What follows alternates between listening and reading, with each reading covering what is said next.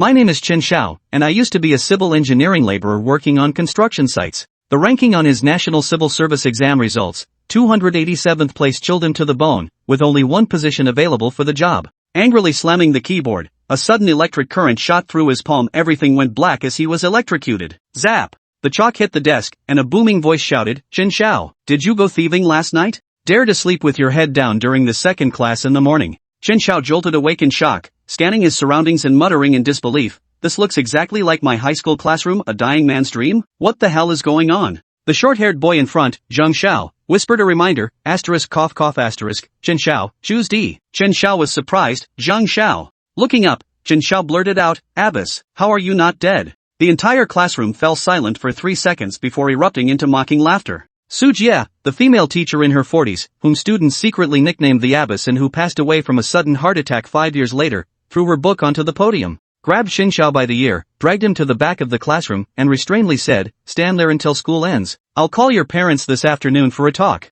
The pain in his ear jolted Chen Xiao fully awake. He suddenly remembered Zhang Xiao was his childhood friend, who later borrowed 10,000 yuan from him and never repaid it. Zhang Xiao, the class academic officer, was his first love whom he had once successfully pursued. The sunlight outside the window felt so real. Had he really been reborn through an electric shock? Yes, a line of pale blue text suddenly projected before his eyes, visible only to Chen Xiao. "I am not a dark matter soul entity. To use my host's familiar terms, you can call me the tech tree." Chen Xiao snapped out of his shock. "Tech tree? Do you have any idea how I ended up back in my student days? I knew it before, and I don't know now, but one thing is certain, you're not dreaming, this is real space." Chen Xiao closed his eyes and silently visualized the tech tree. Before him appeared a small tree set against a backdrop of a splendid starry sky. Several tender green buds projected a row of information. Host, Chen Xiao % physical fitness, 52% brain development, 48%, average person has 4% to 8%, mathematics, beginner, 36 out of 100, physics, beginner, 27 out of 100, percent points, 0% missions, none % spatial items, none %. Chen Xiao excited. Tech tree, how does this operate? The tech tree begins to display instructions. Points can be obtained by completing missions issued by the tech tree. Physical fitness, brain domain development, academic levels, and branch skills can all be enhanced using points. Ding-ling-ling-ling, the school bell rings, and the campus bursts into lively activity. Chen Xiao silently exclaimed in ecstasy, "Tech tree, when will you issue missions? I need points." Ding. Mission issued, achieve the highest total score in the next round of the school-wide simulated college entrance exam. Reward, 100 points and 1 random item from the spatial inventory. Chen Xiao couldn't help but grumble, no starter pack? No knowledge infusion? If it were that easy to take first place, what would be the point of having a tech tree? Host, please adopt a proper attitude. The improvement of knowledge levels still requires you to accumulate through continuous learning. The tech tree merely accompanies the host's growth on this foundation and guides the complete unlocking of technological advancements. Can't you just give me some futuristic tech theories straight away? Without the foundation of basic theoretical knowledge, overly advanced scientific theories are difficult to formalize and remain merely empty talk. At the same time, the excessively advanced nature of such items or the emergence of a large number of theoretical leaps would surely attract the attention of the laws of the universe. It hinders the host's development. What a pointless question. The mission must be tackled with utmost determination. Chen Xiao picked up a math tutoring book at the back of the classroom and started reading. Zhang Xiao leaned over to interrupt, saying he was doomed this afternoon. Chen Xiao smiled, "Alright, old Lu, I'll focus on studying now. You should hurry up too, let's aim to get into a good school." Chen Xiao leaned against the white wall, avoiding the blackboard, and began reading. One by one, the numerical characters came alive, transmitting directly to his brain's neural pathways. Problems that once required calculations could now be solved at a glance, and previously confusing logic became effortlessly clear. He read faster and faster, gradually reaching the point of scanning 10 lines at a glance. The class bell rang, but Chen Xiao didn't hear it at all. He closed the book and tried to recall the content of the last 40 or 50 pages he had just read. To his astonishment, he could remember every single word without any mistake.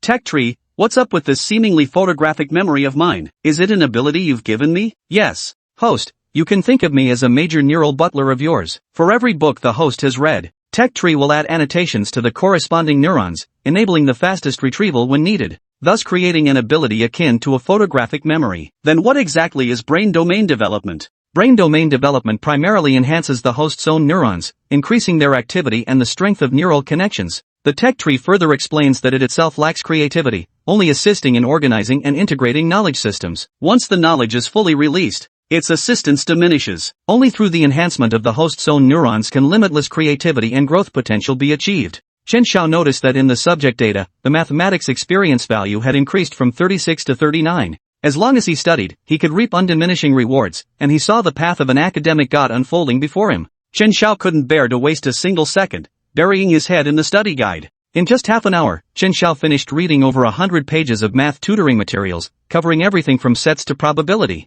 With closed eyes, I recalled every single word and character without the slightest discrepancy. My mathematics experience points increased by a full 13 points, reaching 52 out of 100. Chen Xiao. Su Jie's angry voice cut him off, accusing him of messing up the exam paper completely, saying reading guidebooks was useless, and ordering him to return to his seat and listen to the lecture. Chen Xiao returned to his seat and took out the exam paper with a score of 102 out of 150. With my current way of thinking, even the few major questions I got wrong were quite simple, all within the scope of my knowledge. He raised his hand and said to Su Jie, "Teacher Su, I already know how to solve these problems. Can I study on my own instead?" "Ha, you know everything? And you wrote it like that?" Su Jie was so mad she laughed. Chapter 3. The entire class's shock. Though this student wasn't exactly model behavior, he'd always been diligent and well-behaved in class. Had something snapped today? Or was there trouble at home? Su Jie grew increasingly uneasy. After all, he'd been teaching his entire life and had led this class for 3 years. He was highly attuned to unusual student behavior. Su Jie bit back his temper and said, "Then explain where you went wrong on the last 4 problems. How would you solve them?" Chen Xiao felt explaining verbally wouldn't be satisfying. He left his test paper behind, strode up to the podium in a few steps, grabbed a piece of chalk, and began writing while speaking. "Teacher Huang, I'll briefly outline my solution approach. For the 4th to last problem, the key is to construct a line of symmetry relative to the x-axis within the ellipse. Connect points A and B on the ellipse, then use the given information to find the equation of this line of symmetry. Combine it with the ellipse equation to solve for x and y values. The 3rd to last inequality is actually simpler. I just made a calculation error. The method itself was correct. For the penultimate problem, finding the equation of parabola E, the key lies in defining the radius r of circle M based on the parabola's definition. Simplify the equation of circle M incorporating r, then similarly derive the simplified equation for circle N. Determine the line L where the common chord of both circles lies, under the condition p greater than 0. We find p equals 8 for parabola E. Therefore, the equation of parabola E is x superscript 2 equals 16y. As for the final derivative problem, Chen Xiao paused briefly, shuffled a few steps, and moved to the last remaining blank space on the blackboard, continuing to write as he spoke. There are actually 3 approaches.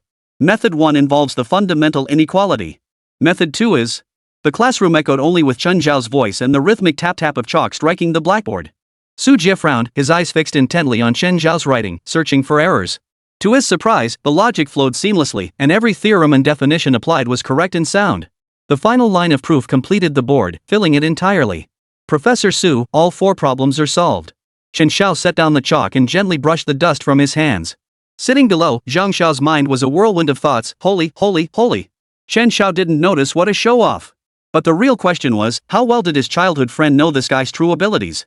Where the hell did he memorize these answers? The entire class stared in disbelief. When did Chen Xiao become this amazing?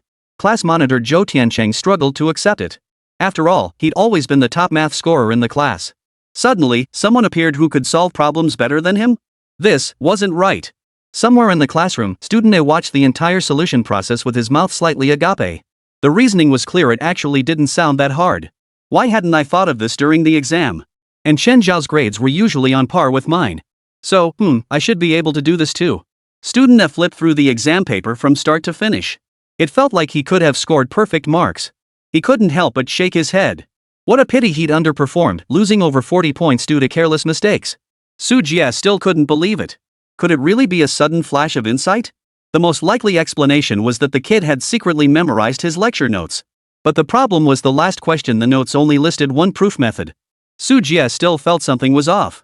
Solving 4 problems correctly is fine, but if you, Chen Xiao, could solve them like that in the exam, why would your test paper only have such a low score? Especially the last 1 out of 12 classes and over 700 students in the entire grade, only 7 or 8 people solved it completely correctly. Speaking of which, I want to tell everyone in class, not a single person in our class got full marks on that last question. Class monitor Zhou Tiancheng couldn't help but lower his head as his inner monologue erupted. He felt the homeroom teacher was singling him out after all. Among the students who solved that problem, bringing honor to both the class and teacher Huan, he was the most likely candidate. As for Chen Xiao? Just a fluke. Long-held stereotypes wouldn't change because of a few problems. Teacher Su, the 3rd mock exam is in 2 weeks. If I can get first place in the entire grade, could we skip the parent meeting? Chen Xiao sighed and proposed. First in the entire grade? Chen Xiao, I don't want to discourage you, but don't get carried away just because you solved 4 practice problems. Last exam, you ranked over 20 in the class and well outside the top 200 in the grade. So you want me to wait until after the 3rd mock exam to contact your parents? What's the point then? The college entrance exam is just days away. Teacher Sue, you can start with today's homework. If I get any problem wrong, you can call my parents immediately. But if I get everything right, please let me manage my own pace in class. Finally, if I get the top score in the 3rd mock exam, there'll be no need to call my parents either. Su Jia couldn't help but snort coldly.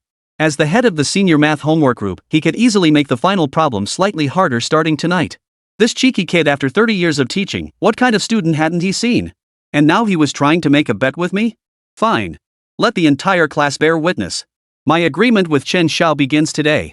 Chen Xiao, you may return to your seat and continue studying. Tonight's assignment must be completed thoroughly. Yes, thank you, teacher. Chen Xiao gave a slight smile and walked back to his seat. As long as the homeroom teacher was on board, the other subject teachers weren't as strict in class. As long as he didn't mess with their subjects, there wouldn't be any problems.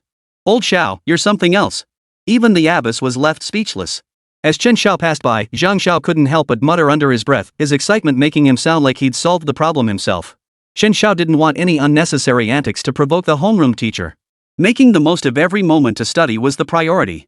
Returning to his seat, Chen Xiao realized the 5 years of college entrance exams and 8 years of mock tests workbook was useless to him now.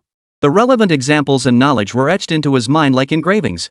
Reviewing it would be no different than recalling it with his eyes closed. It wouldn't add a single bit of academic experience. He picked up his high school math textbook and began reading. Page after page, still faintly fragrant with ink, turned until class ended. He scanned through both volumes of senior math, yet his mathematical expertise remained unchanged. Could it be that gaining subject expertise wasn't as simple as reading books? Did it require absorbing new knowledge points? While the supplementary books contained definitions and theorems found in the textbooks, the various example problems within them were absent from the textbooks. This meant merely skimming textbooks or randomly flipping through books wouldn't suffice. At the very least, it had to be worthwhile. It had to contain knowledge points he hadn't yet absorbed. Of course, my primary goal now is preparing for the mock exam in 2 weeks. If quality falls short, I'll compensate with quantity. Honestly, I'm quite curious, what level does a high school student with 52 points in math subject experience actually represent? Excellent? Outstanding? Genius? Or a prodigy? My original 36 points placed me as an average student, neither outstanding nor mediocre. Improving by over a third should put me among the top performers in the grade, but it's still nowhere near enough. Chen Xiao felt an intense fighting spirit surge within him toward his studies. He gathered all his math homework and past exam papers from his desk drawer and backpack, stacking them into a pile nearly an inch thick.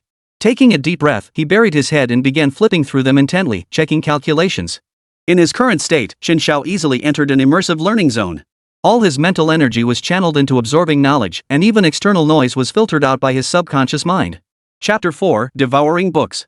Just as Chen Xiao was engrossed in flipping through the math papers, he suddenly felt a thin hand waving in front of his eyes.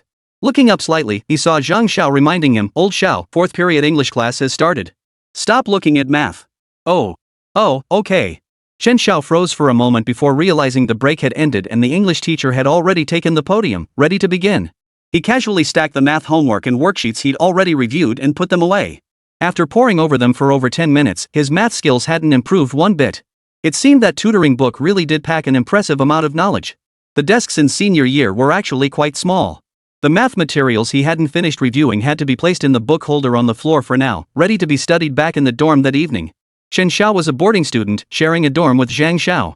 Both came from rural villages on the outskirts of Hongyuan County, so they only went home once a week on Sundays to change clothes and wash their laundry. The rest of the time, they stayed in the dormitory. He reached into the desk drawer and fumbled around, pulling out several English textbooks and a brown paper-wrapped English assignment. "Alright, everyone take out your dictation notebooks. Get ready for a spelling test." The English teacher, also surnamed Chen, was young, around 30, and generally not harsh with students. But when it came to basic dictation mistakes, he was ruthless with the punishment of copying. Chen Xiao froze. What was the spelling test material again? He quickly jabbed his finger at Zhang Xiao in front of him and whispered, "Old Xiao, what's the spelling test going to be on?" Zhang Xiao rolled his eyes, not even turning his head.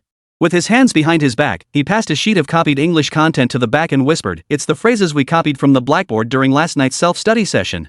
Chen Xiao scanned the pages of the notebook passed to him, flipped to the last dozen or so phrases, and let out a "oh" before shoving it back into Zhang Xiao's hands. "That's it? 40 or 50 phrases? With Chen Xiao's current memory, even 400 or 500 phrases would take him no more than half an hour. After finishing the dictation, Chen Xiao paid no attention to the English teacher explaining the test paper. He merely placed the paper on his desk for appearance's sake while secretly starting to memorize and recite his English textbook, beginning with the first semester of freshman year. He'd heard that human memory capacity was limited, and once it reached a certain point, earlier memories tended to fade. But that wasn't his problem. This was just high school material. He wasn't brain dead, so how could his brain capacity be insufficient? Ding ling ling ling, the morning class ended as the bell chimed naturally. After a full class period, he'd only managed to solidify his memory of 1.5 textbooks. He'd barely covered half of the second-year English textbook, and the vocabulary summary for the final unit remained unmemorized. "Xiao, let's go grab lunch." "All right, coming." Chen Xiao agreed casually, preparing to stand up, when suddenly his legs went weak. A deep pang of hunger washed over him, leaving his limbs feeling limp. Why was he so incredibly hungry today? Could it be that memorizing so much material this morning had drained his physical energy? Yes, memory cells consume considerable energy. "Host, please maintain food intake." Sure enough, Chen Xiao suddenly realized. He sighed inwardly with resignation. "Tech tree, could you please stop reading my daily life memories?" "Host, I cannot comply with that request. Without accessing thought data, how would I know whether this particular thought sequence requires retrieval? But I just feel like you're spying on me." The tech tree is essentially a super intelligent storage device. "Host, you can think of me as a high-end electronic gadget designed to store all kinds of movies. There's no need to worry about your electronic gadget spying on you." Chen Xiao. "Huh? What's wrong?" Zhang Xiao noticed he hadn't caught up and asked curiously. Chen Xiao pulled a meal card from his pocket and handed it to Zhang Xiao. "I didn't eat enough this morning. I'm starving and weak. Use my card to get us a combo meal. I'll be right over. Make sure to get extra rice." Okay. Zhang Xiao didn't think twice, snatched the card, and dashed out, plunging into the sea of hungry students. Chen Xiao, with his adult mindset, couldn't be bothered to sprint alongside a bunch of high schoolers scrambling for food. With 6 extra years of memories, this behavior felt downright childish. He closed his eyes slightly to glance at the data panel. His English proficiency was still at beginner level, and it didn't even display experience points. It seemed this tech tree was quite biased, seriously underestimating the importance of humanities content. Lunchtime, second floor of Xinhua bookstore. This bookstore was right next to Hongyuan County First High School. Just turn left about 20 meters after exiting the school gate, and there it was. Chen Xiao wolfed down his lunch, downed a large bowl of the cafeteria's free seaweed and egg drop soup to replenish his energy, then headed straight to Xinhua bookstore. Truthfully, Chen Xiao rarely visited bookstores unless he needed study guides or magazines like Youth Digest or Story World. But this was the best place to gain math experience, plentiful, satisfying, and completely free. Chen Xiao planned to prioritize math during his free time and briefly flipped through the various prep books in the store. The series published by Shuimu University, titled "Have You Truly Mastered College Entrance Exam Math?" was quite good. It consisted of 4 volumes covering functions, conic sections, sequences, and comprehensive math, all structured around foundational concepts that progressively expanded into secondary and even tertiary conclusions, accompanied by high-quality example problems. Many of its solution techniques leverage secondary and tertiary conclusions derived from fundamental theorems and definitions to rapidly solve problems, minimizing mental detours. This greatly enhances thinking efficiency and speed, especially for fill-in-the-blank and multiple-choice questions. Another set worth mentioning is Shanghai No. 7 High School's Appreciation of Excellent Math Problems. It's packed entirely with challenging problems and extended questions. Some solutions are so advanced that even average seniors struggle to understand them. It also includes a portion of competition-level problems beyond the standard curriculum, making it ideal for late-stage breakthroughs. Chen Xiao paced back and forth, his fingers lightly skimming the spines of rows of math reference books. Within moments, he located the complete set of "Have You Truly Mastered College Entrance Exam Math?" He pulled out the first volume and began reading it right there beside the bookshelf. At first glance, he was instantly captivated. Chen Xiao's grasp of mathematics was already outstanding among high school students, and the content in this series was well worth exploring. Take, for instance, a Tier 3 conclusion: the area formula for a focal triangle. Many multiple-choice and fill-in-the-blank questions could be solved instantly by directly applying this formula. During the 2-hour lunch break in senior year, after 20 minutes for eating and a quick rest, he could squeeze out nearly 100 minutes to read at the bookstore. With a solid foundation already in place, what truly mattered was the book's advanced concepts. He breezed through over half of the foundational material. By 1:50 p.m., Chen Xiao had finished 2 volumes. Closing his eyes to consolidate the newly absorbed knowledge, he glanced at his data panel, Math, Beginner 56-100. The 2 volumes had added 4 experience points. This outcome held no surprises. It felt perfectly reasonable. After all, these weren't entirely new concepts. There wouldn't be a dramatic surge in experience points. It was simply a matter of integrating existing knowledge, applying basic theories through straightforward reasoning and application. 4 points was quite satisfying. He'd tackled the remaining 2 volumes after afternoon classes. Later on, there's biology, chemistry, and physics. This afternoon is sure to be another busy and fulfilling day. Chapter 5, Scattered Memories. In Jiangnan province, where Chen Xiao was from, the college entrance exam was divided into liberal arts and science tracks. For the science track, the subjects were Chinese 150 points, mathematics 150 points, foreign language 150 points, physics 100 points, chemistry 100 points, and biology 100 points. Chen Xiao hurried toward the classroom, his mind still occupied with the afternoon schedule. Just as he rounded the corner on the first floor, he encountered Zhang Xiaoxiao returning to school after her lunch break at home. Chen Xiao's footsteps halted abruptly. She was still the same girl with a ponytail who carried a pink thermos. When something made her happy, she'd instinctively hug her thermos and giggle. She was still the well-behaved, sensible student teachers praised. He remembered the day after graduation when he couldn't hold back any longer and confessed to her after school, and she actually said yes. Chen Xiao was so overwhelmed he couldn't believe it for a long time. They spent one summer together, which must have been the happiest time of their lives. After that came 3 long years of a long-distance relationship, since they ended up attending different universities. There aren't that many perfect love stories in this world. What exists are only a handful of fairy tales. That love that lasted over 3 years. I still remember that day in my junior year. After not talking for a long time, she deleted me on WeChat and sent a text message. I met a nice guy and want to get to know him. Chen Xiao stared blankly at his phone for over an hour before finally typing a single word, okay. That night after parting ways, he couldn't help but hide on the empty rooftop of the dormitory and cried uncontrollably for a very, very long time. What's past is past. Later, while chatting casually with Zhang Xiao, he mentioned that the guy back then came from an extremely wealthy family. Chen Xiao, did you really come up with that last problem this morning on your own? 3 solutions.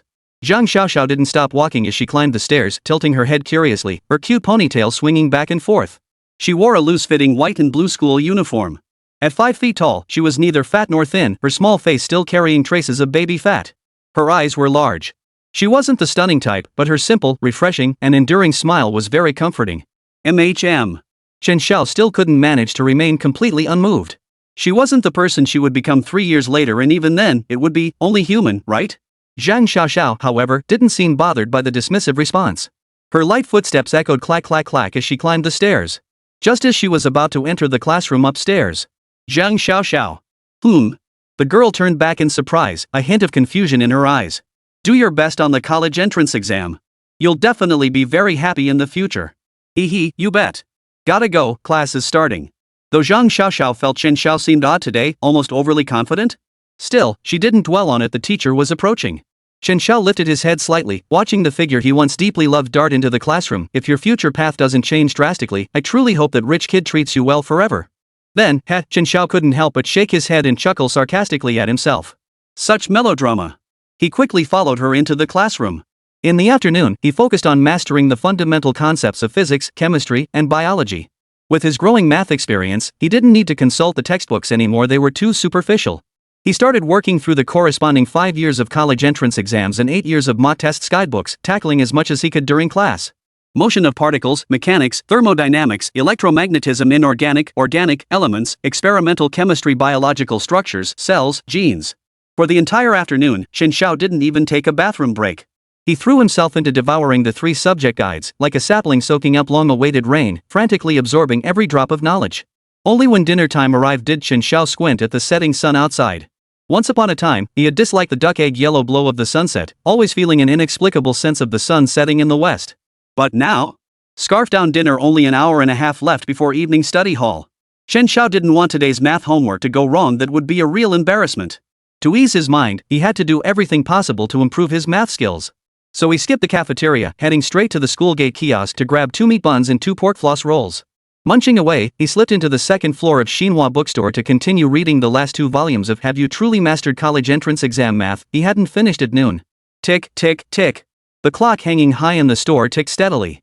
Xinhua bookstore wasn't one of those small, privately owned shops. It wasn't huge, but it wasn't small either. Besides students, many adults and even children came to browse books. The staff all wore uniform work attire, so no one paid attention to how long Chen Xiao stayed reading without buying anything. Ding dong. Such large clocks chime once at every hour. Chen Xiao reflexively glanced up at the clock. 7 o'clock. Time for evening study hall. Damn it, this bloody OCD. He was on the 4th and final volume, with over 40 pages left to finish. Whatever. At least tonight's study session was led by the English teacher. She was more lenient. He'd just say he had diarrhea. Chen Xiao pondered for a second, then decisively lowered his head to flip through the pages. The final volume focused on sequences, which wasn't too difficult within the scope of high school knowledge. Therefore, he skimmed through it slightly faster, skipping over concepts he'd already mastered. In just over 10 minutes, he finished the last page, quickly returned the book to its spot, and dashed out of the bookstore toward the classroom. Even while running, he glanced at the data panel. Host, Chen Xiao. Physical fitness, 5.2. Brain development, 4.8%. Mathematics, beginner 6100. Physics, beginner 33100. Chemical engineering materials, beginner 26100. Biomedicine, beginner 24100. Information electronics, beginner 3100. Space astronomy, basic 2100. Branch skills, Chinese beginner, English beginner. Points, 0. Task, achieve the highest overall score in the next round of the school-wide mock college entrance exam. Reward, 100 points and 1 random spatial item. In-game item, none. Mathematics increased by 60 points to beginner level, physics increased by 6 points to 33, chemical engineering materials increased by 5 points to 26, while biomedical sciences only increased by 2 points to 24. In truth, afternoon memory progress was largely consistent. The disparity in experience growth likely stems from the inherent difficulty differences between subjects at the high school level. The same reading volume yields varying levels of value. Chen Xiao slipped to the classroom doorway. Ha! No teacher in sight, just a few scattered students whispering quietly, their voices barely louder than the faint scratching of pencils on paper. Perfect. No need to make up an excuse about having diarrhea. He could just stroll back to his seat. The English dictation papers from this morning and today's math homework had already been distributed on the desks. He gently nudged Chen Xiao in front of him. Where's the teacher? Seems like he had to rush off to an emergency meeting. We're on our own for now. Oh. Chen Xiao flipped through his spelling notebook. As expected, he got everything right. But that wasn't surprising, most of the class probably got full marks too. It was already mid-April, and as the top high school in the county, everyone had this level of proficiency. Take Chen Xiao, for instance. Despite constantly calling me old Xiao, this kid wasn't slacking academically. He consistently ranked around 5th in the class, scoring over 630 on the last mock exam. He had a strong shot at getting into a top-tier undergraduate program. As for today's math homework, there were 12 optional questions and 4 major problems. The multiple choice questions were fairly straightforward as usual, just read the prompt and follow the logic to solve them. Question 12 would take a while to calculate if you did it by hand, but applying a third-order conclusion? 3 seconds flat. As for the first major problem, well, it was a question from the Jiangbei province exam 2 years ago. We'd covered it in the afternoon review session, so it was just a matter of writing out the solution. The second problem involved finding a curve, and the third was a derivative question, both standard and well suited for students to practice and keep their minds sharp. Teacher Su Jia didn't mess around with the whole grade's homework just for some bet. The fourth problem, Chen Xiao glanced at it and found it a bit convoluted. Let a, b, c, d be real numbers. Given functions fx equals bx superscript 2 plus cx plus d and gx equals x superscript 3 plus bx superscript 2 plus cx plus d, then conversely, all real roots of g fx equals 0 are also roots of fx equals 0. 1. Find the value of d2 if a equals 0, find the range of c3 if a equals 1 and f1 equals 0, find the range of c. This problem primarily tests fundamental knowledge of functions, equations, and inequalities, but requires the integrated application of analytical methods such as case-by-case analysis and equivalent transformations for analysis, reasoning, and proof. The first subquestion is straightforward, d equals 0. The second part requires case-by-case analysis of the 3 scenarios where b and c are either 0 or non-zero. For the third part, Chen Xiao paused briefly. From a equals 1 and f1 equals 0, he deduced b equals c, substituting this into the fx equation. Originally, he approached it with a trial-and-error mindset to test his reasoning. Sure enough, the approach was sound. He then analyzed the cases where c less than 0 and c4 to determine the range of c. Chen Xiao glanced at his watch.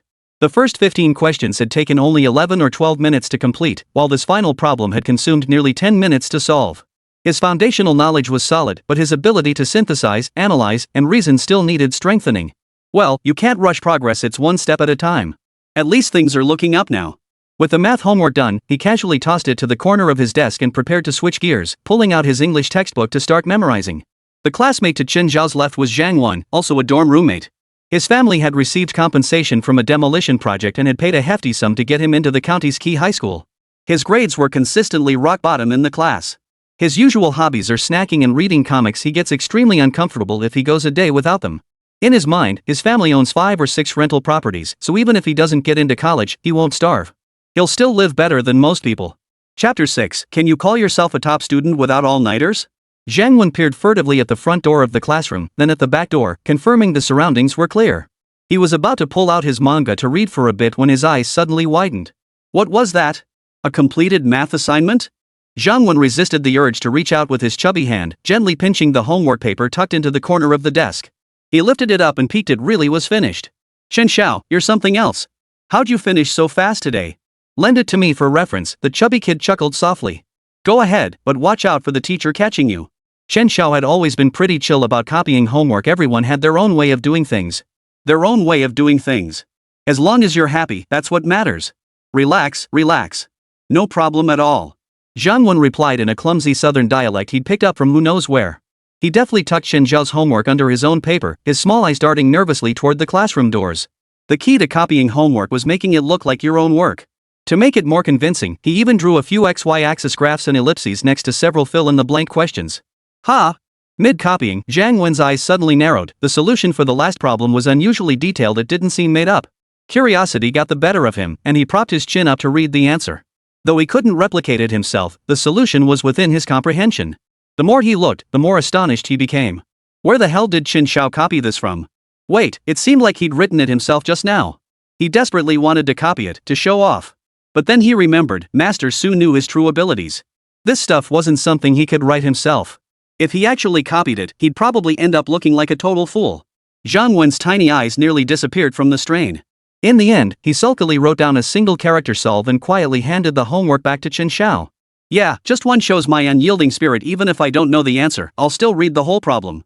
Yeah, even teacher Huan would be moved to tears.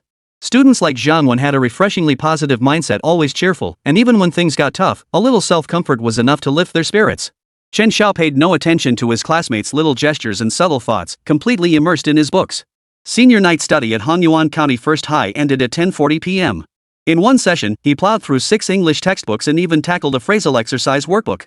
After evening study ended, the day students headed home while the boarding students gradually returned to their dorms. When Chen Xiao entered the dorm, Zhang Xiao and the other two had already arrived. Spotting him, Zhang Wen crossed his legs and clapped his hands. Chen Xiao's back. Come on. We're one short, let's play. He pulled a deck of 3 Kingdoms kill cards from between the mattress and the bed frame. Tonight, I'm going to be the ultimate villain. I just learned a strategy from a video. I'm out. Still got some reading to finish. After the midterms in 2 months, I'll join you for an all-nighter. Zhang Xiao emerged from the bathroom wearing only boxers after his shower. Old Zhao's changed his ways, huh? Guess I'm out too. Zhang Wen, why don't you call someone from next door to join us? Forget it. Too much hassle. I'll just read Covering the Heavens instead. They updated 5 chapters today, and I haven't finished them yet. Zhang Wen muttered as he pulled a phone from under his bedsheets, the latest Huawei model. In high school, owning a new touchscreen phone was something that made classmates envious. Chen Xiao didn't continue the conversation. He pulled out his subject-specific study guides and decided to finish the textbooks, study materials, and practice papers he had on hand over the next few days. Zhang Xiao tidied up briefly and joined him in tackling practice problems. Truth be told, Zhang Xiao was quite competitive. Coming from a rural background, education was his only way out. He used to hang out with Chen Xiao, but when it came to studying, he never slacked off. Time ticked by second. Holy, that's insane. Yi Outyan smashed 10 half-ancestors with one palm strike. Total annihilation of the yellow heaven ancestor. Zhang Wen, lying on his bed, jumped up straight when he reached the thrilling part. Just watch your stuff. Don't jump around like that, you scared the crap out of me. Zhang Xiao flinched at the sudden, unnerving shriek and couldn't help but roll his eyes. Chen Xiao heard it too, but he was just too laid back to care. After studying English throughout the entire evening self-study session, he clearly felt his vocabulary and phrasing comprehension had improved. Previously, he'd routinely missed 3 or 4 words in fill-in-the-blank exercises. Just now, during a quick practice session, he aced 3 consecutive sets of fill-in-the-blank exercises. The problem was, his English proficiency remained at a beginner level. He saw no sign of growth or change, leaving him feeling uncertain. How could he possibly break through? Outside the window, the moon shone brightly amidst sparse stars. As time passed, dorm lights began to dim one by one. By 1 a.m., Zhang Xiao couldn't keep going either. He closed his practice worksheet and prepared to hit the sack. Glancing sideways, he saw Chen Xiao still bent over his book. Old Xiao, I'm going to bed, Zhang Xiao murmured softly as he climbed into his bunk. I'll rest after finishing this one too. Ha? This one? Zhang Xiao leaned over the edge of his bed, peering curiously at the nearly half-read study guide still sitting on Chen Xiao's desk. Holy crap, Old Xiao, you're trying to show off too? You're not even going to finish this all night, right? Sleepiness overtook him, and Chen Xiao couldn't be bothered to think about it anymore. He turned over, lay down, and closed his eyes to sleep. The days of hard work and struggle always fly by. Before they knew it, 2 weeks had nearly passed. Inside Class 7 of Senior 3, some students were already getting restless. Today was Saturday, followed by a day off tomorrow. The third mock exam would start next Monday. But the class, which had been restless, suddenly fell silent. Sure enough, Miss Su appeared silently at the back door, clutching a stack of graded papers, waiting for the physics teacher to dismiss class. Even the hyperactive boys in the back row suddenly calmed down. A thick sense of foreboding washed over many students. Ding dong ding dong. Alright, everyone back to your seats. If you need to use the restroom, hurry up. We have a mock exam next Monday, so we'll go over this morning's practice test first. Sure enough, Ms. Huang's voice seamlessly followed the physics teacher's class dismissed. The class couldn't help but let out a collective groan. It was Saturday, they had to attend makeup classes, and their stomachs were growling. Many had already planned how to let loose once they stepped outside the school gates, only to be forcibly restrained. If they could spit blood, Senior 3 Class 7 would likely be shrouded in a crimson mist right now. The physics teacher glanced at the sea of utterly disheartened faces below, shrugged helplessly, grabbed his teaching materials, and slipped out, leaving the classroom to Su Jie. What's with all the whining? Just wait till you see your test papers. Look at how badly you messed them up. I've been teaching for over 30 years, and you're my last class. Yet you're the worst batch ever. And you still have the nerve to complain. Su Jie said as he strode to the podium. He pulled 200 yuan bills from his wallet and handed them to the math class monitor, who was about to distribute the papers. Then he pointed to 2 tall boys in the back row. I'll handle the papers. You take these 2 to the snack shop by the door. Get each of them a carton of milk and a bread roll. Get out and back quickly. He then addressed the entire class with disdain. Everyone, eat while you listen. Fill your stomachs first, it'll help you concentrate better. I'll try to finish explaining everything within 40 minutes. Finding the other students milling about outside distracting, he ordered the row by the door and windows, close all the doors and windows. Chapter 7, My Family's Demolition Case. The rustling sound of test papers being distributed filled the room. Chen Xiao glanced at his sheet front and back. Every question was correct. This exam was surprisingly straightforward, and writing it felt effortless. After all, he'd spent 2 weeks drilling practice problems, working through 7 sets from supplementary books like Math Problem Appreciation, including 2 sets focused on high school math Olympiad questions. Of course, he hadn't neglected physics, chemistry, or biology either, burning the midnight oil to plow through 4 or 5 supplementary books for each subject. His current stats were vastly improved compared to 2 weeks ago. Host, Chen Xiao. Physical fitness, 5.1. Brain development, 4.9%. Mathematics, beginner 79-100. Physics, beginner 66-100. Chemical engineering materials, beginner 59-100. Biomedicine, beginner 56-100. Information electronics, beginner 3-100. Space astronomy, beginner 2-100. Branch skills, Chinese beginner, English beginner. Points, 0. Task, achieve the highest overall score in the next round of the school-wide mock college entrance exam. Reward, 100 points and 1 random spatial item. In-game item, none. 2 weeks of frantic all-nighters cramming led to double-digit growth in math, physics, chemistry, and biology. Especially in math. After exhausting all mainstream 5th set prep books, I gained 0 experience. I had to resort to 2 sets of high school math competition guides just to scrape together some progress. Physics, chemistry, and biology followed a similar pattern. Progress stalled after completing the 4th and 5th sets of materials. As for Chinese and English skills, little changed. I exhausted all available high school vocabulary, phrases, sentences, and passage collections for English. Chinese involved intensive memorization of idioms, pinyin, classical poetry appreciation, classical texts, and reading comprehension. The most remarkable improvement, however, came from brain development. According to the tech tree explanation, intense mental exertion can yield gains even with low brain development levels. Once brain development reaches a certain threshold, further progress becomes difficult through mental effort alone. The only metric that dipped was physical fitness, dropping by 0.1 points. Honestly, with all-nighters and my diet failing to keep pace with my brain's demands these past 2 weeks, the decline in stamina was only to be expected. The weekly allowance from his parents had been entirely spent on food. Anyway, graduation from senior year was just over a month away. He figured he could tough it out. Su Jie no longer bothered with what Chen Xiao did in class. The kid had completed every single assignment flawlessly over the past 2 weeks. As his homeroom teacher, I checked with his other subject teachers too. His physics, chemistry, and biology homework had been perfect every single day, and his English only had the occasional mistake. Miss Su couldn't help but suspect the kid had been deliberately holding back before, playing some childish game of pretending to be weak to catch the strong. As homeroom teacher, she naturally wanted her students to score as high as possible. Bets and wagers meant nothing to her in the grand scheme. If Chen Xiao could become the city's top scorer, it would be a glorious achievement for her retirement. It would mark the pinnacle of her career as a high school teacher before stepping down. As for becoming the provincial top scorer? That truly depended on luck. After all, in Jiangnan province, it's not unheard of for a provincial top scorer to achieve perfect scores in all 4 subjects: mathematics, physics, chemistry, and biology. Such students emerge every few years. The key lies in their performance in Chinese and English. Before we dive into the problems, I must say a few words. Chen Xiao's practice sheet is flawless. His recent academic progress has been remarkable and widely recognized by all teachers, truly commendable. I hope Chen Xiao will keep up the excellent work. As for next week's bet, I hope he'll make me lose so convincingly that I'll have no choice but to admit defeat. Chen Xiao was still pondering what to read after school. He'd nearly exhausted his study materials and was barely scraping by with a borrowed English-Chinese dictionary. But hearing Su Jie's praise, he couldn't help but smile. Zhang Wen beside him saw that smug grin and seethed with envy. If only I could pull off that kind of swagger, then Li Chanxian from the next class would. Forget it, my family's just a bunch of losers. I'm not jealous. Alright, focus up. We won't go over the first 10 fill-in-the-blank questions, they're free points. If you got any wrong, go home and reflect on them. Now let's look at number 11. The sunset had nearly faded, leaving the sky a faint, hazy twilight. Su Jie knew some parents were still waiting outside to pick up their kids, so he finished going over the entire test in just over 30 minutes. After briefly reminding them about next Monday's third mock exam, he dismissed the class. Chen Xiao clutched the borrowed English-Chinese dictionary he'd borrowed, determined to take it home for study later. Stretching lazily, he rose to tidy his desk. After all, the classroom would be cleared next week for exam preparation, requiring him to store materials outside or take them home. Chen Xiao, how come you've been improving so much lately? Zhou Tiancheng wandered over from somewhere, casually picking up Chen Xiao's math paper before he could put it away and starting to read it on his own. Not bad, just scribbling away, Chen Xiao replied, somewhat speechless. This type of model student was the kind who, whenever someone else did well on a test, immediately saw them as competition. These past few days, whenever any homework or test papers were handed out, he defined excuses to take a look, secretly comparing scores. After days of this, Chen Xiao was starting to worry if it might actually demoralize him. Zhou Tiancheng flipped through the paper again, feeling a bit resentful.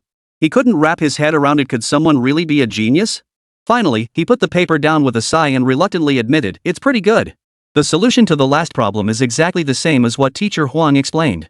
Chen Xiao smiled without comment and continued packing his things. Alright, I'm off. See you next week. Yeah, see you next week. The moment Zhou Tiancheng stepped out, the chubby kid Zhan Wen grinned mischievously and sidled up, trying to butter him up. Our class monitor seems a bit jealous. Xiao, wanna hit up the internet cafe later for a gaming session? My treat. Lately, Zhan Wen had been asking Chen Xiao for homework to copy quite often. After all, model students like Zhou Tiancheng wouldn't even bother associating with this chubby kid, let alone lend him their homework. After copying so much homework, he'd even started calling him bro. No thanks. I need to catch the 6:30 bus home tonight and swing by the bookstore later. We'll hang out after exams. If memory serves, Zhang Wen ended up at a vocational college, ranking near the bottom of his class.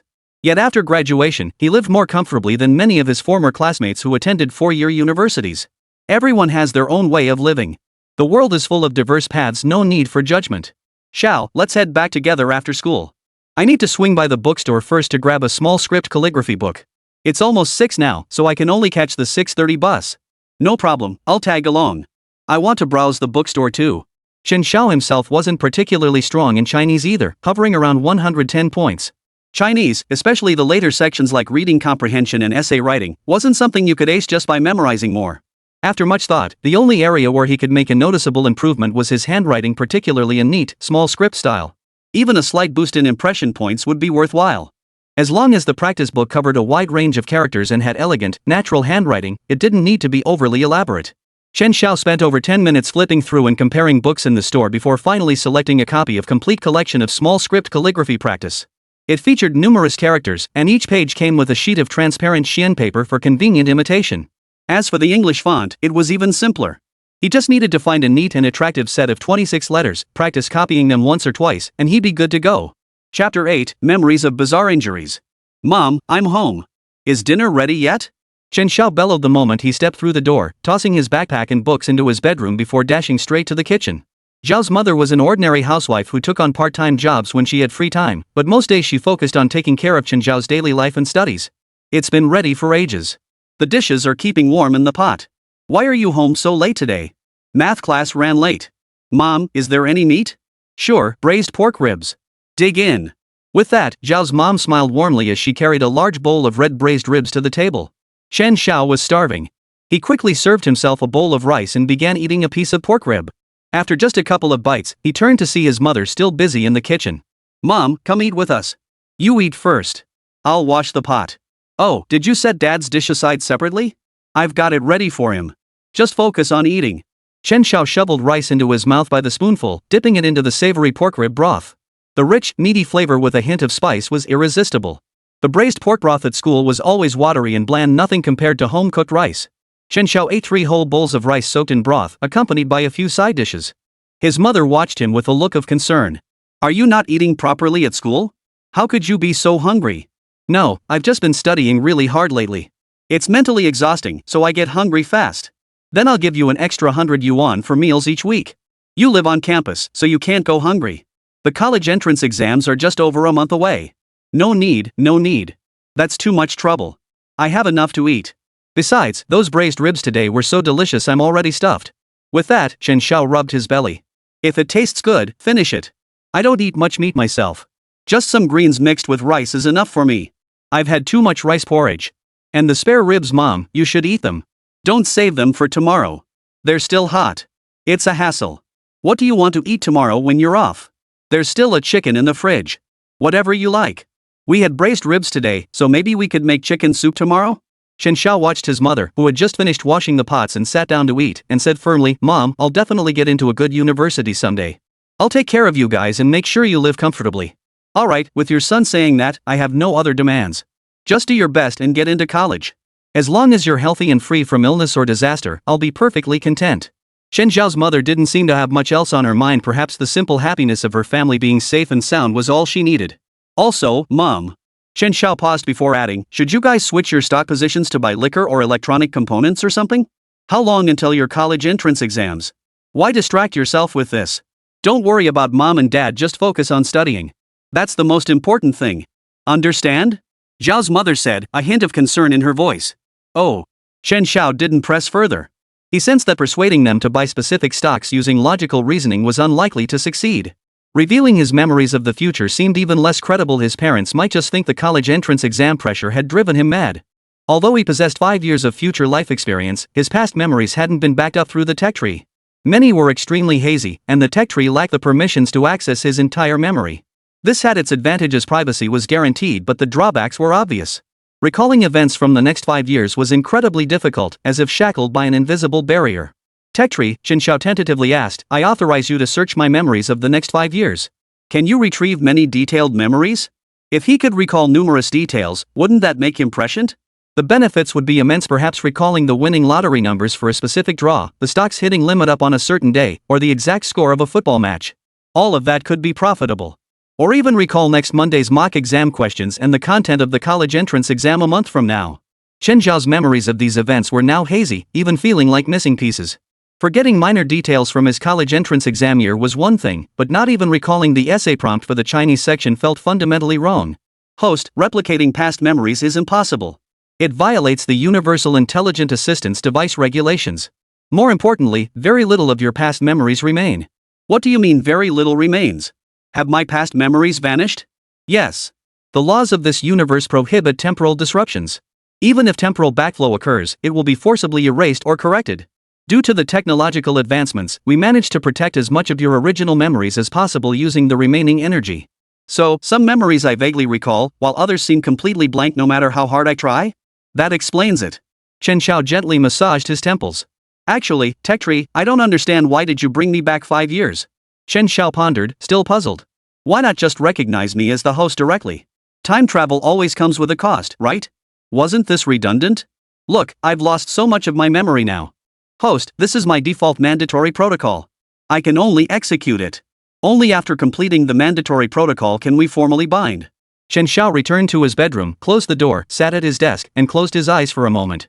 There were gains and losses, but the gains definitely outweighed the losses. Truthfully, as long as he kept advancing the tech tree, would he ever worry about money in the future? After all, this was the age of technological knowledge. Knowledge was wealth. Compared to trying to cut corners or get rich quick through investments, that path was far less reliable. What if I bought 1,000 tickets with supposedly sure win lottery numbers, only for the winning numbers to be something else entirely? What if I bought millions worth of a certain stock, only for the capital behind it to refuse to pump it up and carry me along? These schemes might net small profits, but they're ultimately just side paths. With the broad avenue of mining the tech tree before me, why would I ever worry about not making money? Chen Xiao strained to recall the major events unfolding over the next 5 years: international turmoil, China's technology sector facing relentless restrictions and suppression, domestic companies targeted at every turn. This, he realized, was where his true stage lay. Gazing at the boundless starry sky outside, Chen Xiao suddenly felt a surge of excitement. He let go of his earlier thoughts of petty gains and pulled out the newly purchased calligraphy practice book and the English-Chinese dictionary from his backpack. He planned to dedicate his free time over the next few days to mastering these two resources. The English-Chinese dictionary, published by Shanghai Translation Publishing House and compiled by the renowned English translator Lu Gusheng, was particularly formidable at over 3,400 pages.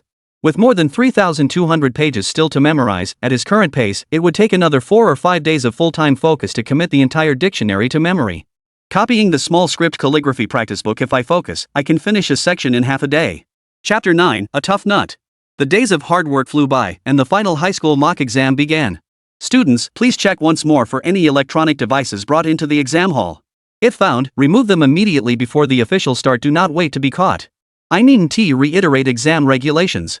This is your final diagnostic test. Cheating serves no purpose. I urge you to use this opportunity to honestly assess your readiness before the college entrance exams. The proctors were a man and a woman. This arrangement ensured that if any student needed to use the restroom, they could be accompanied by a teacher of the same gender. Ding-ling-ling-ling, the bell rang to signal the start of the exam. The male proctor publicly slit open the sealed paper covering the test booklet with a small knife, revealing the complete exam paper to the students. These scenes were a complete simulation of the final college entrance exam. The male proctor divided the test papers into 2 stacks. Handing one stack to the female proctor beside him, he said, "Ms. Wang, you start distributing from the back and I'll start from the front." "All right," the female teacher nodded, accepting the papers and beginning distribution. This session was Chinese. Math would be in the afternoon, followed by English the next morning. The afternoon would feature a combined exam covering physics, chemistry, and biology. Chen Xiao pulled a blue pen from his pencil case, twirling it idly as he waited for the papers to be distributed. Finally, the moment for his first task had arrived. He felt a strange mix of nervousness and excitement. Despite all the late-night cramming and his confidence, he still couldn't shake a bit of anxiety until the very end. He murmured softly, little tree, please bless me with a top score." "Sorry, host. The tech tree lacks such blessing capabilities." Chen Xiao. No one in the exam hall was foolish. The moment the papers were handed out, heads were buried in answering questions with full concentration. The male proctor, glasses perched on his nose, stood at the front with his arms crossed, his gaze sweeping the classroom to deter any cheating attempts. Chen Xiao placed his exam paper down. The first question in Chinese was on language application, testing pinyin pronunciation, word usage, and punctuation. These were no problem, all within his comfort zone, solved in seconds. As for summarizing, synthesizing, and analyzing commentary, that depended entirely on whether the teacher who drafted the answers shared his line of thinking. Following that came extensive reading comprehension exercises and the major essay. The essay prompt reads, "Prosperity stems from diligence. Diligence ensures abundance. Labor is the wellspring of wealth and happiness. Rising early and retiring late, sweeping the courtyard clean." Cherishing labor is a time-honored tradition of the Chinese nation, enduring to this day. Yet in reality, some students fail to appreciate labor and resist working. Please compose an educational speech for the entire student body based on this material. Chen Xiao stroked his chin and twirled his pen lightly. This essay could actually be written as a gimmick in classical Chinese. Of course, that carried some risk. But if the goal was simply to secure first place in the grade for this mock exam, the risk wasn't too great. Chen Xiao sketched out a rough draft in his mind before picking up his pen to write. As the Zhuo commentary states, the people's livelihood depends on diligence. Diligence ensures abundance.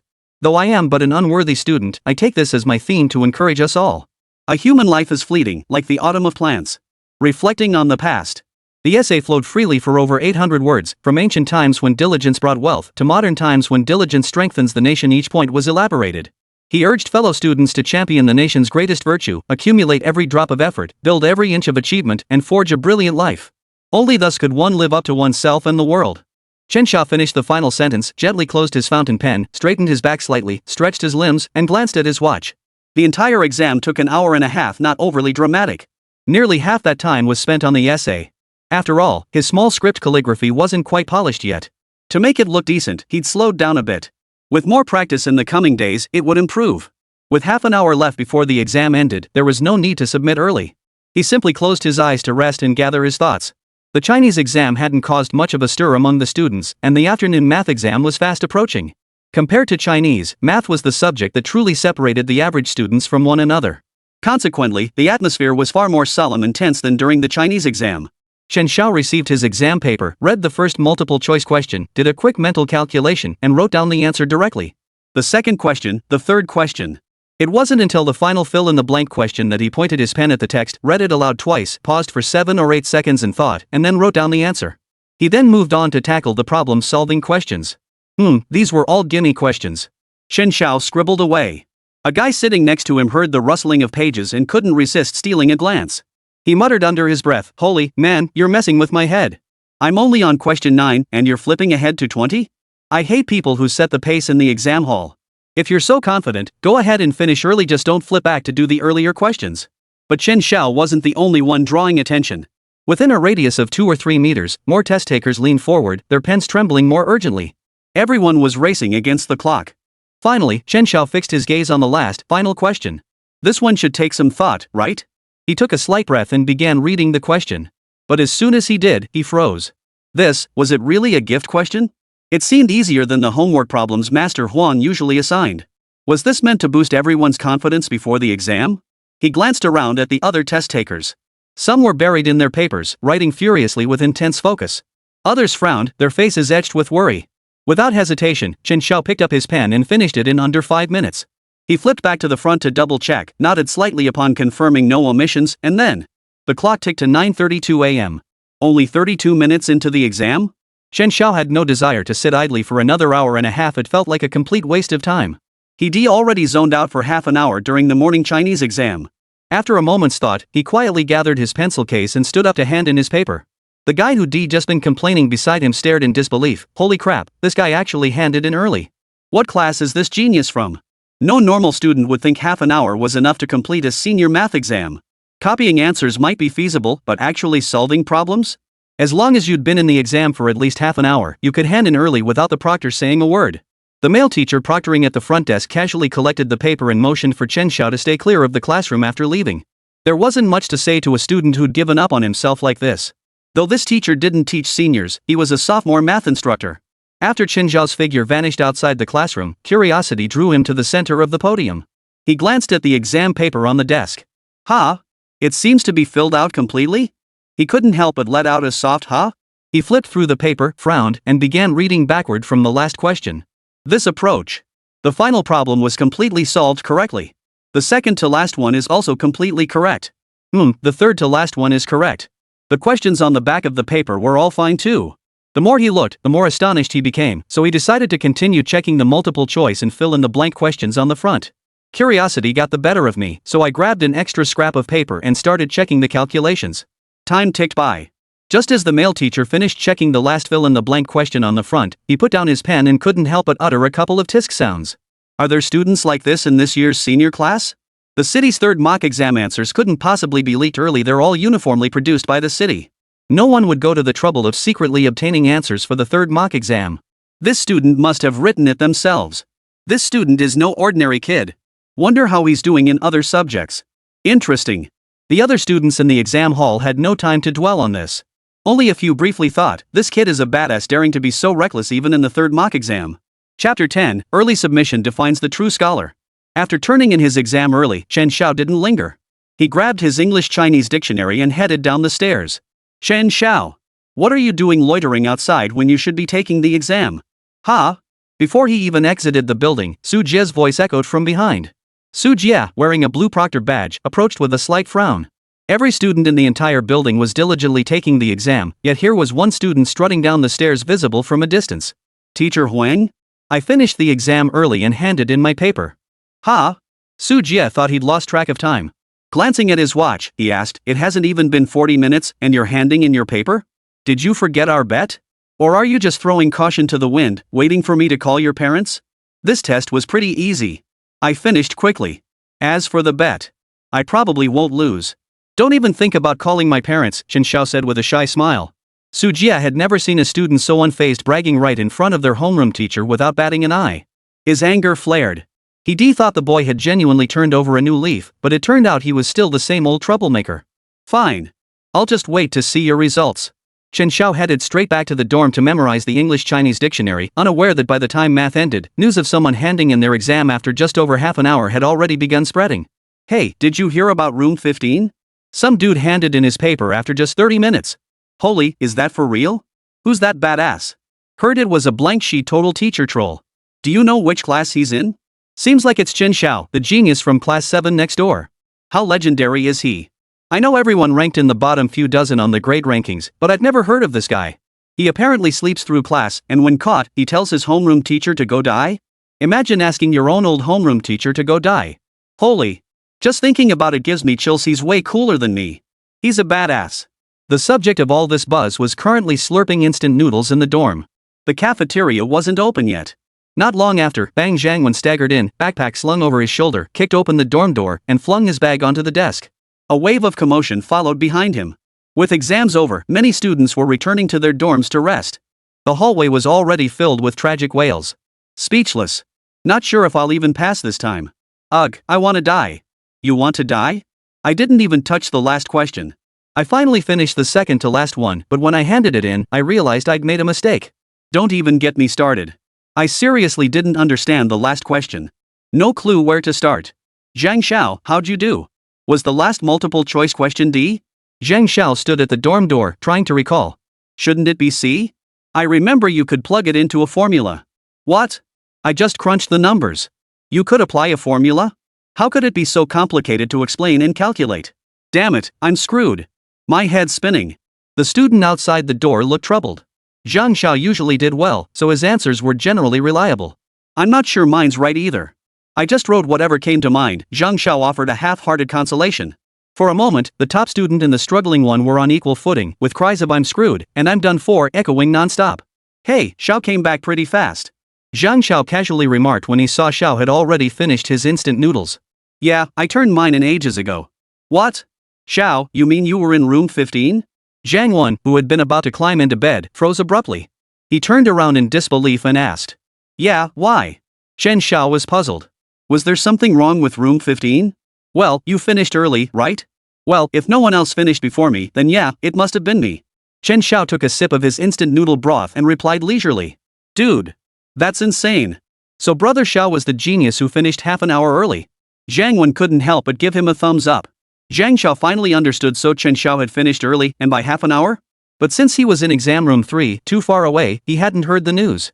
Zhang Xiao fell silent. Lately, his childhood friend seemed increasingly hard to figure out. It was as if he'd become a different person.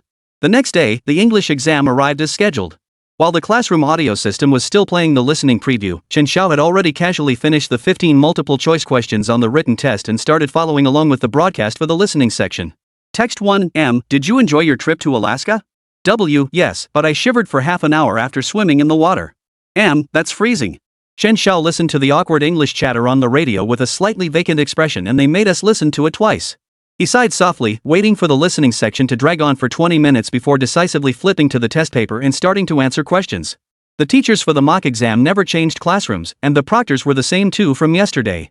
From the podium, the male teacher observed Chen Xiao's peculiar expression with curiosity, feigning indifference as he strolled slowly down the aisle. He stopped beside Chen Xiao's seat and deliberately lingered his gaze. This time, the male teacher couldn't help but raise his eyebrows. Is this student also strong in English? While others were still on the second page, he had already reached the 5th page.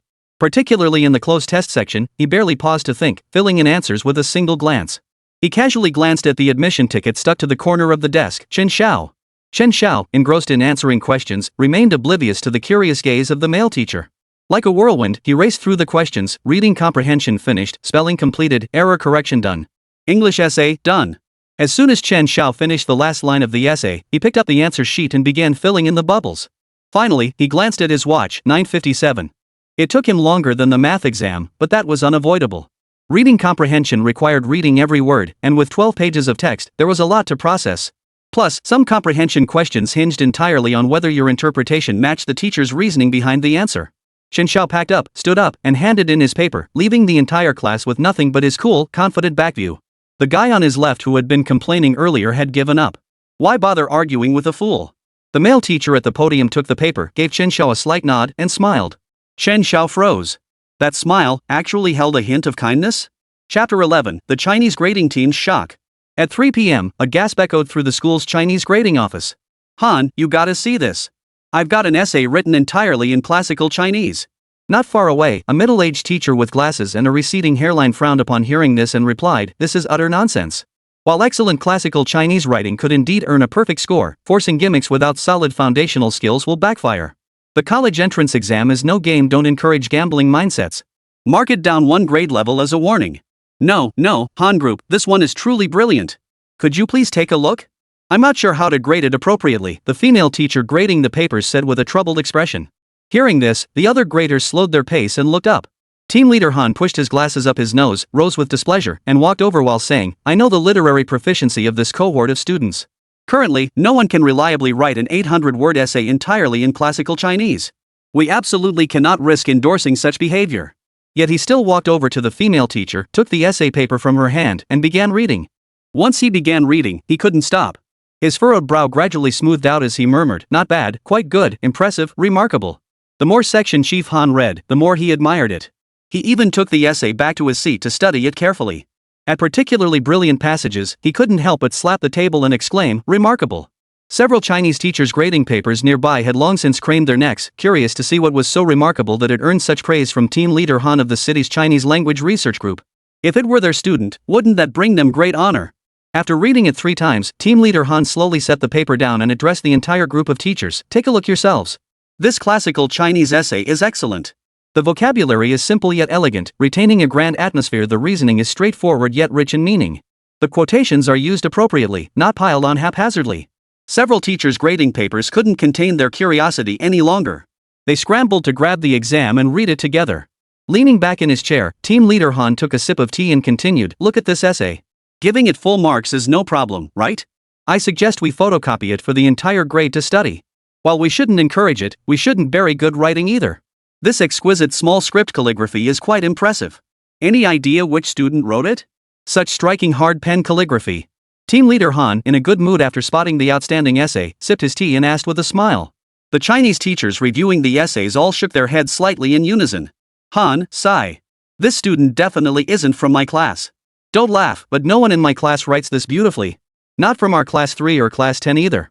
Never seen this handwriting before. Hey, everyone, put down your papers for a moment. Let's see whose talented student this is." "We're all jealous," a slightly plump middle-aged female teacher who was reviewing papers called out with a smile. Before long, every senior Chinese teacher had reviewed the paper, yet none recognized whose handwriting it was. Even group leader Han was puzzled. He glanced around at the senior Chinese teachers present. It wasn't like any of them were missing. How could teachers not recognize such once-in-a-thousand-years calligraphy? The more team leader Han pondered, the more puzzled he became. His fingers tapped the desk habitually before he slowly suggested, "Open the side flap of the exam paper and take a look." At that moment, another older teacher grading the papers hesitated. Team leader Han, "But, what if?" Before the sentence was finished, team leader Han waved his hand dismissively. "It's just the 3rd mock exam. We're grading internally anyway. Just glance at the name and reseal it. No big deal." "All right." With the supervisor's approval, the graders, unable to contain their curiosity, slowly tore open the side flap covering the class, name, and student ID. Senior 3, Class 7, Chen Xiao. The moment this information slipped out, the slightly plump middle-aged female teacher who had spoken earlier gasped in shock. Team leader Han couldn't help but roll her eyes, murmuring disapprovingly, "Class 7? So he's one of your students, Teacher Tang. No offense, but how could you not recognize his handwriting?" The slightly plump middle-aged female teacher looked a bit aggrieved and replied in surprise, "Team leader Han, it's not that my eyesight is poor. It's just that Chen Xiao's usual handwriting is, like night and day compared to this." Team leader Han's curiosity was piqued. "Oh? Such a huge difference? Then show me his usual homework handwriting." Teacher Tang returned to her desk, casually pulled out a stack of composition books, flipped through them sideways, selected one, and turned to hand it over. "Team leader Han, take a look." Team leader Han first glanced at the name on the cover, confirmed it was correct, then opened the notebook.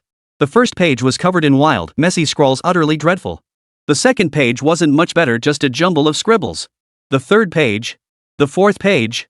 Team leader Han flipped through the pages faster and faster until he reached the last one. By then, his face had turned dark and ominous. Thud. The notebook slammed onto the desk.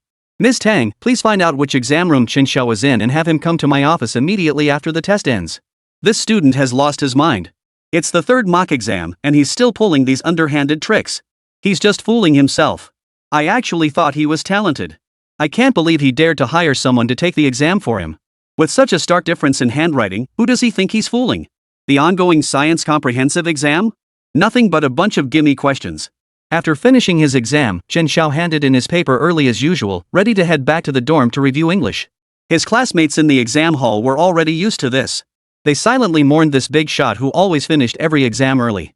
In their eyes, Chen Xiao's behavior wasn't just giving up on his studies, it was giving up on life itself. The moment Chen Xiao stepped out of the exam room, the sound of high heels clicking click, click, click echoed through the empty classroom corridor. He followed the sound and saw the Chinese teacher? That look who had crossed her? Hello, Teacher Tang. Out of courtesy, Chen Xiao greeted her softly, backpack slung over his shoulder. With exam rooms all around, Teacher Tang lowered her voice. I'm not doing well at all. Come to my office immediately after your exam ends. Ha! Wait, the exam isn't over yet. Why did you come out?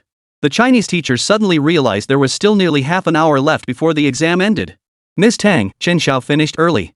The male proctor outside overheard their exchange, stepped out to check, and offered an explanation. You actually turned in early? Teacher Tang looked at Chen Xiao as if seeing him for the first time, scrutinizing him from head to toe. Then he asked the male teacher, Teacher Xiao, did this student take the Chinese exam on his own today? Yes. The male teacher was taken aback by the question. What did that mean? Did he go to the bathroom during the Chinese exam? No. Teacher Xiao replied promptly. No student had visited the restroom during these exams, that much was certain. Chen Xiao, what's going on?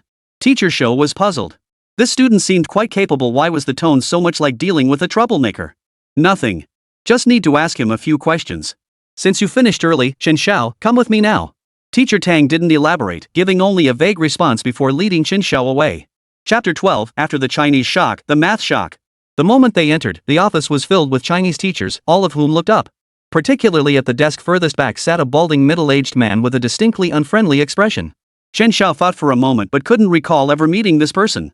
Teacher Han wants to see you, said Teacher Tang, gesturing toward the balding man before shaking her head regretfully and glancing at Chen Xiao. You're Chen Xiao? Team leader Han asked sternly. Yes, Teacher Han. What is it? Chen Xiao was genuinely puzzled. They must be grading papers, right? He thought he'd done pretty well on the exam. It couldn't be so bad that they'd pulled him out halfway through grading for a lecture. Did you write this essay yourself? Team leader Han asked, slapping a neatly written exam paper down in front of Chen Xiao. Yes. Every exam room has surveillance. How could I possibly cheat? Chen Xiao was puzzled. Team leader Han, This kid has a point. Wait. Then how do you explain this difference in handwriting? Team leader Han opened a composition notebook and spread it out. 2 sets of handwriting, clearly not from the same person, lay silently on the table. Ah, so that's it. Chen Xiao finally understood. He gave a shy smile and explained, Teacher Han, I used to practice calligraphy. I just don't usually write that way. But since I take the 3rd mock exam seriously, I paid extra attention to neatness. That's why my handwriting differs from my regular homework. Alright, I won't waste your time. Copy the first paragraph of your own essay from memory. Got it. Chen Xiao grabbed some scratch paper and a pen from the nearby desk. Without sitting down, he leaned over and began scribbling furiously. In just half a minute, he said, Teacher Han, please take a look. Team leader Han scrutinized the draft paper, comparing it carefully for a moment before suddenly sighing. He asked, Chen Xiao, I wronged you.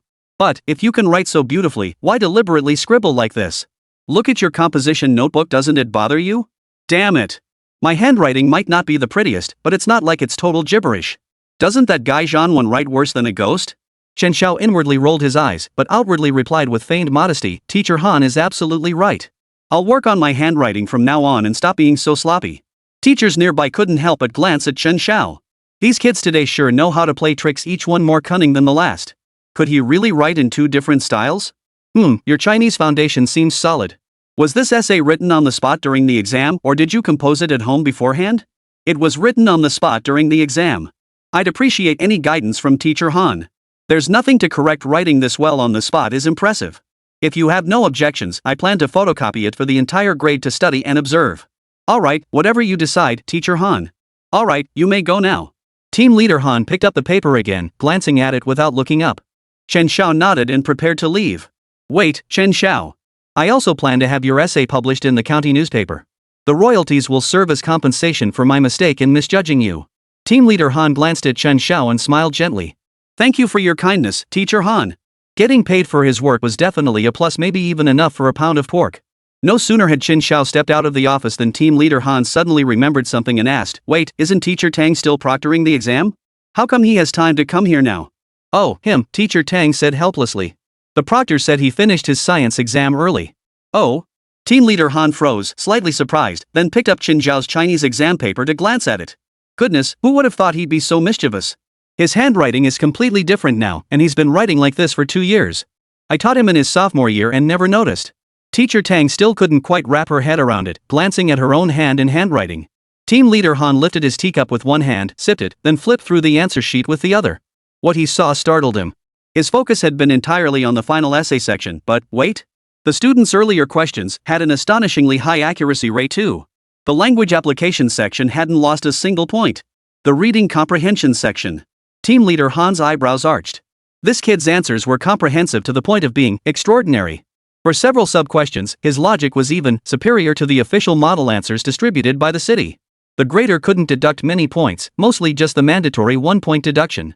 Team leader Han flipped through the paper again and again. The astonishment and surprise in his eyes gradually gave way to approval. He nodded slightly and smiled, murmuring, "This kid, he's got something special." It seemed clear now he would be the top scorer in Chinese for this third mock exam. Teacher Tang put the paper back. "Your student Chen Xiao is exceptional.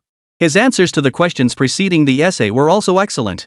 Teacher Tang felt quite pleased to be praised by the section chief. "Oh, Section Chief Han, you flatter me. It's Zhang Xiaoling from your class who's truly outstanding. Chen Xiao just had a sudden burst of brilliance that doesn't count." After saying this, Teacher Tang took the exam paper and glanced at it herself. Her initial joy gradually gave way to shock. This score rate. Is this my student? Damn. Honestly, it feels like they did better than I would have on these questions. Has my teaching ability become this powerful? The legendary 4 ounces moving 1,000 pounds?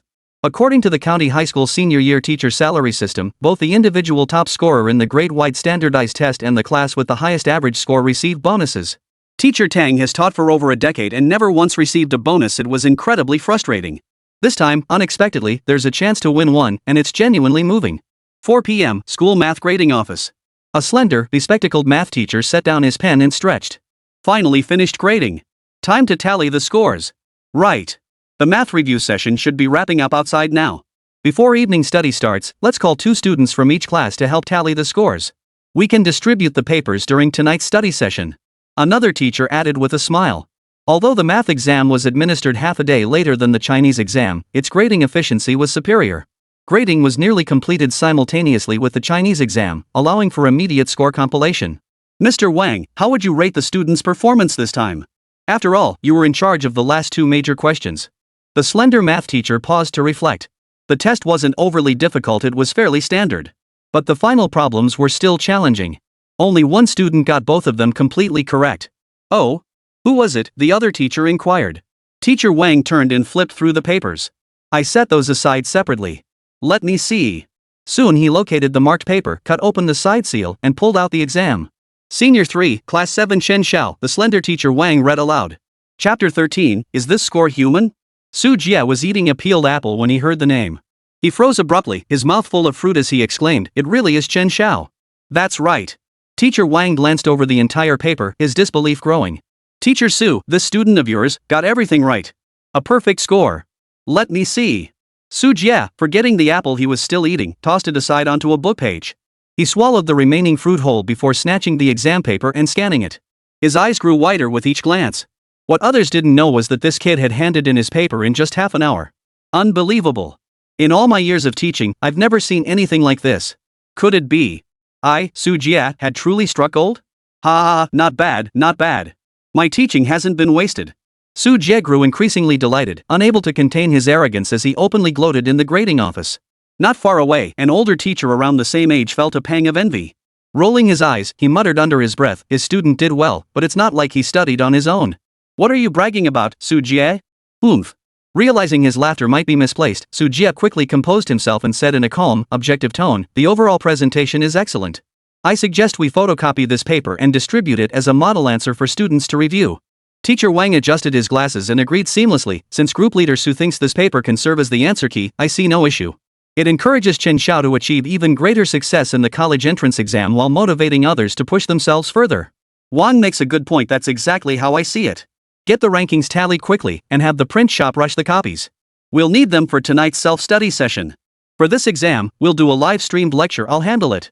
Su Jie smiled faintly and nodded in agreement. Understood, Team Leader Huang. 7 p.m., Senior 3 Class 7. Miss Tang entered the classroom in high heels, carrying a stack of test papers and materials. She placed them down deliberately, scanned the class, leaned against the lectern with a smile, and cleared her throat.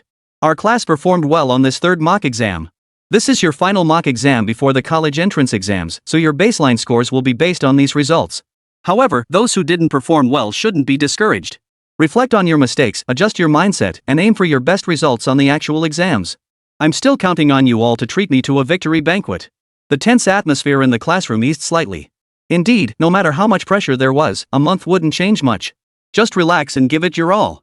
Mr. Tang glanced at the test papers before him, paused briefly, then continued his summary. Our class ranked third among the science classes in average scores this time. Chen Xiao performed exceptionally well with 128 points, Zhou Chengfei scored 124, and Chen Xiao achieved 122.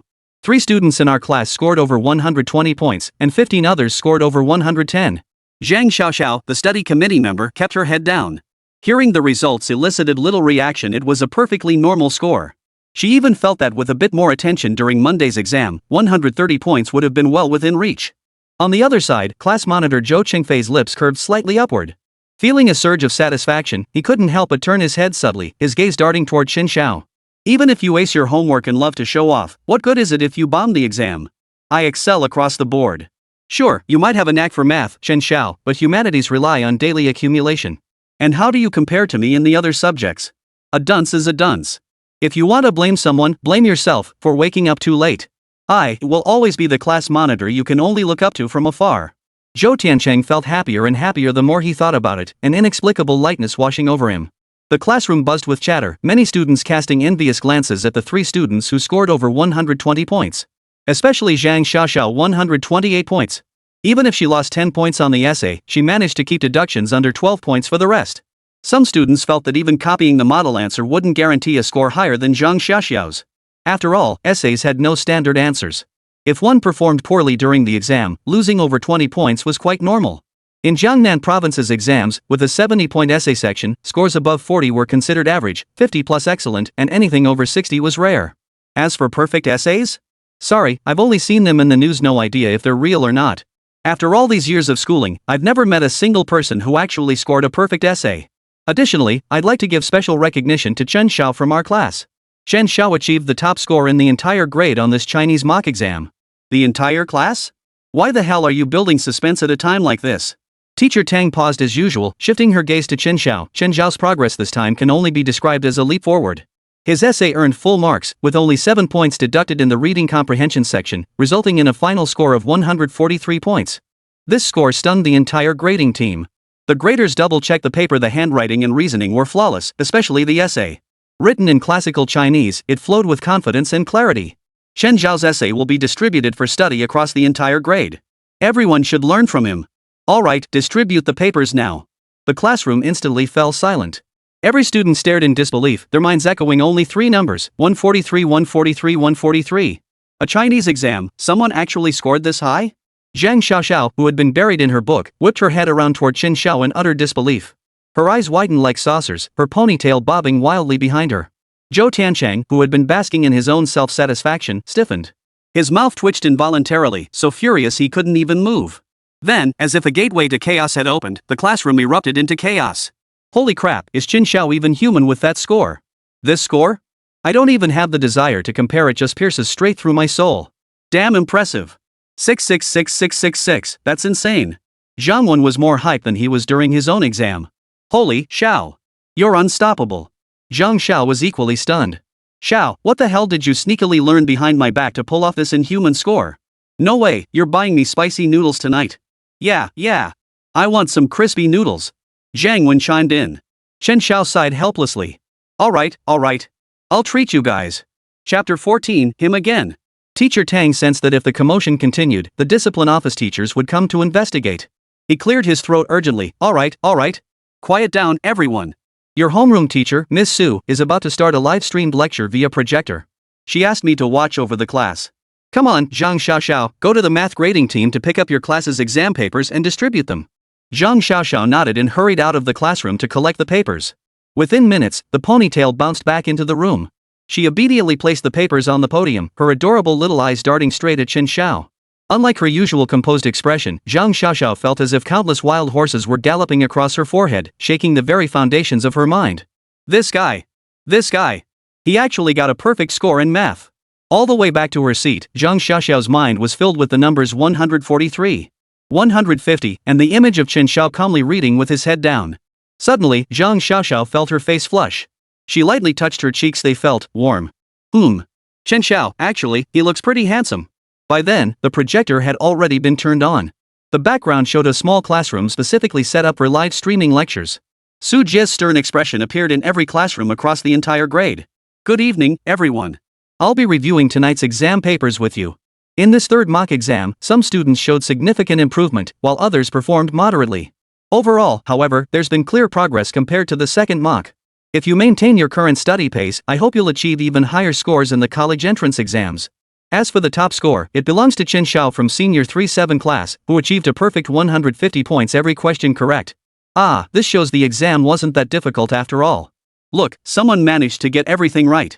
Su Jie, already composed, casually remarked during the livestream. Moreover, Chen Xiao finished the exam in just half an hour. Impressive speed too. Subtle bragging is the deadliest kind. The entire grade watched Su Jie blatantly show off, leaving everyone utterly speechless.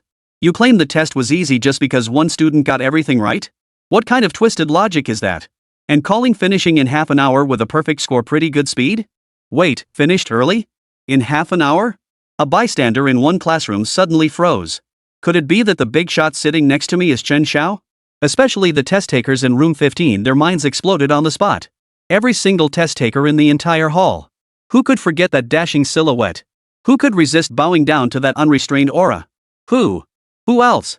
Before long, the entire grade was buzzing with the news. This student, Chen Xiao, didn't just turn in his math exam early. He also finished English and Science comprehensive early.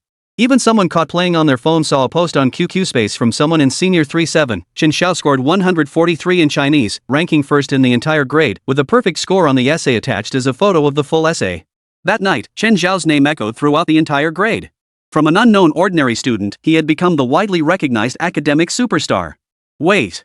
Chen Xiao again. Teacher Tang of senior 3-7 stared wide-eyed in utter disbelief.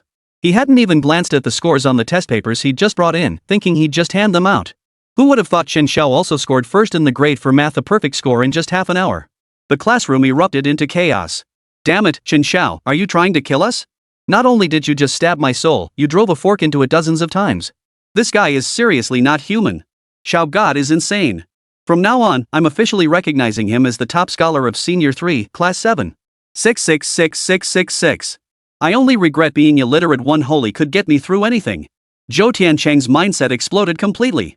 His face drained of color, his eyes filled with despair and helplessness. He couldn't even hold a pen steady, his mind a whirl of confusion. How laughable, how laughable. So it turns out I'm nothing but a clown. What's the point of comparing anymore? Bro, tonight, could I have the honor of treating you to instant noodles? I feel kinda awkward making you spend money. Zhang Wen, that carefree academic underachiever, was on the verge of breaking down too. He dropped the Xiao honorific and went straight for bro. Zhang Xiao spun around and plopped down, staring at him with utter bewilderment. He reached out to pinch Chen Xiao's cheek. Old Xiao, are you still my childhood buddy? Get lost. Chen Xiao laughed as he swatted away Zhang Xiao's pig's trotter hand. I said tonight. If I treat you guys, I treat you guys. My word is my bond. Bro, you're so generous. Awesome. From now on, I'm sticking with you, big bro. If fortune smiles on us, don't forget your old buddy. Zhang Wen, the class clown, said with pure admiration. Zhang Xiao couldn't stand it anymore and pretended to shiver. Zhang Wen, rein it in. Spit it out, spit it out. As soon as evening study ended, Chen Xiao led Zhang Wen and Zhang Xiao straight to the school store. Having lugged around his English-Chinese dictionary all night, he was famished and needed something to refuel. But to his surprise, a crowd of students had gathered to gawk at the big shot. For the first time, Chen Xiao felt like he was being treated like a panda. Feeling slightly uncomfortable, he hastened his pace and pushed his way through the crowd. Hey, who's that genius in your class who handed in a perfect exam early? A student who'd rushed over after class peered curiously. A student from class 7 pointed to someone nearby. See, that's him, Chen Xiao. Back in our class, he barely ranked in the top 20. This time he's killing it. Totally blew everyone away. Oh, that guy. Honestly, I never really noticed him before. I think I've seen him before. We even ate at the same table in the cafeteria, a boy recalled. Hey, you know what? The more I look at him, the more handsome he seems, gushed a starry-eyed girl from the neighboring class. Snap out of it. He wouldn't give you the time of day. Look at your grades, nerds only hang with nerds. Maybe if I study harder, I could be friends with him someday, another girl with glasses teased. Put you? 4 eyes? You. What about me? Just then, Zhou Tiancheng walked by with his backpack, and once again, he felt like he was about to spit blood. Back in the day, it was always him getting dissed for his grades. When did it become Chen Xiao's turn? And now girls were actually fighting over him? Zhou Tiancheng clenched his fists, his face set in stone, and walked past silently with his head down. Chapter 15, Sudden Change in Class. Everyone, the overall results for the mock exam are in. Su Jie entered the classroom and announced to the class. Truthfully, Chen Xiao knew this task should be a sure thing. But the tech tree still hadn't issued the task completion notification or rewards. This mock exam saw several dark horses emerge. Take Zhang Kai from class 8 next door. He jumped from 550 points in the second mock to 630 in the third.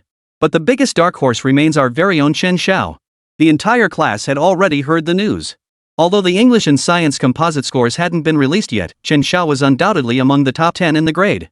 At least 650 points. Chen Xiao achieved the highest total score in the entire grade. Chinese, 143 points. Math, 150 points. English, 147 points. Science, 300 points. Total, 740 points. Boom. The entire class erupted in commotion once more. What is this? Has Jiangnan province ever seen such a high score in its college entrance exam history? We are witnessing history. We mere mortals have the privilege of studying freely under the same roof as a genius. Though Su Jie's presence kept the students in check, Chen Xiao was undeniably the center of attention and the focal point of every gaze in the classroom. As the overall rankings for each class began to be announced, no class could skip declaring this legendary 740 points. Under the shadow of Chen Xiao's Demon King-like score, the second-place 673 points seemed to fade into irrelevance. Countless students could only utter 2 words in awe: freaking insane. Zhang Wen nearly dropped the instant noodles he was secretly trying to eat when he heard the score, his face flushing with excitement as he whispered mockingly to Chen Xiao, "Bro, I couldn't even dream of getting a score like that. You might just end up as the city's top scorer. Not just that, bro. You could totally aim for provincial top scorer. Holy, I can finally brag now. My roommate, the guy next to me, is the provincial top scorer." Zhang Wen chattered on, but Chen Xiao paid him no mind, completely immersed in the tech tree interface. Ding! Mission complete, achieved top overall score in the school's next mock college entrance exam. Ding! Earned 100 points. Ding! Acquired basic cell enhancement potion. Immediately after, Chen Xiao saw the following on his data panel. Points, 100. Space item, basic cell enhancement potion X1. Tech tree, how do you use this thing? Chen Xiao asked. Cell enhancement potion, as the name suggests, it should be a drug that boosts physical capabilities. I just wonder how much this basic version can actually enhance. Host, simply control your thoughts to make it appear. Its maximum deployment range is within a 1.357 meter radius of your body's center of gravity. Chen Xiao pondered briefly, slipped his left hand into his pocket, and mentally directed the potion to appear in his palm. Suddenly, his loosely clenched left hand felt a small glass vial, about the size of an oral solution bottle, materialize. Shock. So incredible. It truly materialized out of thin air. This was even more astonishing than the tech tree appearing in his mind. What kind of technology was this? Spatial science? It felt like godlike power. If I could master this someday. Chen Xiao snapped back to reality. This was definitely beyond his current capabilities. Gently, his left hand emerged from his pocket. Slowly unfolding his palm, an ordinary little glass vial appeared before his eyes. The liquid inside was clear and transparent, resembling plain boiled water. Yet upon closer inspection, it seemed as though boundless vitality surged within, utterly wondrous. Tech tree, any side effects? None, but repeated use will drastically reduce its effectiveness. Well, that's fine then. This is only the first bottle. If he acquires more through quests later, he'll deal with it then. Should I just open it and drink it? Yes. Chen Xiao glanced around furtively. The students in the classroom had all followed Su Jie into lecture mode, so no one was paying attention to him. He gently unscrewed the glass cap and, while Su Jie at the lectern wasn't looking, downed it in one gulp. He tossed the bottle into his desk drawer. A cool sensation washed over his throat, nothing unusual, but he could distinctly feel the chill traveling down his throat and esophagus into his stomach. Soon, it transformed into a warm, soothing sensation. Not bad at all. But immediately, the warmth began to intensify, turning hot within seconds. Like a hurricane, the searing heat began to sweep through my entire body. Accompanied by a tearing, searing pain. Chen Xiao couldn't help but let out a soft, muffled groan. But this was in the classroom. He quickly lowered his head, pressed his face against the desk, and clenched his hands tightly around his books, forcing himself to stay silent. Yet the scorching heat only intensified, the tearing sensation growing stronger and stronger. Finally. No. It hurts too much. Tech tree, I can barely hold on. Suddenly, a wave of agony crashed over him like a tidal wave, surging straight into Chen Xiao's pain receptors. Chen Xiao felt darkness engulf his vision. Amidst the excruciating agony, only a single thought remained. Damn it! This tech tree is bull. You call this no side effects? I was too careless. Su Jia was lecturing at the podium. Suddenly, a thud echoed through the room. Following the sound, Chen Xiao slid straight off his chair like his bones had been pulled out, collapsing onto the floor. His limp arm dragged down a pile of books and exam papers. The entire class froze in shock at the sudden commotion. Zhang Xiao was the first to react. Xiao! Xiao! He leaped up, rushing to help him up. Su Jia immediately tossed aside his exam papers and sprinted over in a few strides. Don't touch him. Step back. Everyone, clear out now. Su Jia crouched down and gently tapped Chen Xiao, but there was no response. Seeing his face flushed crimson, he reached out to touch his forehead. Oh no, he's burning up. Quick! Open all the windows and doors. Everyone get out. Zhang Xiao, stay here and help look after Chen Xiao. Zhang Xiao, go notify Teacher Pan from the dean's office to come immediately. With that, Su Jia pulled out his phone and dialed 120. Within minutes, Teacher Pan, who had received the news, came running over with Zhang Xiao.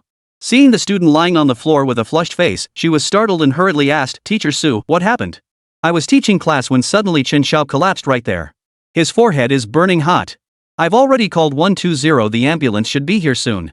What? This is Chen Xiao, the one who scored 740? Yes. Have his parents been notified? Not yet. I came to inform you. Should we contact them directly to come to the hospital? Teacher Pan responded with a hint of worry.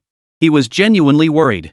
The emergence of such a high-scoring dark horse had initially surprised and delighted him. Perhaps this cohort could truly shine in the high-scoring bracket. But who could have imagined that before he could finish his tea, something would happen to this student? Chapter 16, probably studying too hard. Hongyuan County People's Hospital, inpatient ward. Doctor! Doctor! How is my son? Zhao's mother asked urgently, her eyes red and teary. Beside her stood Zhao's father, Su Jia, and Teacher Pan from the Academic Affairs Office. A doctor emerged from the intensive care unit, frowned, and said with equal bewilderment, this is strange. Zhao's mother's heart clenched painfully. Unable to hold back, she sobbed, please save my son. He's always been such a good boy. I never gave him a life of luxury, just wished for his safety. Don't worry, the doctor hurriedly reassured her. Your son is perfectly normal. All his vital signs are excellent. Ha! Zhao's mother froze, quickly wiping her tears. She grabbed the doctor's hand and asked, Doctor, then my son is fine? Then, where did the strange come from? We performed a brain CT scan, blood tests, and even a full-body PET CT scan. All readings are normal. The high fever that brought him in has subsided. It's just, he hasn't woken up yet. Hearing he hadn't regained consciousness, Zhao's mother asked anxiously, if his body is normal, why hasn't he woken up? Is that the strange part? The peculiarity lies in how inexplicably his fever appeared and just as inexplicably subsided. As for his unconsciousness, it's likely his brain's immune defense mechanism against the high temperature triggering a state of self-induced hibernation. Since the fever has broken, waking up is just a matter of time. Please try to relax.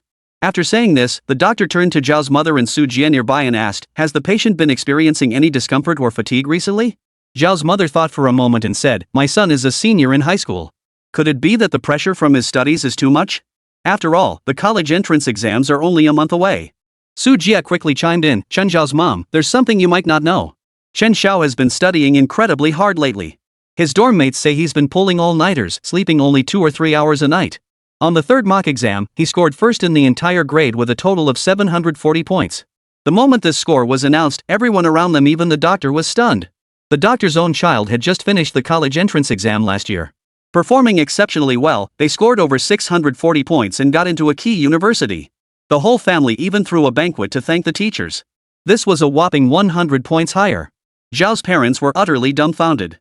When had their child become this incredible? They were genuinely thrilled and delighted, but their own son felt somehow unreal? The doctor suddenly looked enlightened. Ah, I see. That explains it. This child studied so intensely that it led to extreme exhaustion, causing temporary brain shutdown and confusion. A rise in body temperature isn't impossible either. After all, the brain, the most mysterious part of the human body, is something we in medicine are still exploring. Beside them, Teacher Pan's eyes lit up upon hearing this. She quickly chimed in, the doctor is absolutely right. I agree that Chen Xiao must have studied so intensely that he collapsed from exhaustion. Zhao's parents nodded beside them, nodding with a mix of understanding and confusion. While relieved, they also felt heartbroken. My son, was he really that diligent? A ray of sunlight streamed through the window onto the hospital bed. Chen Xiao slowly opened his eyes, lying alone in the hospital bed. This basic cell enhancement serum packs a serious punch.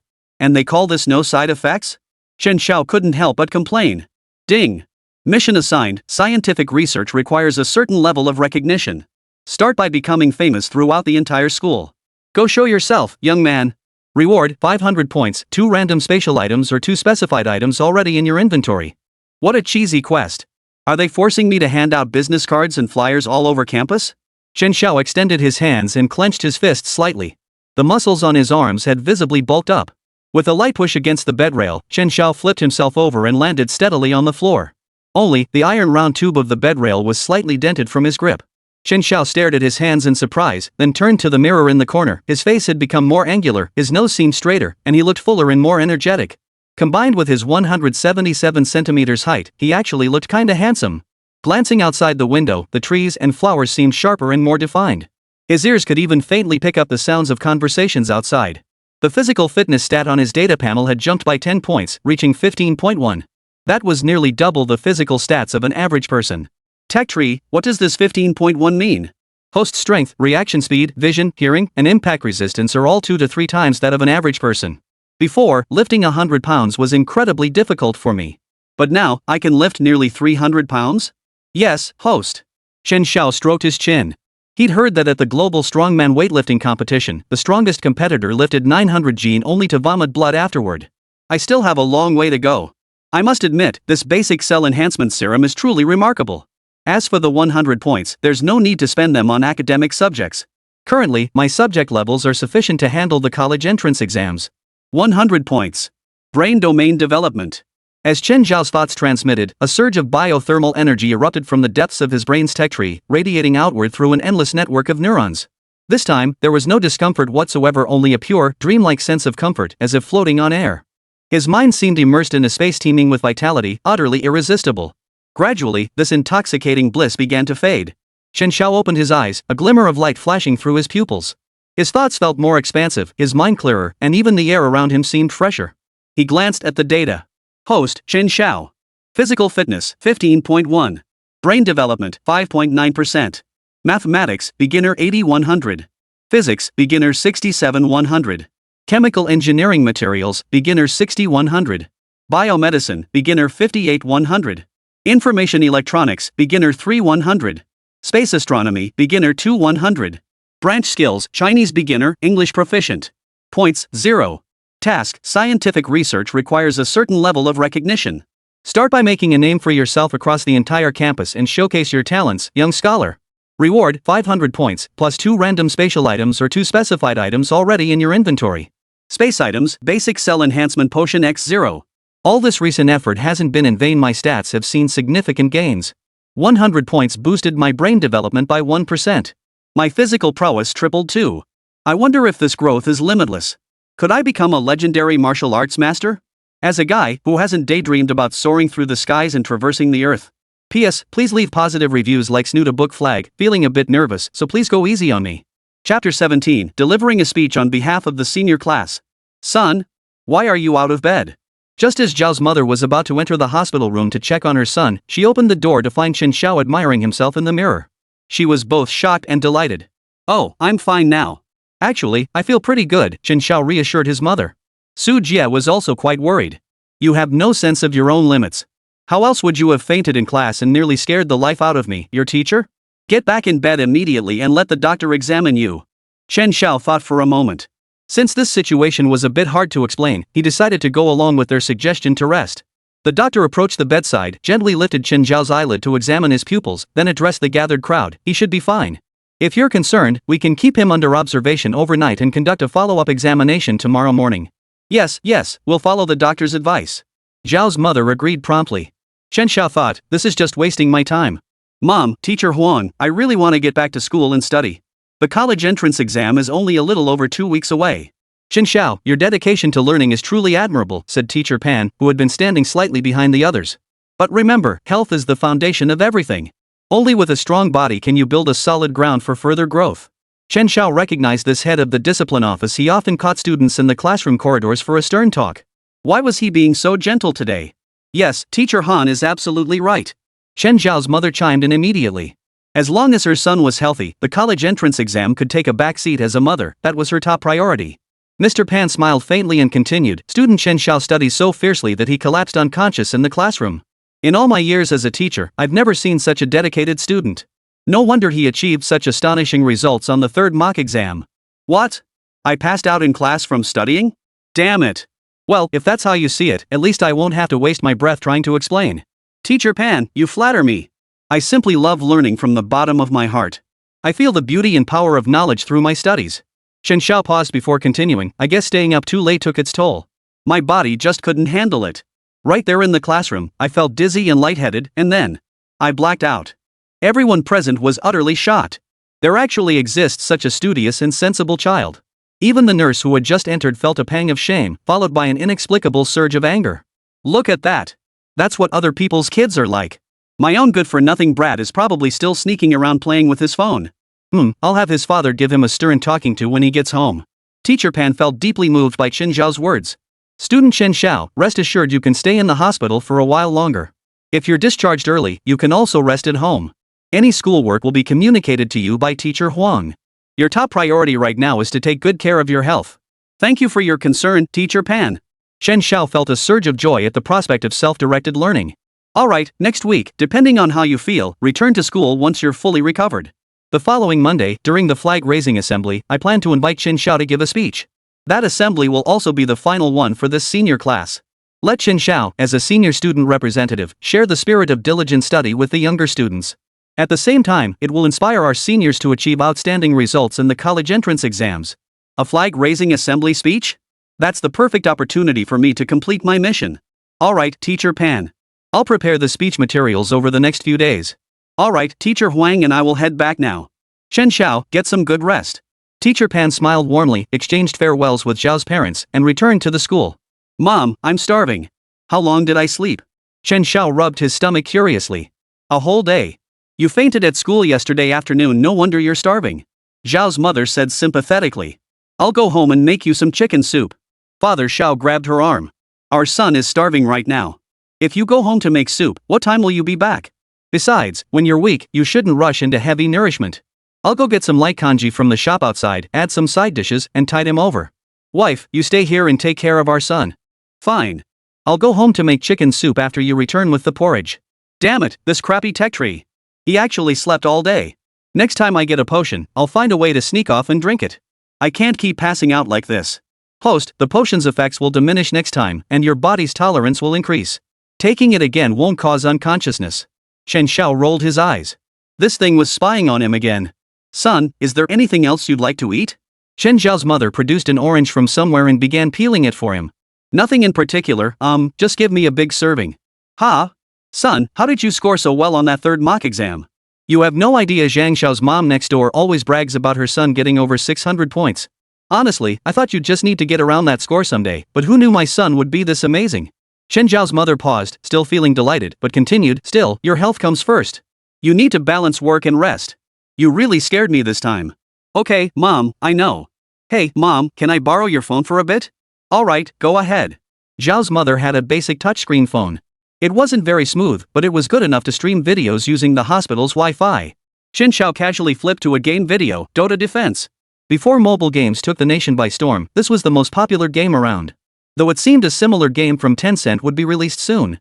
Dota Defense had global tournaments, and plenty of commentary videos still circulated online. Chen Xiao was bored anyway, so he watched casually. Sometimes after school on Saturdays, he'd play a few matches himself. As a noob hovering around 1200 plus in the ladder rankings, he'd always envied those top players nearing 3000 points. But with his poor eyesight, slow reflexes, and lack of strategic awareness, he could only scrape by. How to achieve zero miss last hits, God tier awareness guides, the God of Thunder's descent, special techniques for Void Spirit, the path to godhood for Shadow Fiend, why you suck at the game. All kinds of Dota game analysis videos, whether data-driven or just for fun. Chen Xiao had watched most of the mainstream hero guides. This is interesting. The game seems surprisingly simple. Chen Xiao suddenly felt playful and played from day into night. His mother didn't object. With his son scoring so well, she was already beyond her expectations. Let him play if he wanted. Son, your chicken soup is ready, and I stir-fried some beef strips too. Wash your hands and get ready to eat. After the checkup tomorrow morning, if you're in good health, we'll head home. Okay, coming. Suddenly, Chen Xiao froze. On his data panel, a new branch skill had appeared. Branch skills: Basic Chinese, Proficient English, Dota Mastery. Holy crap, could it be that besides humanities, gaming skills could also be learned and enhanced? What about cooking? Music? Or other skills? These branch skills cover such a wide range. Chapter 18, The Arrogant Speech. 1 week later. Monday morning, school assembly grounds. To the rhythm of a stirring march, rows of students marched onto the field in formation. Over 30 classes from the entire school, nearly 2,000 students, filled the playground to capacity. Mr. Pan from the Academic Affairs Office stepped up to the podium and looked down at the students. Classmates, this morning assembly holds special significance for our senior high students. This is their final high school morning assembly. Next week, they will enter the college entrance exam halls to fully demonstrate the achievements of their 3 years of study. High school, especially this senior year, is a time filled with miracles. Countless students push beyond their limits this year, achieving remarkable success. Take Chen Xiao from Senior 3, Class 7, who was invited to speak today. Through his relentless dedication and unyielding spirit, he achieved an astonishing score of 740 on the third mock exam. Many classmates find it hard to believe, but you have no idea how much effort Chen Xiao has put in. Just recently in class, Chen Xiao fainted in the classroom due to excessive study fatigue. The entire playground erupted. Shocked. Holy crap! That senior is crazy hardworking, exclaimed a sophomore in astonishment. 740 points. That's a score I could never even cheat my way to. 66666, senior, take my kneel. I thought staying up till 1 or 2 a.m. every night meant I was studying hard, but I've never even coughed up blood. How dare I call myself dedicated, a senior admitted in shame. In that moment, countless students on the playground saw Chen Xiao as their academic idol, a distant, unattainable goal. Studying so hard he passed out? What kind of academic genius is this? A top 3 student from the freshman class clenched his fist in determination. Senior Chen Xiao, if I don't faint a few times during my high school career, how can I face being called a 3 good student by our teachers? Zhou Tiancheng was also on the field. He'd secretly rejoiced that Chen Xiao hadn't attended school for a week, thinking he'd regained his status as the teacher's favorite and the class heartthrob. Little did he expect Chen Xiao to return without a word. And he was studying so diligently, no wonder. Zhou Tiancheng sighed, a wave of helplessness washing over him. Why was Xiao born when Tian already existed? Ding. Task completed, become famous throughout the school. Ding. Earn 500 points. Ding. Please select 2 random spatial items or 2 specified items already in your inventory. The moment Teacher Pan announced his name to the entire school, the quest was unexpectedly completed. Chen Xiao didn't head straight to class upon returning to school today. Instead, he timed his arrival to the broadcasting room beside the podium and waited. Faced with the task reward, Chen Xiao hesitated. Should he choose 2 more bottles of basic cell enhancement potion, or go with the random option? Random selection carried its own risks. He couldn't predict what might appear. Deep down, Chen Xiao was quite satisfied with the basic cell enhancement potions. Who wouldn't want to be more awesome? Being able to fly through the skies and traverse the earth would be even better. I'll stick with 2 bottles of basic cell enhancement potion. Ding. Acquired basic cell enhancement potion X2. Ding. Task assigned, rank in the top 10 province-wide on the college entrance exam. Reward, 1,000 points, 2 random spatial items or 2 specified items already in your inventory. Hidden reward, higher rankings yield greater rewards. The data projected onto his retina made Chen Xiao's eyes light up. This quest didn't seem too difficult? What could a straight-A student like me possibly be scheming? Just want a few more rewards, that's all. The hidden reward? I'm determined to get it. Next, please welcome Chen Xiao to the stage to share his thoughts on learning. Teacher Pan's words momentarily interrupted Chen Xiao's train of thought. Wearing his plain school uniform and empty-handed, Chen Xiao walked a few steps to the microphone at the podium. Everyone, today I'd like to talk to you about something. About what kind of person you want to become.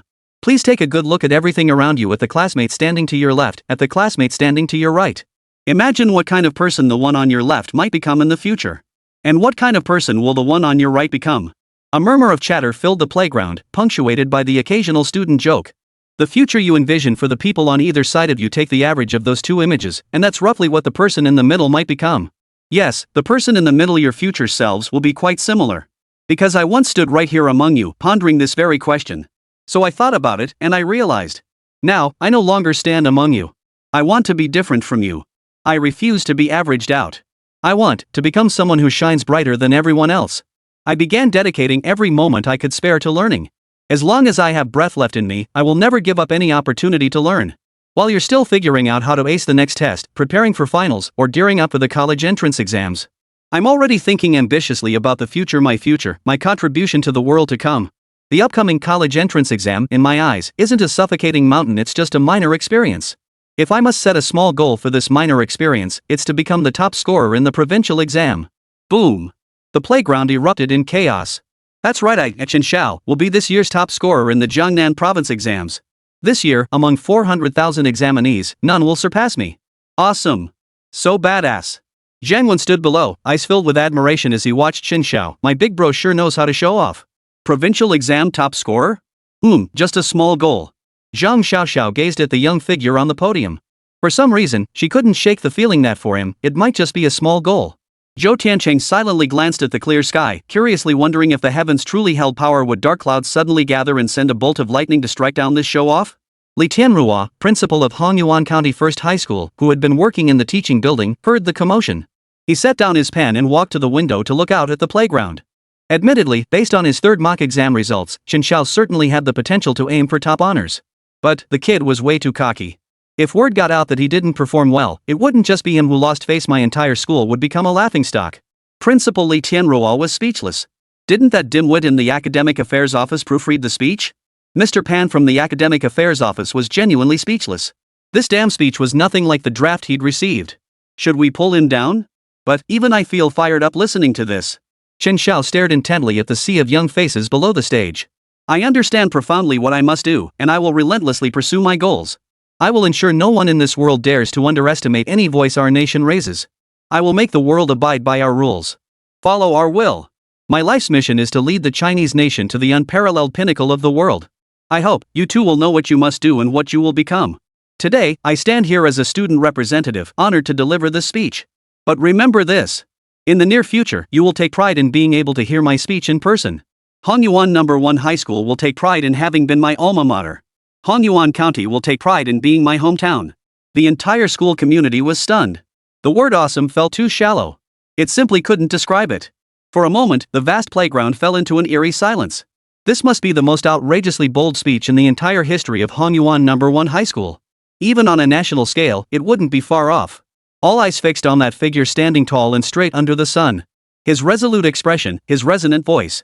Bathed in the dazzling sunlight, what a vibrant, passionate student. Scattered applause began to rise. Finally, the applause swelled to fill the entire campus. Chapter 19, A Blissful, Ethereal Sensation. Mr. Pan discreetly lifted his glasses from beneath the podium and wiped the sweat from his forehead. As soon as the applause died down, he hurried up to the stage in 2 strides, grabbed the microphone, and feared Chen Xiao might start another impassioned outburst. Alright, thank you very much for your speech, Chen Xiao. Today's flag-raising ceremony is now concluded. Dismissed. Chen Xiao. After the flag-raising ceremony ended, Chen Xiao made up an excuse to Su Jia, saying he wanted to go home to read and rest. Su Jia agreed without batting an eye. Now, if Chen Xiao wanted to fly to the moon, Su Jia would find a way to send him there. Let's just hope this kid performs normally during the college entrance exams. The privilege of being a model student. Standard procedure. Of course, Chen Xiao didn't go home. He slipped away and snuck into an internet cafe a bit farther from school. He found a secluded private booth. He rubbed his hands together slightly and pulled out a bottle of basic cell enhancement serum. With something this good, he couldn't resist using it. The sooner he drank it, the sooner he could enjoy the effects. Well, it wasn't exactly enjoyment, the process was just too painful. Tech Tree, are you sure I won't pass out? Confirmed. The host's cells have undergone initial enhancement, granting some drug tolerance. Additionally, the host's resistance has tripled alongside improved physical conditioning. Therefore, comprehensive analysis indicates no risk of fainting. Chen Xiao felt slightly relieved. Passing out in an internet cafe would surely make him famous again. Last time he passed out from studying. This time, he'd pass out from gaming. Just thinking about it was embarrassing. He gently pried open the glass bottle cap and tilted his head back to drink it in one gulp. That familiar sensation returned, a warm, soothing feeling spreading through him. Chen Xiao felt a bit uneasy, clenching his hands slightly as he closed his eyes in preparation. A faint burning sensation surged through his body, gradually turning into a feverish heat. The tearing sensation was nowhere near as intense as the first time, more like a sour, throbbing ache. Huff, he exhaled softly in relief. Though he still felt uncomfortable all over, compared to the first time when the pain had made him pass out, this was nothing. Furrowing his brow slightly, he went to the front desk to buy a can of ice-cold Coke before returning to the private room. He casually opened a web page, intending to browse some basic information on electronic or spatial astronomy. But after just a few glances, he simply didn't have the energy to continue. Feeling wave after wave of heat surge through his body, he gulped down a mouthful of Coke. Damn, this stuff really packs a punch. Even the second time around, it still hits hard. Chen Xiao idly scanned his computer desktop, remembering his mastery of Dota. He casually clicked on the pale, ghostly Dota icon. If Dota ranked over 1,200 points didn't display skill tiers, what level would 2 tiers higher correspond to? Gritting his teeth against the physical discomfort, Chen Xiao typed in his account and password, initiating a random matchmaking session. Entering the hero selection screen. "What's the floor below playing?" asked the player on the first floor casually. Chen Xiao thought for a moment before typing, "Whatever. I'll carry you." Joking aside, after watching countless videos and skipping both Dota beginner and Dota master tiers, if I can't carry a 1200 plus match, I'll shut down the tech tree for good. Tech tree. 66666, got a wild show off here. I'm just gonna coast. Hey, 1200 MMR? Just don't feed each other. Who's gonna carry who? Players a few floors below couldn't resist snarking a couple of times. Chen Xiao was on the second floor.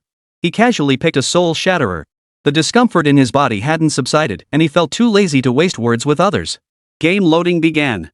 Chen Xiao skipped buying potions, grabbed a pair of boots, and prepared to go all in on the Mad Mask. He pushed to the lane to farm minions and gain experience. To his surprise, the opposing lane was occupied by a Tidehunter. Chen Xiao loosened his fingers as countless League of Legends mechanics flooded his mind. Accompanied by the rapid clack-clack-clack of his keyboard, he dove straight into the action. With reflexes 3 times faster than average and razor-sharp awareness, he landed every last hit. The opposing merfolk grew increasingly frustrated. Attempting to last-hit minions only invited a smack from the Soul Shatterer.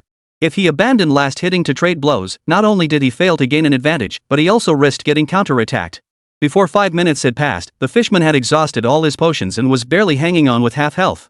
Is this seriously a 1200 MMR game? Is that Soul Shatterer some high-tier player trolling in a low-tier match? Chen Xiao briefly pushed the lane, then headed to the river to grab a speed buff. He glanced over, saw the merfolk greedily farming the lane, and flanked him, finishing him off with a few quick strikes. First kill. Fishman? Chen Xiao calculated that after finishing this wave of creeps, he'd hit level 6. He'd rush back to buy a madness mask. Just as he finished his purchase, the little fish appeared on the lane. Ha! He pressed C, and the Soul Shatterer activated Shadow Dash. Like a whirlwind, he closed the distance in an instant, stood before the little fish, activated Madness Mask, unleashed his ultimate, and finished him off in one combo. Fishman? Having dealt with his lane opponent, he shifted focus to flanking the mid-lane Shadow Fiend under the tower for a kill. Triple kill. A clean sweep.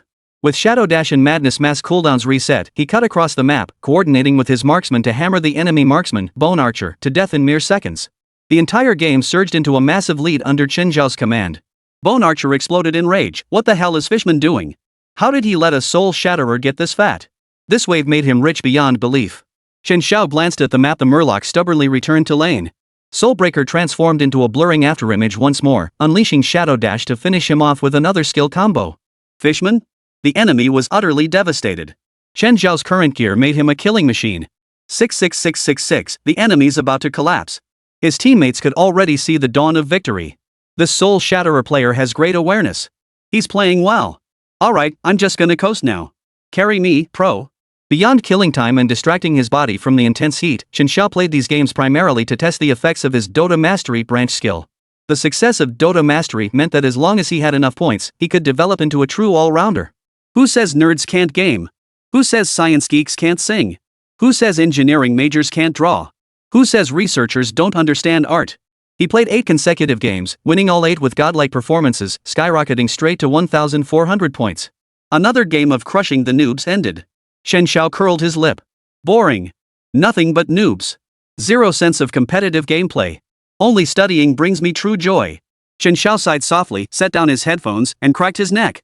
Suddenly, the heat radiating from his body seemed to vanish. He closed his eyes slightly and checked his stats. Sure enough, physical fitness, 23.1. The first bottle boosted his physical stats by 10 points, while the second only increased them by 8. Chen Xiao took out the third bottle, holding it in his hand. He had no idea how much the effect would decrease this time. If it was too low, it really wouldn't be worth it. He might as well just pick randomly. He gently popped off the glass cap and downed it in one gulp. Just as expected. The strange discomfort grew increasingly faint. The physical sensation was now merely intermittent tingling and numbness.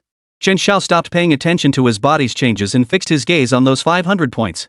Tech Tree, use the 500 points for brain development. Understood, host. Before the projected text of the tech tree had fully faded, an ethereal, blissful sensation began radiating from the depths of his mind. 3 or 4 seconds later, the soul-satisfying feast came to an end. In a tiny internet cafe booth, not even a whisper of breeze stirred. But Chen Xiao's eyes, now open, held a new, captivating depth. Chapter 20, A Minor Interlude in Life. 7 days later, at the primary examination site of Hongyuan County First High School. The entrance to Hongyuan No. 1 High School was already packed with a dense crowd. The weather was scorching hot. Though parents were sweating profusely, fanning themselves and trying to stay cool, they watched their children enter the exam hall with tense expressions. Chen Xiao declined his parents' offer to accompany him and headed straight to the exam hall with Zhang Xiao, his childhood friend from the same village and class. Chen Xiao, feeling nervous? Zhang Xiao asked, then double-checked his admission ticket and ID card for reassurance. Think you can keep scoring over 700? Zhang Xiao nudged his friend with his elbow. Not bad. How'd your prep go? Chen Xiao finished his soy milk and tossed the empty carton into a nearby trash bin. I've covered everything I should, but I still have no idea how I'll actually perform. Zhang Xiao shook his head, his brow slightly furrowed. Chen Xiao patted his shoulder reassuringly. It's just the college entrance exam, a minor detour in life. Zhang Xiao. Gotta go, heading to class. After taking a few steps, he called back, Oh, Zhang Xiao, after the exam I'm heading straight to the Starry Sky Internet Cafe next door to relax. Zhang Xiao rolled his eyes, this guy's probably going to finish early again. Exactly. For the past week, Chen Xiao had been focusing intensely on Chinese literature. He'd memorized the legendary 4 books and 5 classics in their entirety, along with a massive collection of top-scoring essays circulating online. According to Jiangnan Province's specific college entrance exam regulations, students could submit their papers and leave the exam hall half an hour after the test began. Why sit around waiting in the exam hall when you could finish and hand in your paper as soon as possible? Meanwhile, over the past couple of days, he'd casually skimmed through a summary of theorems from the first volume of university-level calculus. Despite being just over 10 pages of basic content, it had made his math subject experience skyrocket. It seems the knowledge points that cause academic proficiency to skyrocket are all within the university learning system. Seated in the exam hall, Chen Xiao idly checked his potion consumption data. The third vial of basic cell enhancement potion only boosted his stats by 6 points. At this rate, continuing to take potions would only yield another 4 points of improvement. Compared to the 10-point boost from the first dose, it was less than half. Exchanging points for more now seemed hardly worthwhile. Exchanging 500 points for 5% progress in brain region development was essential for enhancing foundational research talents like creative thinking and perceptual acuity. 9 o'clock sharp. Ding dong. The exam begins. At that instant, examinees across the entire Jiangnan province simultaneously picked up their pens, flipped open their test booklets, and began answering questions. Chen Xiao's gaze swept over rows of ink-scented Chinese characters as he began scribbling answers with a steady scratch. Language application, all material he knew inside out. Reading comprehension, same old. The essay question, change or permanence? How convenient. The essays I'd been memorizing recently from Songxi's essays and Zhuangzi were full of precisely this kind of discussion. Dialectical thinking. This concept emerged during the 100 schools of thought era in ancient China. Our ancestors' theory should be perfectly applicable here, right? With that thought, I picked up my pen and wrote, when falsehood is taken as truth, truth itself becomes false. When action is taken as inaction, action itself becomes inaction. What is change? What is unchanging? This essay only needs to articulate the interplay and distinctions between change and unchange, then translate this philosophical discourse into practical reality. Neat, flowing small script characters adorned the answer sheet. Chen Xiao gently set down his brush, blew lightly on the ink that hadn't yet dried, packed up his pencil case, handed in his paper, and walked out. One fluid motion. Outside the entrance of Hongyuan No. 1 High School Exam Center. Ladies and gentlemen, today marks the first day of exams in Jiangnan Province. This moment holds extraordinary significance for senior high students, and likewise. A young female reporter stood with her back to the exam hall, preparing for an interview. Now, let's interview some parents waiting for their children. Just as the reporter was about to approach a parent, murmurs suddenly erupted at the school entrance. Hey, a student just finished and came out. Whose kid is that? Wow, this kid finished so fast. Wonder if they even finished writing. The reporter turned to look at the side entrance of Hongyuan County No. 1 High School. There, a tall, slender, and handsome boy walked out leisurely through the side gate, accompanied by a security guard. Here comes the scoop. The reporter hurried over, followed by a pack of cameras. Hello, student. May I ask if you're a senior taking the exams this year? Chen Xiao glanced over. Oh boy, reporters waiting at the gate for interviews. He calmly nodded. Yes. As far as I know, there's still about an hour and a half left before the exam ends.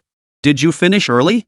Yeah, the questions were pretty straightforward, so I finished quickly and came out, Chen Xiao replied casually. Parents and waiting teachers nearby sucked in a sharp breath. How could you finish that fast? Is that even possible? Many parents hoped their own children wouldn't be so reckless, wishing they'd calmly finish the entire exam before leaving. Some waiting teachers began shaking their heads slightly. Submitting the Chinese exam after only an hour essentially meant abandoning that subject's score. The reporter, however, maintained her composure and continued with a smile. Was the Chinese exam paper very easy today? Student, do you have any expectations for your score? The essay was pretty straightforward this time. I finished it in just over 20 minutes. I should get full marks for that. I might lose a few points on the reading comprehension earlier, but I think hitting 150 points will be tough. As for how many marks I lose on the reading comprehension, that depends on how strict the grader is. Surrounding crowd. The reporter felt a bit misguided. This kid's talk, he must be a bit dense. Never seen anyone spend an hour on a Chinese exam and still be so cocky. This interview will just be a gimmick. Better switch to another interviewee, this kid's not reliable. Alright, then I hope you achieve the results you're aiming for. The reporter politely signaled the end of the interview. Chen Xiao flashed a faint smile. With everyone watching, he slung his backpack over his shoulder and dashed off to the internet cafe on the next street. Chapter 21, I'm a dog, you're not human either. Before long, the Chinese exam officially concluded. Zhang Xiao walked into Starlight Internet Cafe carrying his materials, circling the perimeter seats to find someone. Old Xiao, over here. Come sit down. Chen Xiao waved at Zhang Xiao. Zhang Xiao plopped straight onto the sofa seat. He glanced at Chen Xiao, who was flipping through a stack of English textbooks beside him, and asked curiously, math exam this afternoon, and you're still studying English? Chen Xiao closed the book and showed the cover to Zhang Xiao. Computer fundamentals for college? Zhang Xiao was speechless. People really do kill you with their superiority, sorry to bother you.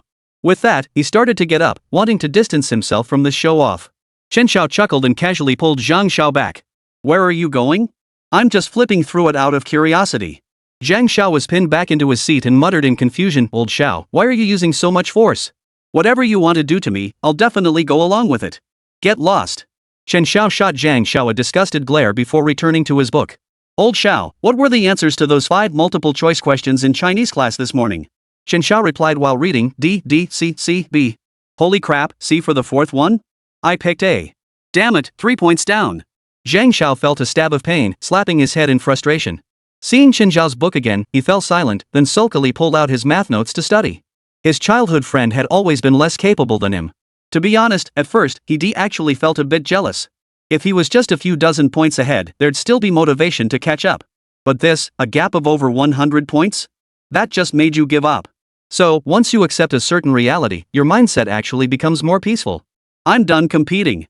Take comparing answers to Chinese multiple-choice questions with Chen Xiao, for instance. He'd just assume he was wrong without a second thought. Leaning back in the plush seat, Zhang Xiao suddenly picked up an exam paper, leaned over, and asked, Old Xiao, how do you solve this one? The first subquestion asks for the monotonic intervals of fx. I can manage that part. But the second subquestion asks for the range of a such that the inequality holds for any x in the given interval. This second part? I'm totally stuck. Zhang Xiao asked awkwardly. Can you take a look? Chen Xiao took the paper and scanned the question. It primarily tested the monotonicity of functions, combined with the calculation and extended application of derivatives, requiring strong logical thinking and comprehensive application skills. The second part is actually beyond the syllabus, Chen Xiao mused after a moment. It's perfectly normal that you don't know where to start. Zhang Xiao? You just say it's beyond the syllabus and it is? Seeing Zhang Xiao's puzzled expression, Chen Xiao took the pen and smiled. Look, the first part is straightforward. When a equals 0.75, you just need to find the derivative fx. For the second subquestion, you first need to derive a preliminary range for a based on fx2a. The next step involves applying the intermediate value theorem, a concept not covered in high school but introduced in freshman-level calculus. That's why you're completely stuck. This theorem states that if a function fx is continuous on the closed interval a, b, and takes distinct values at the endpoints, such that fa equals a and fb equals b, then for any number c between a and b, there exists at least one point psi in the open interval a, b such that f psi equals ka. Zhang Xiao? Using this theorem, we can categorize the discussion of the range of t under 2 conditions, when x lies between 1,7 and positive infinity, and when x lies between 1e superscript 2 and 1,7. Chen Xiao continued writing on his scratch paper while speaking. Further, based on the range of t, substitute into gt0. Finally, combining the range of x with the derivative expression of fx, we derive the range of a. Zhang Xiao? Chen Xiao finished writing in one breath and placed the entire solution process before Zhang Xiao. Only then did he realize. Zhang Xiao seemed a bit lost. Old Xiao, didn't you get it? Should I explain it again? Now that you put it that way, I think I get it. Zhang Xiao strained to follow the solution, slowly nodding before turning with a puzzled look. Which prep book did you find this in? Zhang Xiao was starting to doubt himself. Are we even the same species? Am I a dog and you're a human? No, I'm still human, but you, old Xiao, you're not human. Chen Xiao casually replied, I flipped through a few pages of an online introduction to calculus theorems the other day. Just for fun. Zhang Xiao suddenly found himself speechless. He silently sank back into his chair, staring blankly at the inhuman solution process. Old Xiao, this problem isn't actually difficult. It's mainly beyond the syllabus, involving theorems you haven't studied yet. That's why you couldn't figure it out. Chen Xiao felt he should explain further. Zhang Xiao waved his hand with a hint of sadness. It's fine, don't worry about me. I get it. Before, Chen Xiao had always studied at a leisurely pace. But ever since they started pulling all-nighters in the dorm, his scores had skyrocketed, and his problem-solving skills had become nothing short of superhuman. Could someone really achieve such enlightenment? Zhang Xiao pondered for a moment before asking, Xiao, even though the math exam is about to start, I still want to ask, have you discovered some secret to studying? Could you share it with me? Chen Xiao paused, flipping through his book, tilting his head slightly as he pondered. I don't know. Maybe I'm just gifted? Zhang Xiao. Are you sure you're not just showing off? Watching Zhang Xiao slump back into his chair, face buried in his exam paper, Chen Xiao felt a pang of guilt. But I can't really explain it. I can't exactly say I'm a reincarnated soul with a tech tree growing in my head. Wouldn't that explanation be even more ridiculous? Chapter 22, Interviewing the Holdout.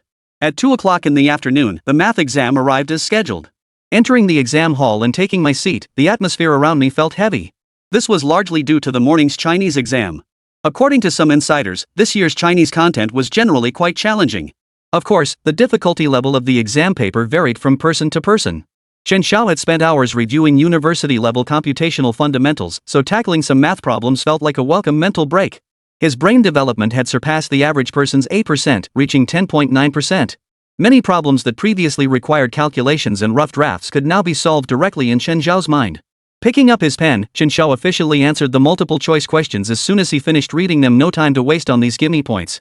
As for the problem-solving questions, even the final, most challenging one didn't take him long to solve. Chen Xiao worked quickly. When he set down his pen, he glanced at the wall clock, 2:27. He still had 3 minutes before the early submission deadline. With nothing else to do, he stole a glance at the guy to his left, who was frowning and propping his chin up.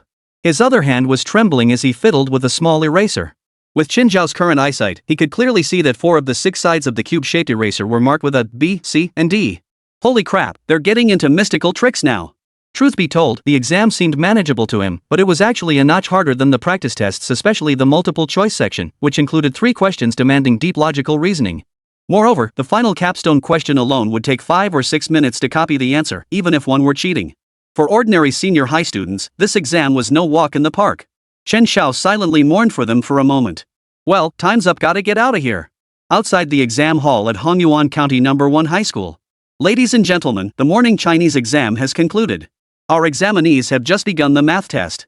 Historically, math has been a subject that significantly widens the score gap. The morning reporter enthusiastically explained and conducted interviews for the camera. Oh my goodness. A student just finished and came out. Yeah, but it's only been half an hour, right? Huh? That guy looks familiar? Parents anxiously waiting reacted as if they'd spotted something unusual, murmuring among themselves. The reporter turned toward the side door and spotted a male student attempting to slip out unnoticed. Hey there. Wait a minute. Would you mind answering a few questions? The reporter jogged over. Chen Xiao had been shielding his head with a document folder. No choice, this blazing sun was unbearable. Hearing the call, he squinted and turned around. It's you again, they exclaimed in unison. Chen Xiao was speechless. How could it be the same reporter who interviewed him this morning? This person really knows how to stake out a spot. She showed up in just half an hour? The reporter was equally speechless. Wasn't this the unreliable student from this morning? But the station boss had ordered it. The first candidate out of the exam hall must be interviewed. This footage was non-negotiable. Otherwise, who in their right mind would come to the exam site this early on such a scorching day? Hello, student. What a coincidence, I just interviewed you this morning. No matter how much she was inwardly complaining, she still maintained her professional composure. Yeah, I know. Chen Xiao narrowed his eyes and nodded in acknowledgement. May I ask your surname, student? My surname is Chen, and my given name is Xiao. Alright, Chen Xiao. This morning you mentioned the Chinese exam was relatively easy. How did you find this math paper? It wasn't difficult for me. I finished it in 27 minutes. No surprises, I'll likely get a perfect score of 150. Everyone around him, including the reporter. Chen Xiao is so incredibly confident. The reporter worried that broadcasting this interview might get her chewed out by station management. Deciding to give Chen Xiao a way out, she added, viewers, we can truly rejoice in witnessing the vibrant energy of today's students. This unshakable confidence is what makes our nation's youth increasingly outstanding. A strong youth means a strong nation. Of course, on the other hand, it's possible this math exam was indeed relatively easier than usual. This exam was actually more difficult than in previous years, Chen Xiao thought for a moment before correcting the reporter. Reporter. Mr. Chen Xiao, where exactly did you find it difficult? The reporter asked with a strained smile. You're practically claiming everyone scored perfect marks. The last 3 multiple-choice questions tested elliptic functions, vectors, and derivatives. Previous exams mostly required level 2 conclusions, but these 3 demanded level 3 conclusions for derivation and solution. If students got stuck here, it would affect their time for later problem-solving questions. Most importantly, it would put significant psychological pressure on them. Chen Xiao analyzed earnestly. Reporter, this student seems to make a pretty solid point. Alright, thank you very much, Chen Xiao. As someone who already feels confident about scoring close to 300 points across 2 subjects, what are your expectations for tomorrow's exam or your final results? I'll aim for perfect scores over the next 2 days and avoid any deductions. My goal is to become this year's top scorer in the college entrance exams. Ha! A parent watching nearby couldn't help but chuckle. This kid's pretty entertaining. Young people should be fearless.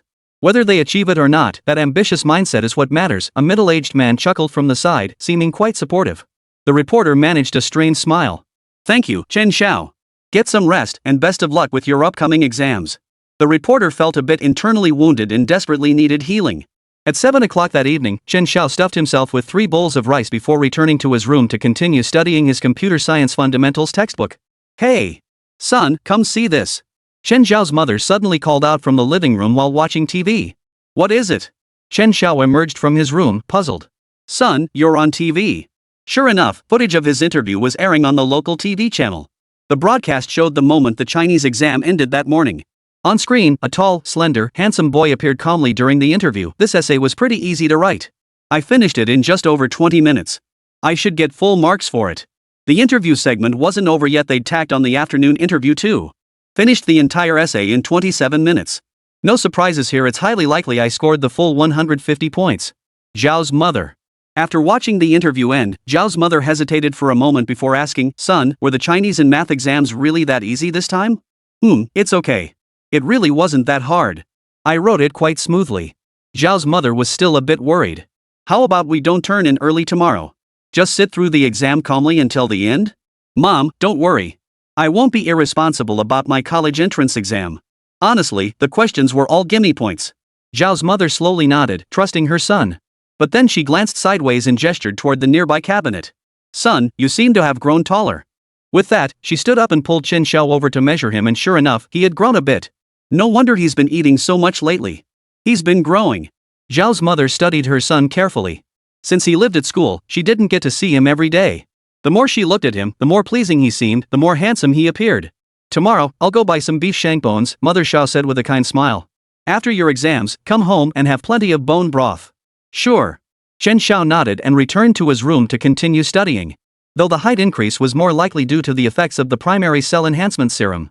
But Chen Xiao didn't feel like explaining. He'd just go along with his mother's thoughts. For Chen Xiao, that night was just another ordinary evening spent reading. But somehow, someone had uploaded this news interview clip to a short video platform.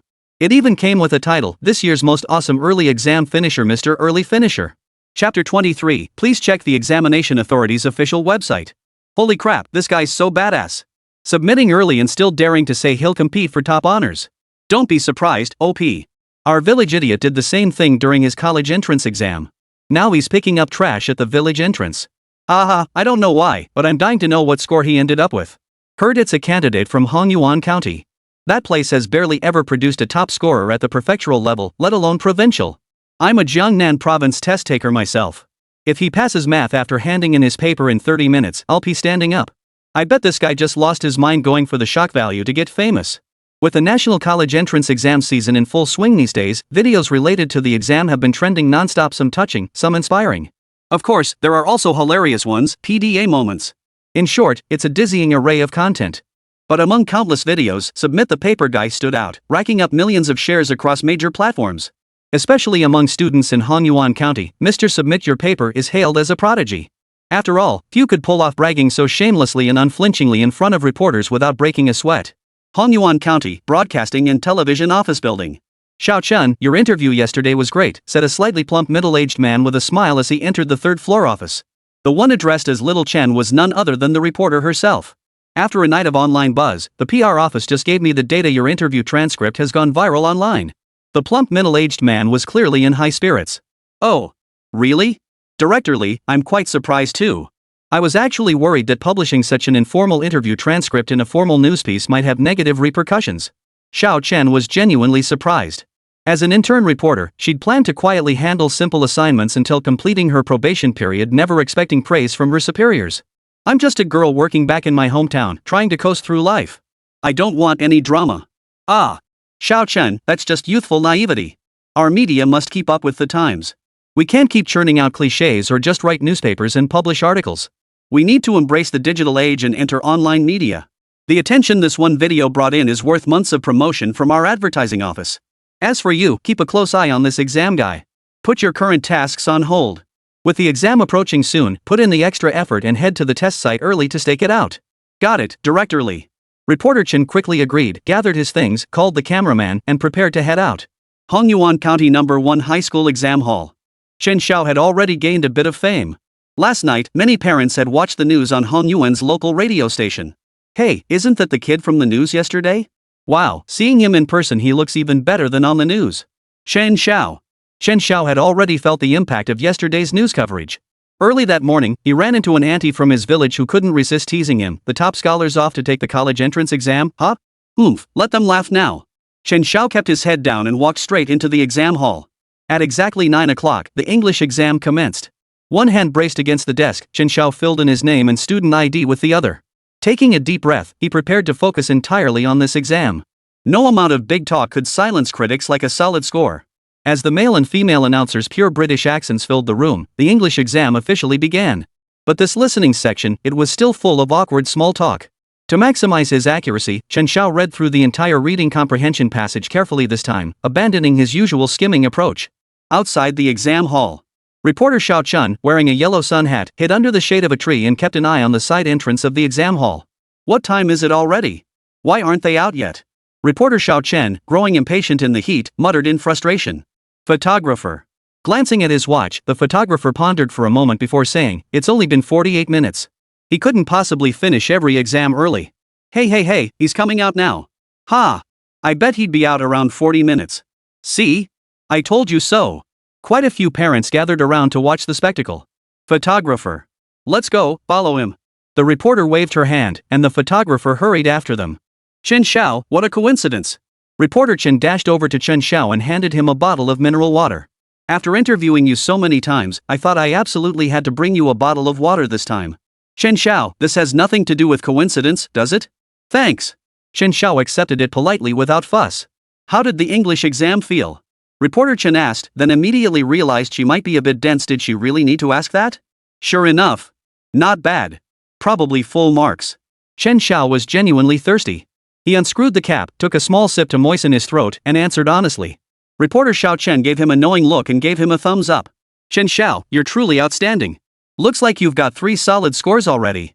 Now it was Chen Xiao's turn to be dumbfounded. He asked in confusion, I only spent 40 minutes on the English exam before handing it in. You actually believe me when I say I got a perfect score? If it weren't for his own tech tree, he'd never believe it himself. How could someone who barely knew him trust him so completely? Chen Xiao felt something was off about this reporter. Could it be because I'm handsome? Surrounding crowd, reporter.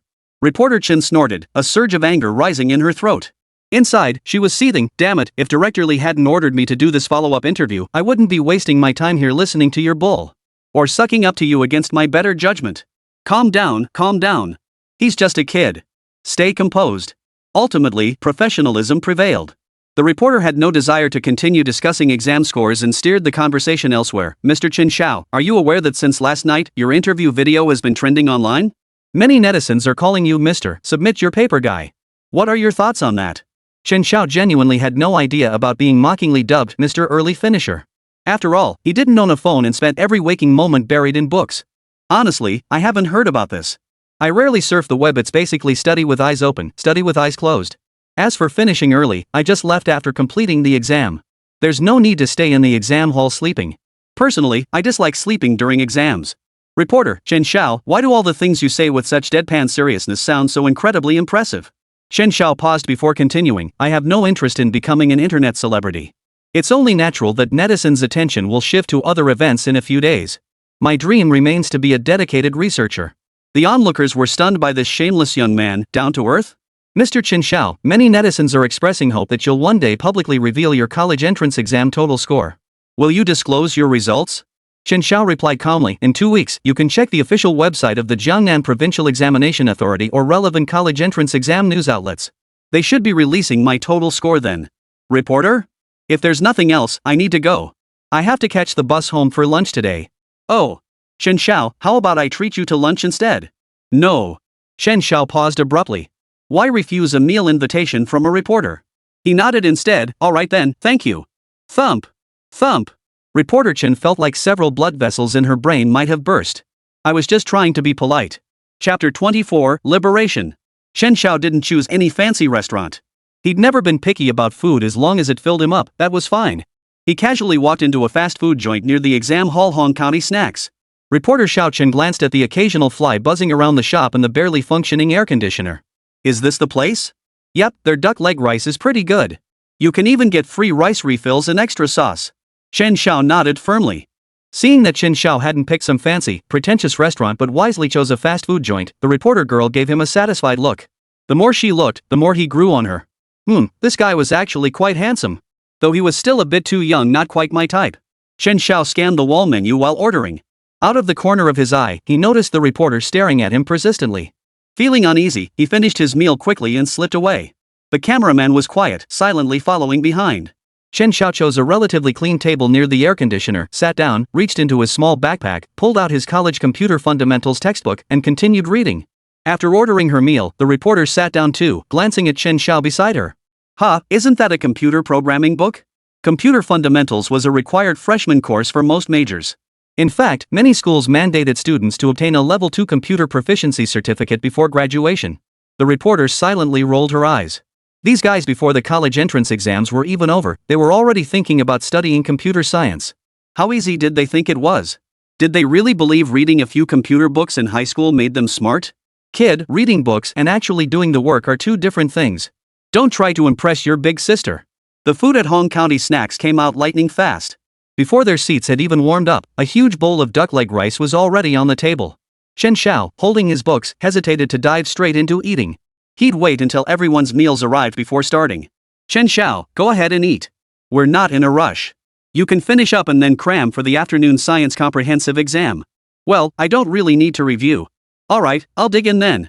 Comrade reporter Chen was bored stiff. The cameraman across from him never said a word, and as for the kid next to him? Talking to him would probably choke me to death. He idly scrolled through his social feed and spotted a post. Muttering under his breath, he grumbled, all day long, posting stuff about those foreign devils. Who even knows what that is? But since she'd been fed, she couldn't just keep eating in silence.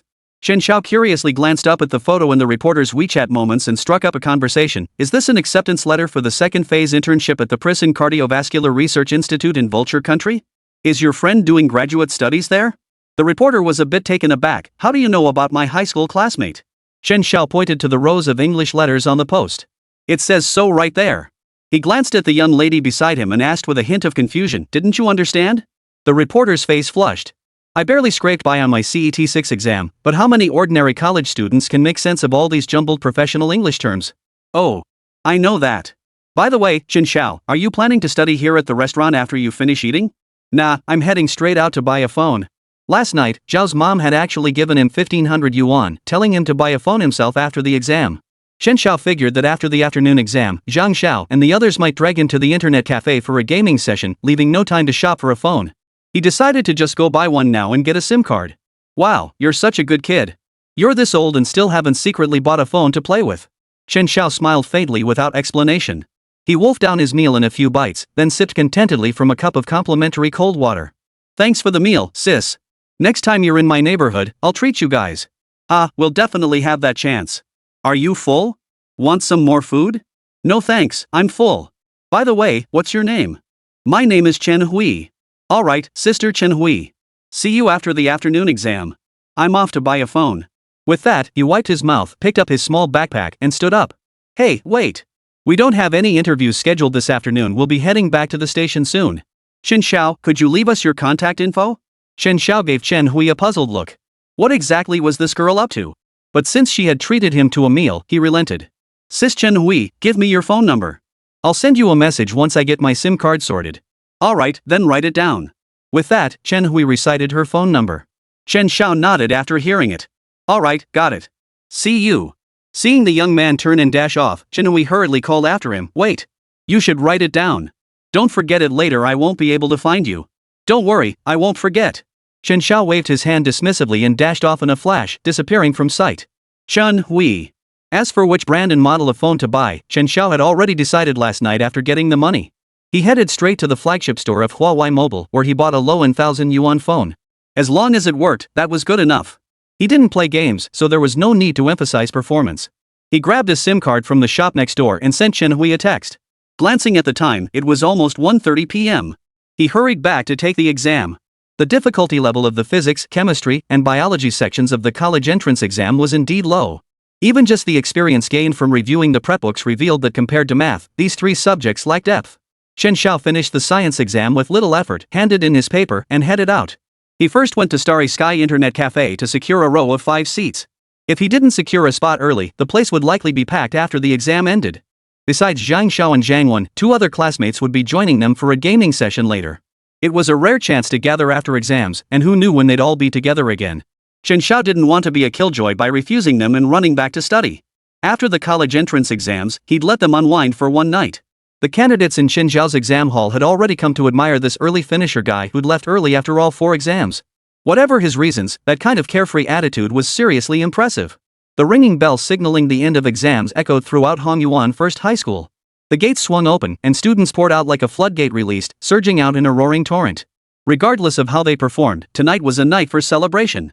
As the saying goes, drink today's wine today. Exam results can wait 2 weeks. Chapter 25, how many are left across the way? Bro, where are you? Zhang Wen started shouting shamelessly the moment he entered the internet cafe. Over here. Over here. Hurry up. Chen Xiao heard Zhang Wen's goofy voice and immediately stood up, waving his hand. The 4 of them powered up their computers and took their seats. Besides Zhang Xiao and Zhang Wen, there were Yuan Xiaoyuan and Xian Lu, 2 others who used to hang out with Chen Xiao quite a bit. Old Xiao, finished early again? Just now on the 8th multiple choice question in biology, the one about genetic inheritance, what did you pick? Zhang Xiao leaned back in his chair, finding a comfortable angle to ask. Hey, no talking about grades tonight. Just gaming. The exams are over. Why dwell on it? We can't change the answers anyway. Let's play first. Zhang Wen groaned at the thought of Zhang Xiao bringing up test questions again, quickly cutting him off. Don't ruin my mood for gaming, fat tiger. Zhang Wen's standards weren't high, any school would do. As for what kind of school? He wasn't picky, as long as there were plenty of girls. Zhang Xiao rolled his eyes at Zhang Wen's interruption and sighed. Fine, no more talk. Let's just play. Alright, what should we play first? PUBG or Dota? Yuan Xiaoyuan rubbed his hands together impatiently. Chen Xiao felt games like Dota lacked enough freedom to fully showcase his physical advantages, especially his reflexes and control. Better to try PUBG. Let's play PUBG. Isn't it just starting to get popular? I've been wanting to try it. Perfect timing for a 5-man squad, Chen Xiao suggested. That's because you're too buried in your studies. This game's been huge for ages, okay? I play a few rounds every week. Trust me, I'll carry you guys. Xian Lu, sitting at the far end, declared smugly. It's starting. Pay attention, Xian Lu, let's aim for a chicken dinner. Zhang Wen shouted. Xian Lu gave an awkward smile. I'll try my best. Just don't screw me over too much. Chen Xiao casually picked a gaming name Xiao Shun and entered the loading screen. He started watching a PlayerUnknown's Battlegrounds tutorial on his new phone, but before he could finish, the computer screen already showed the parachute jump. Everyone follow me to the abandoned train station, it's usually less crowded. Xian Lu marked a drop zone, his expression saying, trust me, this is safe. Holy crap, Xian Lu, are you sure this is okay? I swear I see 2 other squads heading for the same spot. Zhang Wen stared at the sky filled with parachutes, speechless. No time to change spots now. Let's just go for it. Xian Lu sighed, resigned. Chen Xiao drifted down slowly, and luckily, right at his feet lay an AK-47. Thud thud thud, footsteps approached from his left rear. Chen Xiao heard it sharply, spun around, and emptied a magazine. But awkwardly, the gun's recoil caused the crosshair to drift from the enemy's forehead to the top of his head. Bang! 1 headshot. Chen Xiao. Clearly, the opponent was skilled. A single shotgun blast had struck the head directly. Alright, I've taken care of one Xiao god over here. Ha, fancy name, but what a noob who can't even control the recoil. After taking out Chen Xiao, the enemy looted the box and walked away without looking back. Holy crap, Chen Xiao, you got boxed right after landing? Zhang Wen stared in disbelief. That's normal, okay? Chen Xiao did well in his exams, but this game, it doesn't care about grades at all. It's all about skill. Xian Lu explained, eyes glued to the screen without blinking. Come on. I've got 2 people here. Holy, we can't handle them. Tap tap tap tap. Holy. The enemy knows what they're doing. The gunfire died down, and not only was Xian Lu himself down, but Zhang Xiao and Yuan Xiaoyuan, who had rushed over to support him, also bit the dust. You're the village's last hope now. Winning this match depends on you, Zhang Xiao said encouragingly. Zhang Wen, who had only picked up a frying pan. At least he hadn't gone out to scavenge for gear, quietly hiding to avoid burdening Xian Lu. Damn it, I'm the only one left? Chen Zhao's reaction was actually pretty quick, but not knowing the gun's characteristics was a bit of a shame. He pulled out his phone and started watching chicken dinner tutorial videos. The game wasn't too difficult. In about 10 minutes, his skill level appeared on the data panel, Chicken Dinner Beginner. Zhang Xiao still couldn't make it out of the abandoned train station alive. He didn't even pick up a single gun before getting blown to bits by a burst of fire. I refuse to accept this. My luck was just terrible this round. The enemy team was way too skilled. We were all newbies on our side, it was impossible. Xian Lu declared emphatically. Come on, let's keep going. Zhang Xiao felt pretty frustrated too. He'd spent ages hiding with a frying pan and got killed before even touching a gun. This round, he didn't care about survival, he was just going for it. You guys play one round. I'm heading to the training ground to test some weapons. We'll join the next one together, Chen Xiao said after a moment's thought. Old Xiao, give it a rest. Spending all day in the training ground won't do much good, Zhang Xiao countered dismissively. Yeah, I just want to get a feel for the guns and grenades. It won't take long. Fine, let him get familiar with the guns. The 4 of us will start first. Xian Lu felt his death earlier was too frustrating.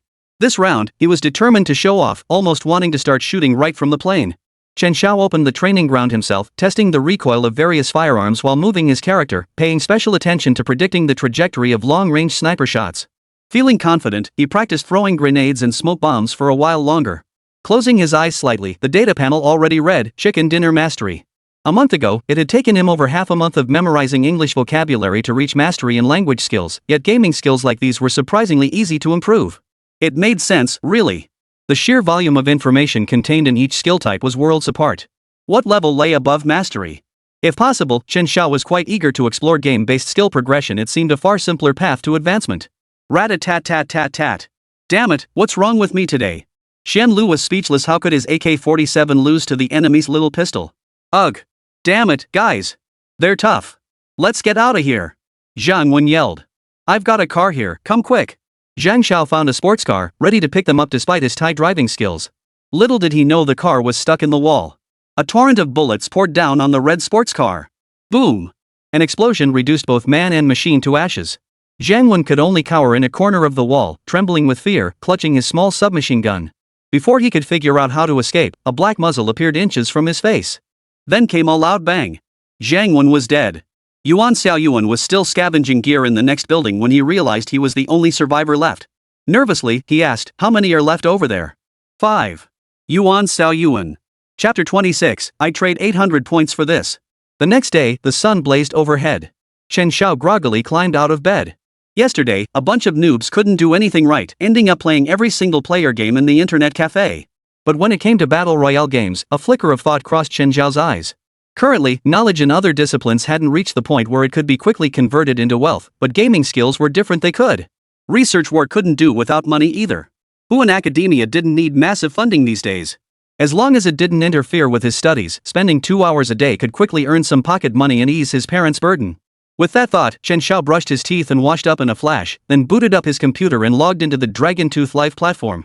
After a quick registration, Chen Xiao drafted a live stream title, fresh off the Gaokao, first time PUBG stream 1 death and I quit streaming forever. The cocky title quickly drew in some casual viewers. 6666, I love this kind of boldness. Hey, this guy. I've seen his interview transcripts. Isn't he the paper handing in guy who's been all over the news lately? He's using his notoriety to stream and cash in on the hype. Waiting for him to get killed on landing. Seeing the headline, the stream's chat got a bit livelier, though mostly with mocking comments. After all, in PUBG, even pro players wouldn't dare claim they can survive multiple rounds in a row. Good afternoon, everyone. Chen Xiao's voice filled the livestream. Ah, that voice is actually pretty nice. Alright, this voice. Worth the trip. I'll drop some beans first, a female viewer giggled. Chen Xiao glanced at the viewer count. The slightly cocky title had drawn some traffic, but it was only a few dozen people. Chen Xiao wasn't worried. Once he climbed to the top of the leaderboard, would he still lack popularity? Hey everyone, I just started playing this game yesterday. It's a new account with the base 1200 points. I'm aiming to hit the leaderboard within the next day or two, Chen Xiao casually announced. A handful of viewers immediately dismissed him with disdain. This kid bragged during the college entrance exams, fine. But bragging while gaming? Wanna see your face swell up later? The current 100th place on the leaderboard, basically last place, has over 2,800 points. He expects to catch up by 1,600 points in 2 days?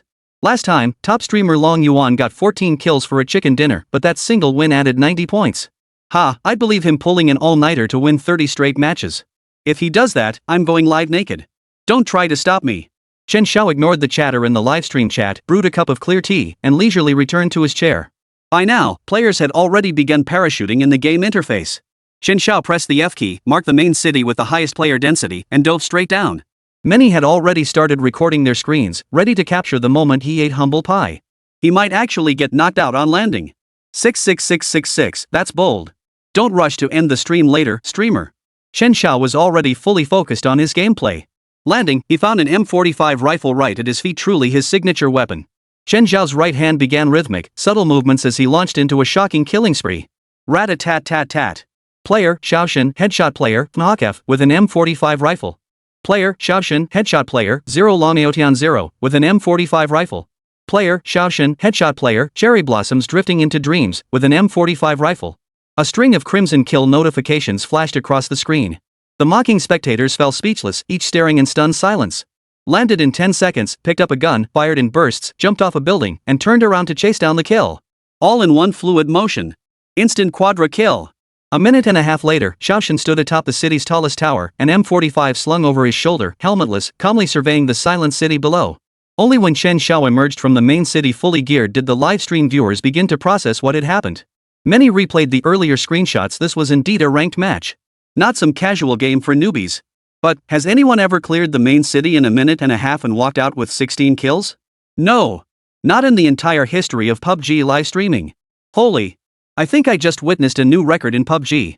Viewers who casually opened the recording just now hurriedly saved the footage with utmost care. Right now, Chen Xiao is already cruising around in a sports car, searching the entire map for survivors. True, a 14-kill chicken dinner only nets 90 points. So, what about a 28-kill chicken dinner? A 50-kill chicken dinner? Wherever Xiao God's red sports car roared past, no one survived. 17 kills? 18 kills? 19 kills? 20 kills? Holy, that's insane. Whether assignment guy nails his final mission or not, I'm heading outside to run around naked right now. Holy, I'm on my knees watching this. Mom, come quick. Someone's showing off over here. Oh wait, he doesn't need to pretend. No matter how far away the enemy appeared, no matter how hidden their position, as long as they entered the screen's field of view, they were guaranteed a headshot. Yes, headshot after headshot. This M45 feels like it has a headshot lock. If it weren't for the livestream showing Chen Xiao's right hand controlling the game, and if it weren't for Honor of King's extremely strict anti-cheat system, some people genuinely suspected he was blatantly cheating. Time ticked away, second by second. When Chen Xiao delivered a final headshot to eliminate the last player in the final circle, the chicken dinner victory screen popped up. A 35-kill streak. Over a third of the players fell to Chen Xiao's hands. This single match earned him 165 points. Chen Xiao remained utterly unfazed, as if he just dispatched 35 minor foes. He took a sip of tea and calmly started the next match. Gradually, the livestream's viewership surged from dozens to 300 or 400, then steadily climbing past 1,000, 2,000, until finally topping 4,000. Some viewers began showering gifts, beans, flowers, and fireworks started popping up in the chat stream. Big shot, I was wrong. I was blind. Even some of the original mockers were now convinced. Newcomers who joined stayed hooked. This gameplay was too wild. Too thrilling. Too exhilarating. It made your blood boil. It felt like war drums were beating non-stop, killing everyone in sight. Not a drop of blood on his hands, leaving only a dashing, resolute silhouette behind. That guy looks familiar, a new viewer remarked curiously. Of course he looks familiar, he's that submit the paper guy from the viral videos a while back, someone reminded them. Holy crap, it's him. Now I remember. Even though submit the paper guy probably got terrible grades, his gaming skills are insane, right? Absolutely. With skills like that, why bother with exams? He should go pro as a streamer, he's got the talent. Wah, I'm a student this year. I'd trade my 600 points for his PUBG skills in a heartbeat. 600 points? I'd trade 700 points for his skills. Give it a rest, folks. I'd trade my 800 points for his skills. Hey, you underachievers up there, stop bragging. Which province even has a 800-point college entrance exam? In just half an hour, the entire live stream room had erupted with excitement. A steady stream of new viewers kept joining. Chapter 27, Master Level Skill Awakening. That night, Chen Xiao became a sensation once more. The PUBG streamer just wants to be a scientist. Declined the national top team's enthusiastic invitation. The submit your paper guy drops another shocking remark. However, after watching the video, many netizens went from mocking to marveling. After all, setting aside his exam results, this guy's PUBG skills are absolutely insane. 10 matches in one night, winning every single one with 30 kills per game. In a single night, he skyrocketed from 1,200 points to 2,870 points. In one night, he climbed to the top 100 of the PUBG leaderboard with a new account. All of these are record-breaking data points in PUBG history. Fans on both Weibo and Longya accounts are skyrocketing. But that's not the main point. Last night's 4-hour stream netted Chen Xiao 4,300 yuan in gift revenue. On another note, his PUBG mastery level has risen. Last night, during the 9th match, I suddenly felt a breakthrough in gameplay. Controlling the character's movements felt smoother and more natural. Glancing at the data panel, a branch skill appeared, Chicken Dinner Mastery Extreme Evasion. According to the tech tree explanation, when a discipline or skill reaches mastery level through accumulated development, an awakening-like phenomenon occurs, unlocking talents that enhance the progression of that science or skill. In truth, many masters across various fields in modern society have undergone distinct growth journeys and possess unique skill talents, they just aren't as obvious. Sure enough, after reaching mastery, my positioning became more dazzling and dazzling. Whereas before they might have taken a few stray shots, now they can use their sixth sense to maneuver characters along bullet trajectories, achieving extreme evasion like having a god mode lock on cheat enabled. Time flowed by day after day. Daytime plans remained unchanged, continuing to plow through the University Computer Fundamentals textbook. The 400-plus page book provided a basic introduction to 4 modules: computer operating systems, computer architecture, computer networks, and data structures and development. The depth isn't extensive, and it doesn't cover programming languages, algorithms, or software engineering. However, it provides a comprehensive foundation for understanding the entire computer industry and for future learning. Having read over 700 pages in recent days, my biggest realization is that computer science isn't a strictly hierarchical field. The modules are deeply intertwined. Chen Xiao feels that when formally studying later, it's best to approach the material with specific questions and doubts in mind. That approach might yield higher efficiency. For instance, when starting with C programming, you'll encounter concepts like linked lists and stacks, which naturally lead to studying data structures. While studying data structures, one inevitably encounters more fundamental knowledge, such as operating systems and compiler principles. Further exploration reveals numerous hardware concepts that remain unclear, necessitating the study of computer organization principles. In short, no learning module follows a linear path from start to finish. Knowledge from other modules inevitably weaves through each one. Chen Xiao felt a pang of regret. He sorely missed having access to a university library. His small county town offered no place to borrow these books. At his current pace, he should thoroughly grasp this book within the next day or two, thereby gaining a basic understanding of fundamental computer concepts. June 23, 2016, Wuxia calendar. For many students, this day was filled with tension. For it was the day the Jiangnan Province College entrance exam results were released. The culmination of countless students' 9 years of academic endeavors would be revealed today. At 8 p.m. sharp, Chen Xiao opened his livestream as usual. If there's money to be made, might as well make some. 12 days, raking in over 60,000 yuan. Over the past few days, Chen Xiao had turned down offers from over a dozen guilds, teams, and streaming platforms, sticking to his routine of studying by day and earning his living expenses by night. Over 60,000 yuan, enough to cover his college living expenses for 2 years. Over dinner yesterday, Chen Xiao boldly declared to his parents, "You won't have to pay a single penny for my college." His initially bewildered parents only truly believed him after seeing the gift revenue share in his Longtooth account. Currently, his livestream consistently attracts around 1 million viewers. I missed yesterday's stream. How many chicken dinner points does Xiaoshen have now? Latest update, 13,894 points. Whoa, that's insane. Haha, the second place player Long Yuan has been grinding nonstop for over 10 days and dropped to 3,360 points. Not even close to Xiaoshen's total. Is Long Yuan losing his touch? Not at all. He keeps getting matched with Xiaoshen during his night streams. Streamer Long Yuan has been feeling like he's been carrying a burden he shouldn't have these past few days, and his mental state is on the verge of collapse. If the gap were just a few dozen or 100 points, there'd still be motivation to chase and overtake. But when the gap is tens of thousands of points, damn it, I just want to smash my keyboard. Chapter 28, Chicken Dinner Streamer, Live Score Check. Chen Xiao brewed himself a cup of tea and launched the game with practiced ease. The chat was already buzzing with activity. Xiao God, today's your college entrance exam results day, aren't you nervous? I'm a candidate this year, God Xiao, please protect me and grant me high scores for admission. Pfft, you guys forgot Xiaoshen's other nickname, Mr. Hand in Early? And you're asking him for protection? That's hilarious. Even if Xiaoshen's grades suck so bad he can't get into college, he'll still make more money than us. Just waiting for Xiaoshen to drop his scores. I can't beat him at gaming, but exams? Ha ha. Of course, some genuine fans kept reassuring him, every profession has its champions. Chen Xiao glanced at the comments. Some of these guys really had their confidence skyrocketing.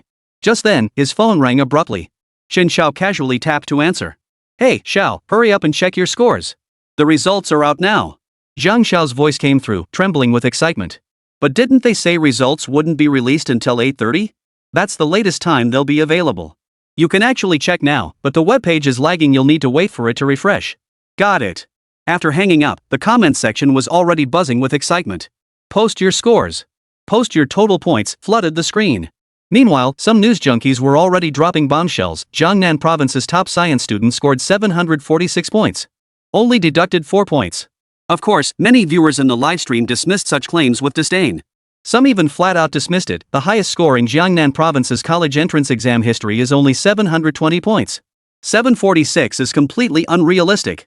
But soon, more and more sources flooded the comments, each sounding more certain than the last. Stories like my uncle's cousin's wife has an old classmate at the Provincial Examination Authority. Or that Antarctic Circle News had already announced the highest science score as 746. Of course, the overwhelming majority of comments still clamored for Chen Xiao to go live and check his scores. Chen Xiao took a sip of tea and smiled wryly. Fine, let's check the scores. Just don't be too surprised.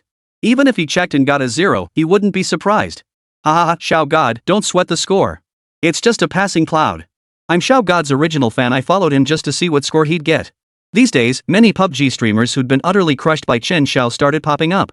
Even Long Yuan, a major gaming streamer, came to join the fun, seeking nothing more than a strange sense of psychological balance. He even sent a rocket with the note, "Congrats to God Xiao on making the honor roll." Chen Xiao opened the Jiangnan Province Examination Authority website and entered the college entrance exam score inquiry portal. The crisp sound of keyboard clicks echoed through the livestream as he entered his official account, password, student ID, and inquiry password. One by one, he entered them publicly in the livestream, with nearly 1 million people simultaneously witnessing this legendary gamer check his college entrance exam scores. Click. The final enter key was pressed. The page paused briefly before refreshing to display the score sheet. Candidate name, Chen Xiao. School, Hongyuan County First Senior High School, Jiangnan Province. Class, Senior 3-7. Chinese score, 146 points. Math score, 150 points. English score, 150 points. Science comprehensive score, 300 points. Total score, 746 points. Provincial ranking, first place. The live chat in the nearly million-strong livestream suddenly froze. The screen seemed controlled by some mysterious force. An eerie silence descended. In that moment, countless viewers were stunned speechless. What the? Whether they came for the spectacle, genuinely cared, or just clicked in by chance, the shock was beyond words. Damn it, I just wanted to see a joke. Damn it, why do I feel like I'm the joke here? Who am I? What am I? Who was I trying to laugh at? And at this very moment. Ding. Mission accomplished, secured the top spot in the provincial college entrance exam. Ding. Earned 1,000 points. Rewarded 1,000 points. Ding. Obtained 2 random spatial items or 2 specified items already in inventory. Rewarded with 2 random spatial items. Elegant pale blue text appeared before his eyes. The task rewards Chen Xiao cared about most had finally arrived. Meanwhile, many had already received more complete provincial exam results through news app notifications. Jiangnan Province witnessed an unprecedented science score of 746 points. Unmatched throughout history. Jiangnan Province's top science student hails from Hongyuan County No. 1 High School, achieving an unprecedented total score of 746 points. This year's provincial top scorer is Chen Xiao from Hongyuan County, with a staggering 746 points. Shocking. Absolutely shocking. The internet sensation Submit the Paper guy has become Jiangnan Province's top scorer with a perfect 746 points. Divine. The early finisher guy predicted he'd be provincial top scorer and it came true. Chapter 29, the joke turned out to be on me. The bullet comments paused briefly before erupting even more fiercely. Like boiling water, no? Like erupting volcanic lava. Everyone was stunned. This is unbelievable. I'm watching someone play games in a live stream and accidentally witness the top scorer of Jiangnan Province's college entrance exam checking their results. I just mocked a provincial top scorer for their grades. Now I feel like I'm floating. Unbelievable. I must be seeing things. Thought he was a gaming legend, turns out he's the real deal. I bowed down to Xiao Shun. I'm impressed. Someone, just kill me now to cheer up Xiao Shun. Long Yuan was utterly dumbfounded. After all these years in the real world, he suddenly realized how little he truly knew. He stared at the live stream stats for a long time. So he genuinely wanted to be a scientist. But these scores? They just feel unscientific. This is ridiculous. Li Tianrua, principal of Hongyuan County No. 1 High School, who was awaiting the student score tally, received the good news notification from the Municipal Education Bureau. Overjoyed, he couldn't contain his excitement and immediately notified Teacher Pan from the Academic Affairs Office, prepare fireworks right away. Work through the night to make a banner for the top scorer and hang it up. Upon hearing the news, Su Jie was so overwhelmed he felt dizzy. I, Su Jie, have actually taught a provincial top scorer in my lifetime. Elsewhere. Intern reporter Chen Hui, who had just arrived home, received a call from the station. Hello? Xiao Chen, are you home yet? Oh, Director Li, just got home. We need to work overtime today. The results for that exam paper guy you've been covering are in. Oh? What's his score? Chen Hui asked casually while getting ready to head out. 746 points. Top scorer in the entire province. Director Li replied in a slightly raised voice on the other end of the line. What? 746? Top scorer? Are you serious? That can't be right. Didn't he finish early? Chen Hui froze in disbelief, his hand suspended on the doorknob as his mind went blank. Nothing's impossible. The news is absolutely true. It's even posted on the provincial exam website. Hurry over there for an exclusive interview. Now. Immediately. Oh, okay. Even the executives at Longya Live were stunned. One of their top streamers had become the top scorer in a major exam province. What did this mean? It proves our platform is the best, of course. Look, even the top student in the college entrance exam streams on our platform. Is there any other platform besides ours? No. We are dragon teeth, one of a kind. You underachievers better tune in to the livestream now. You gotta seize every chance to hype things up. Within minutes, Chen Xiao's livestream room underwent a dramatic transformation. Every possible headline, celebratory font, and background was deployed. Nothing was left out. A platform-wide congratulatory message appeared at the top of every room. Warmest congratulations to our platform streamer Xiaoshan for becoming the top scorer in the Jiangnan Province College entrance exam. Of course, this move generated massive buzz and plenty of backlash. Holy crap, what the hell does the top scorer have to do with you? Makes it sound like your platform actually produced him. In an instant, countless people sprang into action upon hearing this news. Inside Chen Xiao's live stream room. This academic failure came specifically to pay homage to the genius. I'm taking the college entrance exam next year too, here to soak up some good luck. Holy crap. Seeing test-taking God scores has completely shattered my worldview. I'm completely dumbfounded. How can someone so good at gaming score like this? Hey, you're not alone. I still can't believe it. If it weren't for the official announcement, I'd think it was some prank or hype. Xiaomu felt like she was dreaming. She couldn't stop grinning from ear to ear. She started chattering away about planning the graduation banquet and teacher appreciation dinner. Not a single relative or friend could be left out. Just then, the doorbell rang. Mother Xiao, beaming with joy, opened the door. It was none other than homeroom teacher Su Jie, accompanied by 2 staff members wearing name tags and white shirts. Oh my, Teacher Su has arrived. I rushed over as soon as I heard the news. Congratulations. Top marks. Provincial champion. Su Jie said with a beaming smile. Thank you. Thank you. I was just thinking about inviting Teacher Su out for a meal sometime. Miss Chen, no rush. Let me introduce you to these 2 gentlemen. They're admissions officers from Shuimu University in Jiangnan Province. What? Hello, teachers. Please come in and sit down inside. Chen Xiao's mother beamed. This was something she had never dared to imagine before. Shuimu University and Imperial Capital University were the 2 top-tier institutions in China, dream schools for countless students and parents. Please take a seat, everyone. I'll go get Chen Xiao. That kid's still glued to his computer. No rush, no rush. Relaxing after exams is only natural, smiled one of the middle-aged admissions officers. Zhao's mother didn't bother checking if the livestream was still active. She hurriedly opened the door and exclaimed joyfully, "You little rascal. Stop playing games. Get away from that computer. The admissions officers from Shuimu University are here. Go out and accompany them right away. They might even offer you early admission. I'll go pour some tea."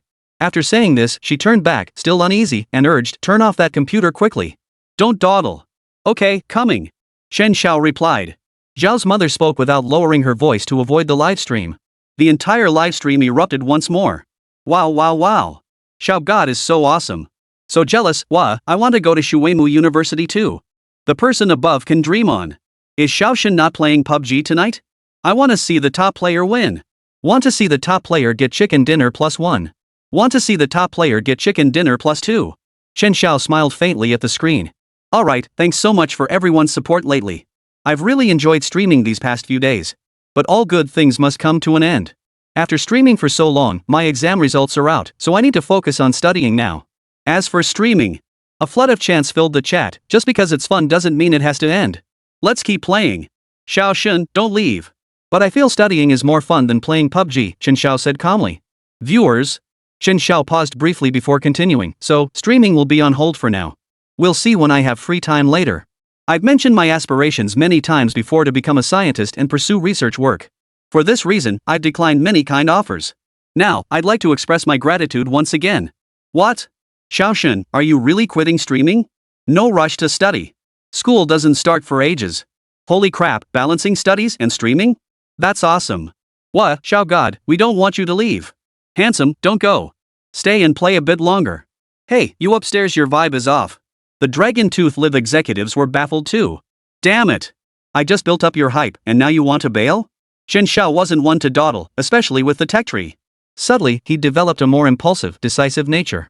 Waving at the screen, he said, Alright, I've got guests waiting at home. Gotta go.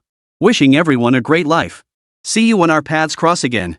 Chapter 30, I want to study 6 majors at once. Hello, Teacher Su. Chen Xiao exited the livestream, entered the living room, and greeted Su Jia. You're here? Congratulations, Chen Xiao. I'm so happy for you. The moment Su Jia saw him, his smile was uncontrollable, a far cry from the stern demeanor he projected at school. The middle-aged professor seated on the sofa rose with a smile. So this is Chen Xiao? I've heard so much about you. Now that I see you in person, you truly are a fine young man. Your spirit is truly captivating. Chen Xiao found the phrase impressive and dashing grating no matter how he heard it, but he maintained his politeness. Thank you for the compliment. Are you a professor from Shuemu University? Yes, my surname is Zhong. I handle admissions for Shuemu University in Jiangnan Province. This gentleman here is Teacher Lin. He gestured toward the younger male teacher beside him. Professor Lin, who had come along, pulled a stack of admissions brochures from his briefcase, deliberately placing Shuemu University's prospectus on top. Mr. Chen Xiao, please take a look at our university's admissions materials first. It will give you a more direct understanding of our institution. Just then, Zhao's mother arrived at the table carrying 3 cups of tea. Professor Zhong, we never imagined our child would have the chance to attend Shuemu University. What more could we possibly ask for? If Shuemu is willing to accept him, we'll fully support his application. Teacher Zhong smiled warmly and replied modestly, today's children are all very independent and have strong opinions. That's why we should still introduce more about the university's learning environment to Chen Xiao, so he can make a firm and informed choice. No sooner had he finished speaking than a series of knocks sounded at the door. Knock, knock, knock. Coming. Zhao's mother opened the door to find 5 or 6 people standing outside. The one knocking appeared to be the delicate-looking girl at the front, holding an interview microphone. She looked like a reporter. Zhao's mother asked in confusion, excuse me, who might you be? Hello, is this the Chen Xiao residence? The female reporter asked with a sweet smile. Ah, yes. I'm his mother. Zhao's mother had never been interviewed before. Seeing the setup, she felt slightly nervous. Excuse us. I'm Chen Hui, a reporter from Hongyuan County Television. She then gestured to the 2 people behind her and introduced them. This is Ms. Zhang Lin, an admissions officer from Imperial Capital University. Ms. Zhang Lin was middle-aged but well-preserved. She smiled gently and said, Hello, Mrs. Chen. Chen Hui then introduced the other teacher, and this is Mr. Zhou Biyong, the admissions officer from Linen University in Jiangnan Province. Zhou Biyong, with slightly graying hair and thick glasses, smiled and said, Hello, I'm here on behalf of Linen University to visit Chen Xiao. Well then. Please come right in. The Shuemu University representative has just arrived too. Chen Xiao's mother said cheerfully. Son, the reporters have brought the admissions officers from Imperial Capital University and Linen University.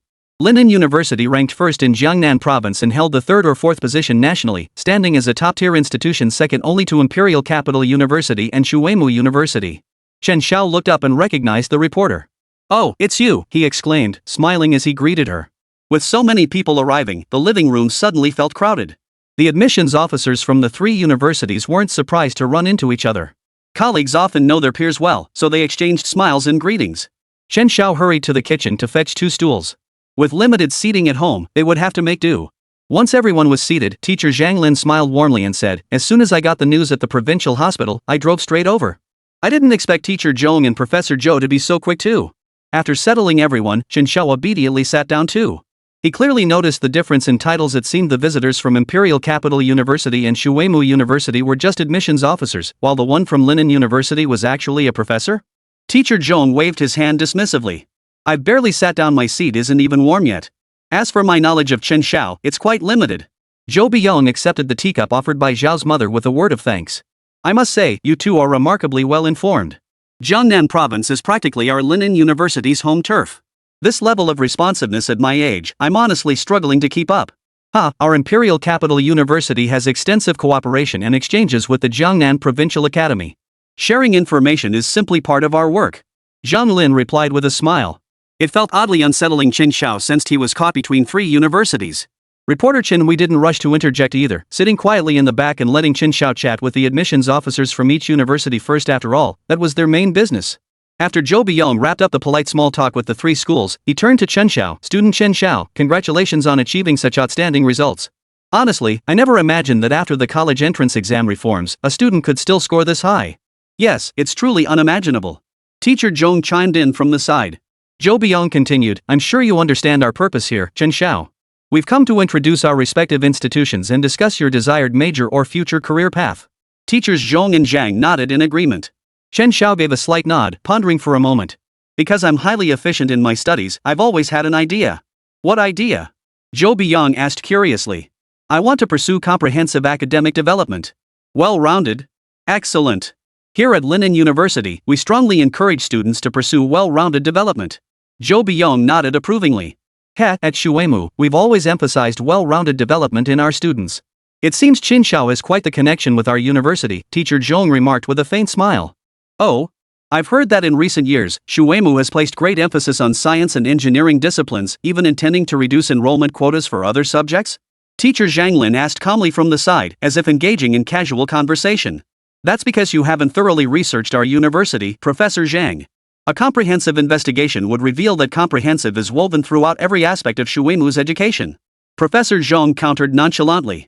"Let's hear what Chen Xiao has to say first," Zhou Biyong interjected, cutting short the subtle jabs exchanged between the other two schools.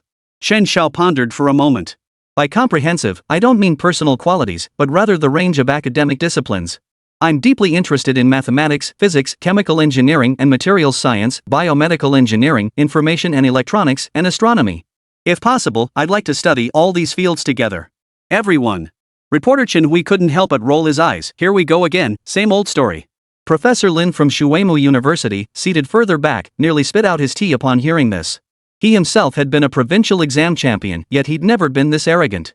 Studying like that isn't just biting off more than you can chew, it's practically stuffing yourself to death. You'll end up accomplishing nothing. Chapter 31, The Three University Competition. Professor Zhong cleared his throat softly and mused, "I do recognize student Chen Xiao's thirst for knowledge and passion for exploring the unknown. However, every major academic discipline encompasses numerous primary and secondary subfields. Take medicine, for instance, it encompasses 8 primary disciplines and 54 secondary ones. Within that, there are 7 in basic medicine, 2 in dentistry, 13 in traditional Chinese medicine, 6 in public health and preventive medicine, 18 in clinical medicine, 2 in integrated Chinese and Western medicine, and 6 in pharmacy. Therefore, no medical expert today would dare claim mastery over every branch of medicine." Zhou Biyong continued, "The mathematics major you mentioned is already a field with relatively few sub-disciplines. Yet even at our Linen University, it encompasses 4 primary disciplines: pure mathematics, computational mathematics, probability and statistics, and applied mathematics. You can major in one and minor in another without issue. Even pursuing a second degree in computer science or similar fields as an applied deepening of your mathematics major to enhance future employment competitiveness is feasible. This represents the limit of what I consider a student capable of. Engaging with too many disciplines is both unnecessary and unrealistic." Chen Xiao realized he might sound a bit radical, but for him, pursuing multiple disciplines maximized learning efficiency, with each field complementing the others. If tackling 6 majors simultaneously seemed too outrageous, then 4 would work. Before his rebirth, he had studied civil engineering. After rebirth, his understanding of mathematics, physics, biomedicine, and other disciplines remained at the high school level, leading to some cognitive gaps. He humbly inquired, "Professor Zhou, I admit I'm being greedy. For these majors, do you have any suggestions on the order of study?" "Mathematics should undoubtedly be your priority," Zhou Biyong replied, taking a sip of tea before continuing. Though classified under the natural sciences, mathematics forms the bedrock of all STEM disciplines. Mastering mathematics during your undergraduate years will make it easier for you to pursue advanced studies in math or switch to other fields later. After all, the most challenging part of graduate school entrance exams is mathematics. Outstanding undergraduates in the math department can look down on students from all other disciplines. Even the arrogant students in our computer science school, who challenge everything and everyone, never dare to challenge the math department. Zhou Biang glanced at the pensive Chen Xiao and added, different branches of mathematics have vastly different focuses. The first is pure mathematics, which studies the intrinsic laws of mathematical structures themselves without requiring solutions to practical problems. The second is computational mathematics, involving numerous interdisciplinary fields like computational physics, computational chemistry, and computational mechanics, which can be used to solve various scientific and engineering problems. The third is probability and statistics, emphasizing inference, analysis, and prediction, often providing decision-making foundations and references for others. The fourth is applied mathematics, the most expansive field. One part involves mathematics related to applications, while the other focuses on the application of mathematics itself. Applied mathematics fundamentally treats mathematics as a tool. It distills corresponding mathematical models for emerging problems and ultimately identifies scientific approaches or solutions. Chen Xiao furrowed his brow slightly before relaxing. Professor Zhou, hearing your explanation, I find myself quite drawn to the purely theoretical study of fundamental mathematics. Oh? Mastering that field is no easy feat. You must shed all impatience and set aside thoughts of personal prospects or income before pursuing a doctorate. Dedicate yourself wholly to academic research first. Chen Xiao. Holy crap, is this field really this austere? Making money is something everyone thinks about, right? Seeing the two growing more animated, Zhang Lin realized she needed to act fast. She quickly interjected, Chen Xiao, if you're considering mathematics, you should come to our imperial capital university. Last year, the Ministry of Education ranked us first overall in mathematics. Seeing Chen Xiao remain silent, seemingly deep in thought, Zhang Lin pressed on, Chen Xiao, if you agree, we can sign your admission contract with Capital University right now. By tonight, you'll be a prospective freshman in our math department. And if you decide to switch majors or pursue a second degree after a year, our university policies allow for that. Seeing Capital University's direct approach, Professor Zhong abandoned small talk and got straight to the point. Several years ago, Shuemu University successfully recruited Professor Qiu Chuntong to join our mathematics school. Professor Qiu is arguably the foremost figure in China's mathematical community today. Previously teaching at Harvard in the Vulture Nation, he was renowned as a one-man mathematics department. If you're interested in joining Shuemu University, we can sign your admission agreement tonight. Once enrolled, you'll have an excellent chance to attend Professor Qiu's lectures. High chance? Chen Xiao inwardly scoffed. That sounded like nothing more than empty promises. Zhou Biyong smiled faintly, his expression unreadable. Professor Qiu is indeed a giant in the mathematics department, but to my knowledge, he doesn't teach undergraduates at Shuemu. I've collaborated with him on several research projects. If you, Chen Xiao, aspire to study under Professor Qiu in the future, I can write you a letter of recommendation. A thought struck Chen Xiao. Professor Zhou, are you also in the mathematics department? No, I specialize in physics. Chen Xiao felt a bit embarrassed. Physics? I'm quite interested in that too. Physics is excellent too. Zhou Baiyong's interest visibly heightened. Physics encompasses numerous specializations: pure physics, applied physics, nuclear technology, radiophysics, and more. Of course, our Linen University also offers a special admissions program, the Physics Pursuit class. With your college entrance exam scores, admission is entirely within reach. This program integrates undergraduate and graduate studies, covering the entire physics discipline during the bachelor's phase before specializing in a specific research direction during graduate studies. Zhang Lin interjected, as Chen Xiao is aware, our purpose in coming is to extend an invitation for you to enroll. The key consideration now should be which university's educational resources best align with your needs. Chen Xiao thought for a moment and said, Professors, I still wish to major in mathematics and physics, with computer science as a minor and another minor in a chemical or biological discipline. Furthermore, I plan to pursue entrepreneurship in the future and hope the university can provide strong support for that endeavor. Making money is a big deal. Well, Zhang Lin hesitated. While they could offer startup loans for entrepreneurship, accommodating such a broad range of disciplines, especially spanning the mathematics, physics, and computer science information engineering schools, was another matter. As an admissions officer in the Academic Affairs Office, she lacked the authority to grant such a request outright. Moreover, given the prestige of those three schools, this demand was truly. After all, Imperial Capital University never lacks top scholars. Meanwhile, Professor Zhong from Shuemu University also faced a dilemma. He responded diplomatically, Student Chen Xiao, our university has established regulations for student development. I still recommend majoring in one discipline and minoring in another. Pursuing 4 subjects simultaneously would be too demanding for you to excel in all of them. That said, given your academic achievements, our university is willing to offer a 100,000 yuan enrollment scholarship and provide an annual living allowance of 20,000 yuan. Upon hearing this, Zhao's mother beamed with pride, nearly jumping at the chance to accept on her son's behalf. Attending Shuimu University with 180,000 yuan in scholarships over 4 years? Where else could one find such an opportunity? Even teacher Lin, who had accompanied the delegation from Shuimu University, couldn't help but feel a twinge of envy. His own scholarship had been hard-earned, fought for through rigorous GPA competition against city and provincial top scorers. Scholarships awarded upon admission like this were rare even at prestigious universities in the capital. Chen Xiao fell silent. It seemed juggling multiple subjects simultaneously wasn't quite feasible. Or rather, these elite institutions simply didn't value him enough to bend their academic rules for him. Ultimately, it all came down to his own inadequacy. Of course, any other student would never dare make such demands. They'd go even if it meant having their legs broken. Chapter 32, How about the day after tomorrow? In the living room. The atmosphere fell silent for a moment. After a moment, Zhou Biyong tapped the table lightly, as if having made a decision. He spoke up, Chen Xiao, if you're willing to come to Linen University, I can arrange for you to join the physics department's physics class. You'll major in basic mathematics. As per your request, you can also choose computer science and technology or chemistry as minors. I'll coordinate with the deans of those 3 departments and finalize your course schedule with the Academic Affairs Office. Finally, you will receive a one-time enrollment scholarship of 500,000 yuan. For any entrepreneurial projects you apply for during your 4 years of university, interest-free loans ranging from 200,000 to 1 million yuan may be granted based on the project's specifics. Of course, this interest-free loan is contingent upon your entrepreneurial project passing the review by the organizing committee's faculty members. Zhang Lin was utterly stunned, inside and out. She had been strategizing how to arrange for this student to pursue dual majors, how to secure the 200,000 yuan entrance scholarship, and was planning to gradually increase her bargaining chips to recruit this top scholar from Jiangnan province to Imperial Capital University. But Professor Zhou from Lin University had completely disregarded the rules. He raised the stakes to a level even he couldn't match. How could she possibly negotiate further? Teacher Zhong stared wide-eyed in disbelief. As an admissions officer, her administrative rank couldn't compare to Vice Dean Zhou's standing at Linen University. But Linen University wasn't some fly-by-night institution offering such a high scholarship in conditions like this. Wasn't it a bit too unassuming? Wouldn't it devalue their prestige? Is Linen University that desperate for top students? Not to mention the others, the surrounding admissions assistants couldn't believe their ears. Professor Lin also sensed Professor Zhou of Linen University was acting impulsively. With reporters present, if this offer fell through and the student ended up enrolling at Shuimu or Imperial Capital University, both offering superior overall conditions, Linen University would face brutal public backlash. Especially now, when the entire Linen University community was determined to challenge the global influence of Shuimu and Imperial Capital Universities.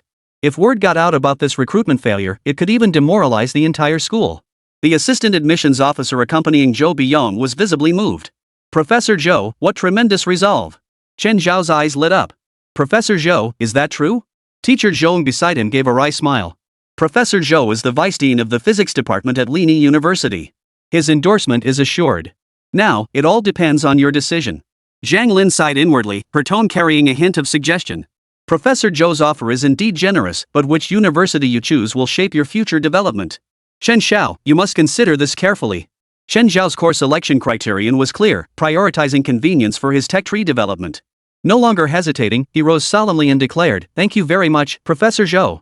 I accept the offer to become a student at Linen University." Chen Xiao didn't place much importance on the university's overall reputation, as that primarily mattered for post-graduation employment. But did he need to consider future employment? As for educational resources, Linen University was fundamentally no worse than the other 2 options. Rather than settling for average resources, he'd choose Linen for its greater freedom and more heavily weighted resources.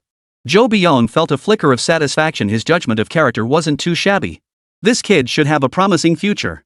Still, he added, Student Chen Xiao, I've met your conditions. But I may also have expectations regarding your academic performance. Please state them, Professor Zhou. You will take 4 courses concurrently. Your schedule from Monday to Friday will be quite packed. As a member of the physics-mathematics track, your academic status will be registered with the physics department. Physics courses will be prioritized in scheduling. Mathematics courses will be arranged as commuter classes, where you'll join regular mathematics major classes. As for computer science and chemistry, we'll schedule them if possible. If not, the courses will be placed on weekends for self-study. Of course, we'll ensure the corresponding instructors are notified. If you encounter difficulties during self-study, you may seek guidance from them. Zhou Biyong paused, then stated sullenly, the physics mathematics track itself has a GPA requirement. Failure to meet it will result in transfer to a regular major class. Similarly, the combined GPA for the 3 specialized courses is assessed each semester. If the combined GPA for any one specialized course falls below 4.2, that course will be removed from your schedule the following semester. Naturally, the corresponding degree will not be awarded. Zhou Biyong fixed Chen Xiao with a stern gaze, enunciating each word. Do you have confidence?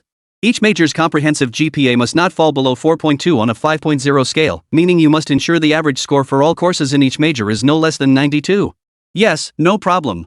Chen Xiao nodded firmly without hesitation. Teachers Zhang and Zhong, observing from the side, were unsurprised. More importantly, a 4.2 GPA requirement wasn't particularly high. Students with 4.8s and 4.9s were commonplace at their school, all academic stars. The real challenge lay in achieving this standard across all 4 majors. After all, human energy is finite.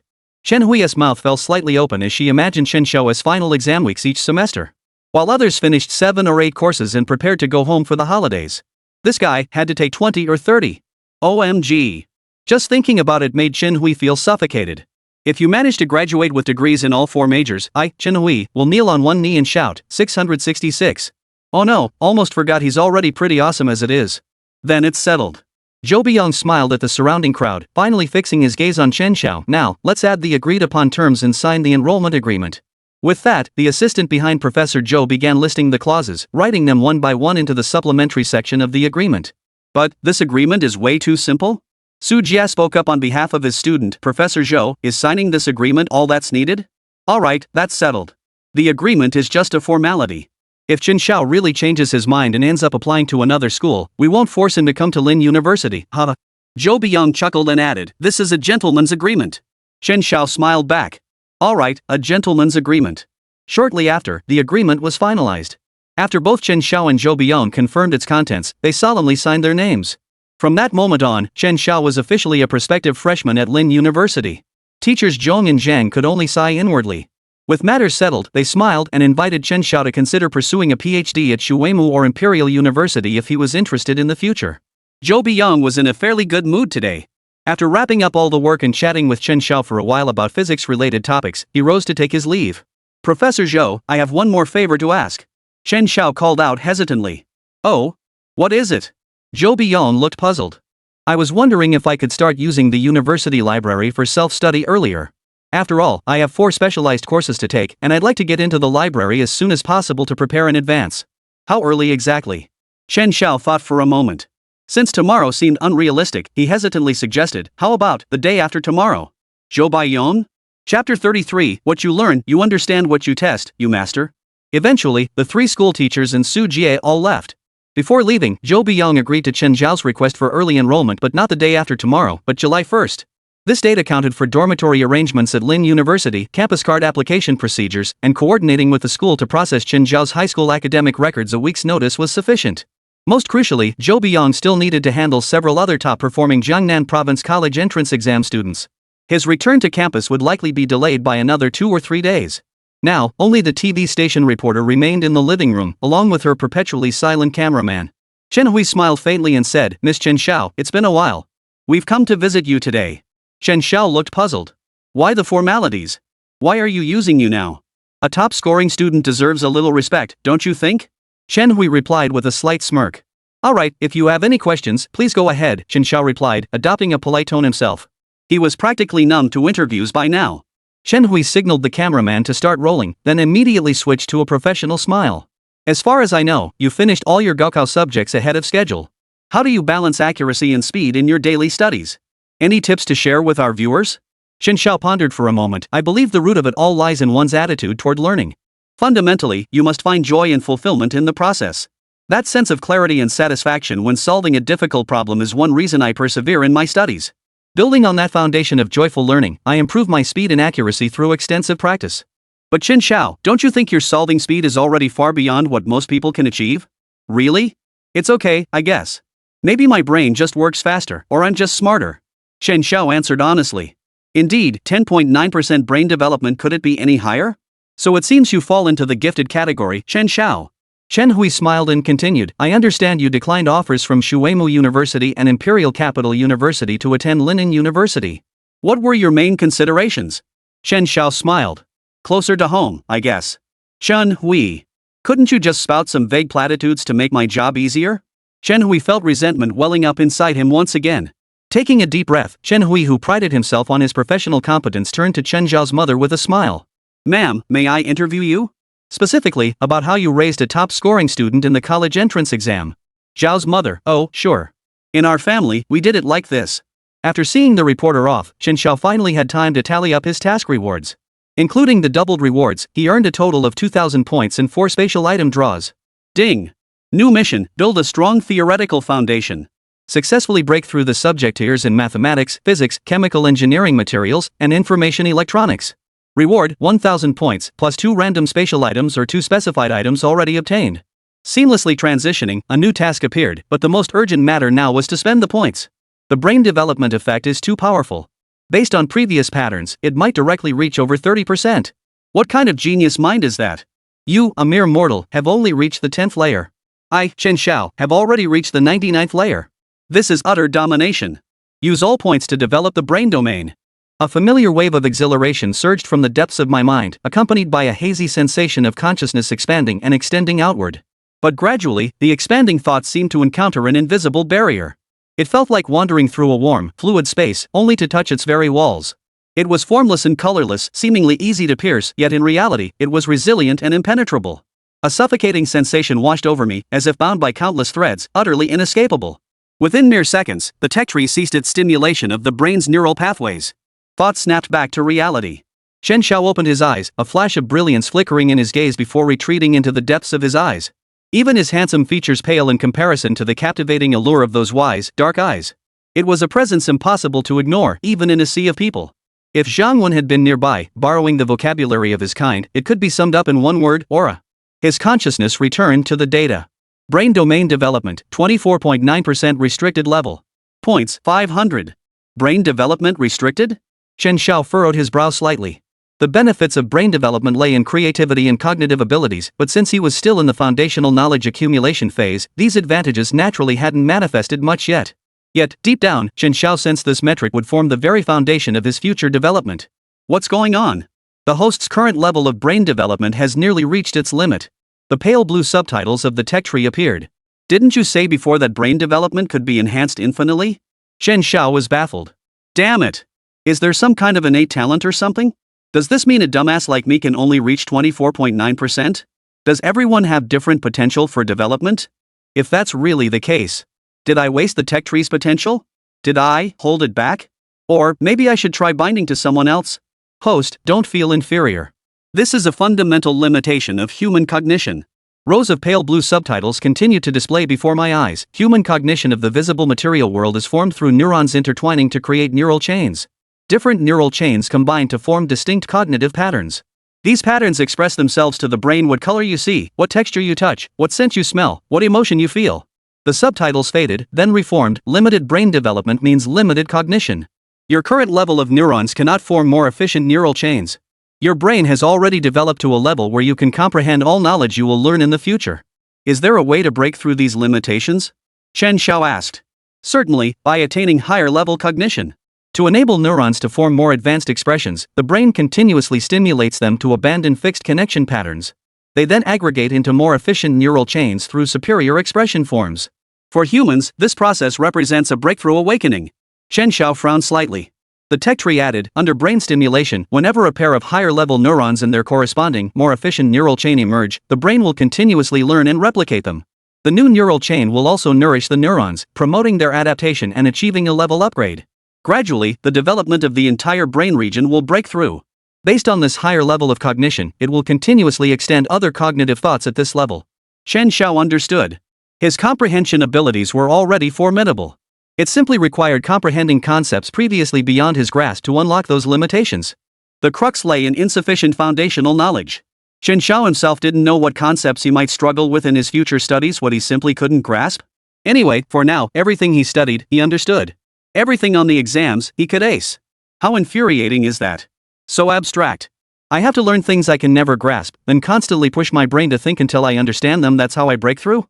That's like solving a world-class unsolved problem. Or creating a new theoretical theorem? Damn it, this isn't something you can figure out in a day or two. Chapter 34, Gamma Enlightenment Capsule.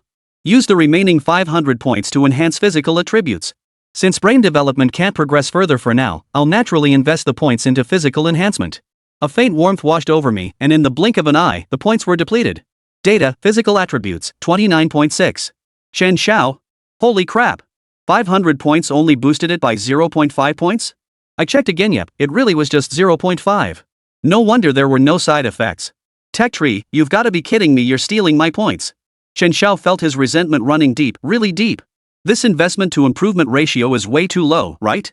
We recommend the host use targeted cellular enhancement agents for improvement. Tech tree points primarily target brain regions and are inefficient for physical attributes. Chen Xiao felt a pang of regret. If only he'd used them to learn tech skills. Still, his current data panel stats had improved significantly. Host, Chen Xiao. Physical attributes, 29.6. Brain development, 24.9% restricted. Mathematics, beginner 96-100. Physics, beginner 68-100. Chemical engineering materials, beginner 61-100. Biomedicine, beginner 59-100. Information electronics, beginner 82-100. Space astronomy, beginner 2-100. Branch skills, Chinese proficiency, English proficiency, PUBG Master Extreme Evasion. Points, 0. Mission, build a strong theoretical foundation. Successfully advance your subject levels in mathematics, physics, chemical engineering materials, and information electronics. Reward, 1000 points, plus 2 random or specified space items already available. Space items, basic cell enhancement potion X0. Chen Xiao took a deep breath, suppressing the heartbreak of wasting 500 points, and prepared to draw the items. Finally, let me draw the last 4 spatial items. Chen Xiao silently prayed, please let something good appear. Ding. Acquired, basic AI program. Ding. Gained gamma insight capsule. Ding. Acquired basic reverse decoder. Ding. Obtained detailed proof of the finite dimensional conjecture in arcane algebras 1-2 inch. Chen Xiao carefully read the descriptions provided by the tech tree. Holy crap. All good stuff. Awesome, my precious tech tree. Basic AI program assists with modeling and reasoning, programming, data analysis, data decryption, and information interception. Note, full functionality requires host exploration and cultivation with high hardware demands. How high are these hardware requirements? Why not at least specify the minimum memory and storage needed? And explore and cultivate on your own? Sounds like they just gave me a baby to raise? Am I starting to raise an electronic pet now? Chen Xiao glanced at the basic AI program appearing in his consciousness. It looked like a miniature USB drive. My old computer barely runs PUBG smoothly. This basic AI program must need even more power. Or maybe I should splurge and get my baby a high-end laptop worth tens of thousands as its nest? Chen Xiao pondered it. If he was going to buy, he might as well go all out. He'd earned over 60,000 yuan in pocket money from streaming these past few days. A high-end laptop costing 40 or 50,000 should be manageable. As for the scholarship from Lingda University, the earliest he'd get it would be after enrollment in September. Damn, research is expensive. And this is just a small laptop. Gamma Enlightenment Capsule. After ingestion, creativity and cognitive abilities surge dramatically for a short period, aiding in solving technical challenges. Effective duration, 9,366 seconds. Side effect, hunger. This is seriously awesome stuff. The more the better. Looks like a little red capsule. But damn it, couldn't they just say over 2 hours instead of this ridiculous 9,366 seconds? Gotta save these for when I really need a boost. Basic reverse engineering device scans items with spectral rays, automatically analyzes composition and manufacturing processes, and generates reports.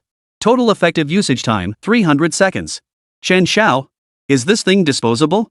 Wait, no, to be precise, it only lasts 5 minutes? Limited energy? Chen Xiao closed his eyes, immersed in the tech tree interface, staring at this slightly sci-fi silver flashlight that somewhat resembled the laser weapon handle from the Matrix. A crystal screen on the side of the basic reverse decoder displayed symbols, some kind of writing. Holy, I can't read this crap. What the hell kind of technology is this? If the final report ends up using these same symbols, I'll be reading a damn thing. At the end was a button, likely the power switch. After examining it thoroughly, Chen Xiao concluded the report output must come from this crystal screen. Chen Xiao thought, even if we get it out, we won't understand it. What a waste of excitement. What the hell do these symbols mean? They're just for show, not for use. Basic AI program activated. Translation assistance available. A line of pale blue subtitles appeared before his eyes. Chen Xiao thought for a moment. Fine, I'll go buy a laptop tomorrow. As for the detailed proof of the finite dimension conjecture in arcane algebra 1-2, it looked like a booklet, clearly only half complete. Thankfully, this one was written in Chinese characters. But still incomprehensible. His math proficiency was too low. Even with the answers, they were useless given Chen Xiao's current knowledge base. Chen Xiao was instantly speechless. He didn't retrieve these 4 items just yet. Once taken out, they couldn't be put back. Especially the basic reverse decoder he needed to take it to Linen University. If it got confiscated during security checks or something, the loss would be huge. The next day, Chen Xiao rose early, eagerly heading out to pick up a laptop. The latest dual-screen laptop. Ultra-luxury specs, RT 2016 class graphics card, 2TB SSD, 32GB RAM, the market's most powerful i9 11,980 Hong Kong dollars processor, 8 cores 16 threads, with a maximum turbo frequency reaching 5.3 GHz. As for the price? Let's just say he could afford it. Money was no object. The total came to 49,999 yuan, just 1 yuan shy of around 50,000. Truth be told, if he hadn't made some cash streaming PUBG these past few days, he'd never have splurged on this. The old him would never have had the nerve to ask his parents for 50 grand just for a laptop. Chen Xiao carried the laptop back to his room, shut the door, and powered it on. The startup animation for this laptop was pretty impressive. Chen Xiao closed his eyes slightly and mentally called out, "Primary AI program." Without warning, his left palm grew slightly cool, and a silver-gray USB drive made of a special alloy appeared. Chen Xiao examined the USB port. It fit the laptop perfectly, avoiding any awkward reading errors. He gently inserted the USB drive into the left side of the laptop. Suddenly, the laptop's desktop, which had been a pale blue background, went black. A row of unfamiliar characters appeared in the center of the screen. Chen Xiao examined them closely. They bore a striking resemblance to the characters displayed on the basic reverse cracker screen. Were both of these things produced in the same place? Immediately, the characters on the screen began to ripple, like ink suspended in water, swaying randomly in a dreamlike fashion. This looked incredibly high-tech. But at the same time, the laptop's cooling fan began spinning wildly, emitting a loud, buzzing hum. Chen Xiao jumped in fright. "Damn it, I just spent 50 grand on this thing, don't you dare wreck it." Amid his worries, Chen Xiao almost pulled the USB drive out. After all, he didn't know if this smart brain was any good, but his 50,000 yuan laptop absolutely couldn't break down. But astonishingly, the USB drive inserted into the laptop's left port started to soften. It seemed to transform into some kind of viscous liquid. This sudden, terrifying change made Chen Xiao feel like his head was about to explode. Damn it, this laptop can't get wet. Whether it was water or not, he couldn't risk letting it seep into his computer. Without a moment's hesitation, Chen Xiao rolled up his sleeves, ready to wipe away this softened, viscous liquid substance. What was truly terrifying was that the liquid seemed to possess a will of its own, crawling right into the laptop's ports. Yes, exactly like a living, soft creature, it slipped inside the computer without leaving a single drop behind. It blatantly defied the laws of fluid gravity. At that very moment, the strange symbols on the screen vanished. All that remained was a pitch-black screen and the frantic whir of the cooling fan. Chen Xiao. Chapter 35, I Have a Baby. Chen Xiao had no idea what to do.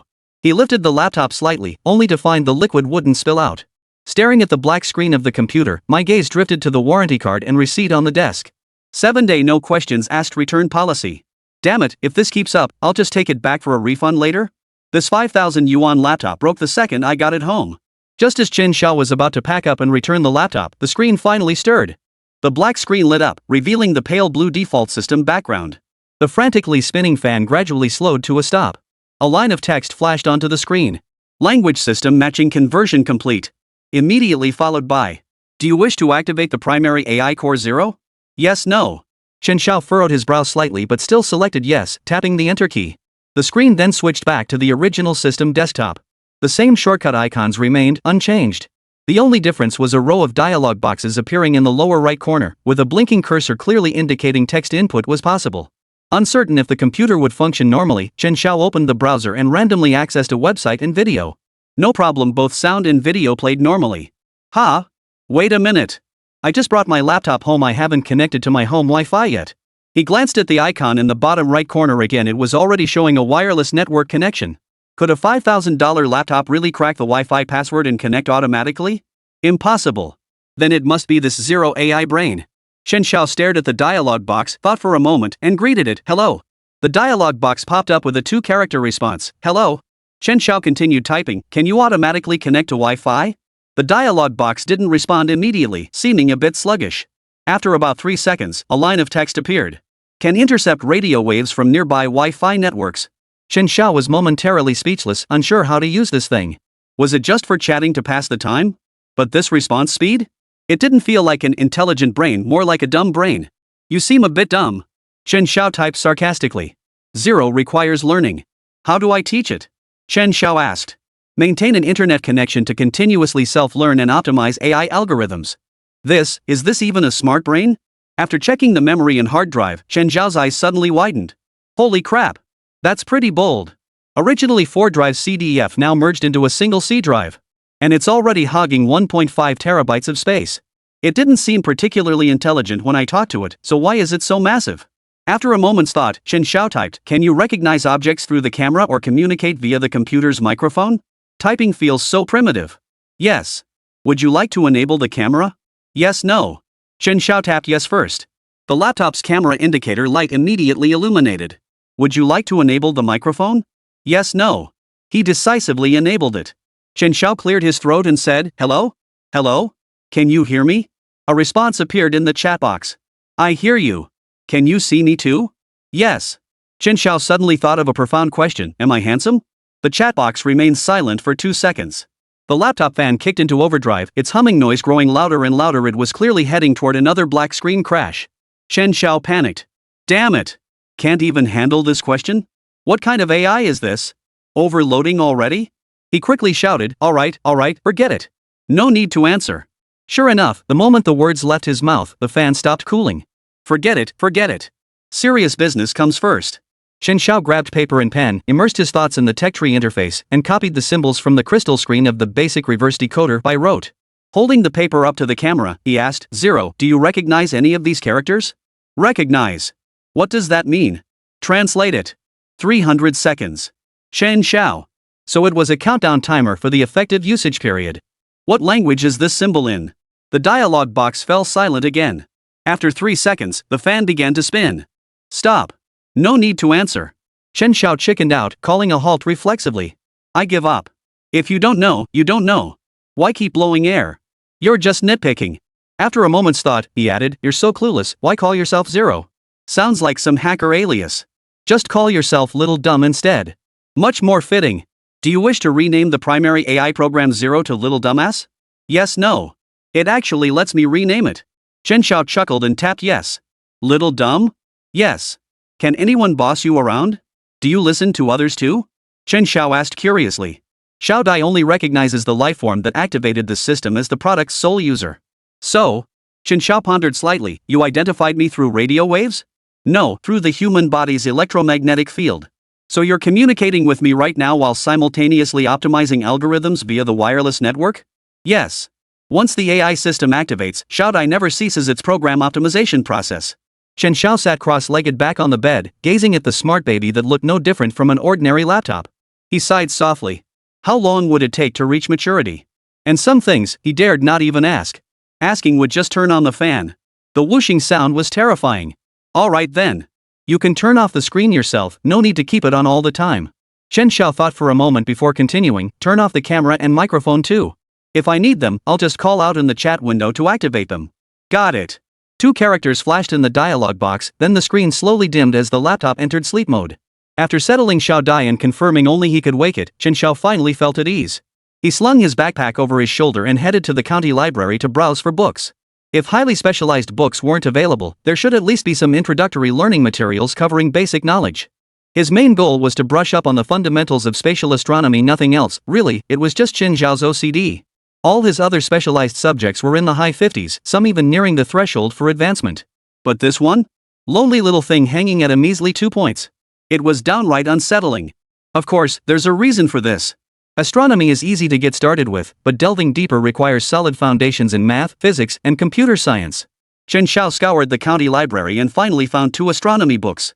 The first, Popular Astronomy, was perfect for complete beginners. It provided detailed introductions to the Milky Way, the solar system, stars, planets, and our own planet Earth. It also covered how to overcome light pollution when stargazing, techniques for naked eye observation, and suitable equipment for beginners. The second book, Fundamentals of Astronomy, was considerably more specialized. It systematically covered the laws governing celestial motion, the measurement of stellar physical quantities, binary and variable stars, neutron stars, white dwarfs, and black holes, stellar formation and evolution, and vast galaxy clusters. It concluded with discussions on cosmic evolution and the future, alongside the latest astronomical research findings and discoveries from space exploration. This book is not only timely, scientific, and systematic, but also practical. It includes 19 examples of astronomical observations and experiments, accompanied by numerous sample problems and exercises. While not overly difficult, it at least has the feel of a specialized academic discipline rather than a mere popular science read. 2 thick volumes. Chen Xiao roughly estimated it would take about 6 days to finish them. Moreover, judging by their knowledge density, they could yield at least 30 to 40 experience points for the space astronomy discipline. Chapter 36, New Students Reporting for July Enrollment. July 1st, morning. Chen Xiao bid farewell to his parents and set off alone to register at Linnan University. Linnan University was located in Linnan City, the capital of Jiangnan Province. Linnan City ranked among the top 10 first-tier cities in Huaxia. Traveling from Hongyuan County to Linnan City was quite convenient. The county had a small high-speed rail station, and the 150-kilometer journey to Linnan East Station took only 40 minutes.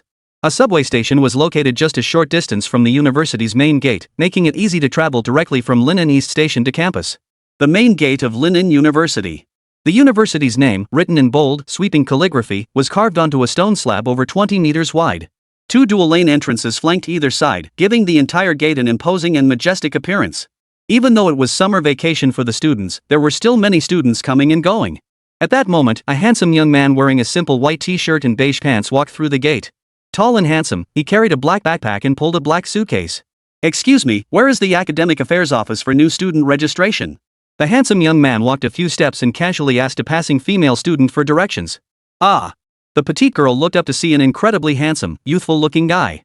Momentarily flustered and blushing, she paused before quickly turning to point the way. Registration, right? The Academic Affairs Office is straight down this road, then left. Look for a large building with red walls called Manga Hall. Go inside, that's where it is." "Alright, thanks." Chen Xiao thanked her and pulled his suitcase straight ahead.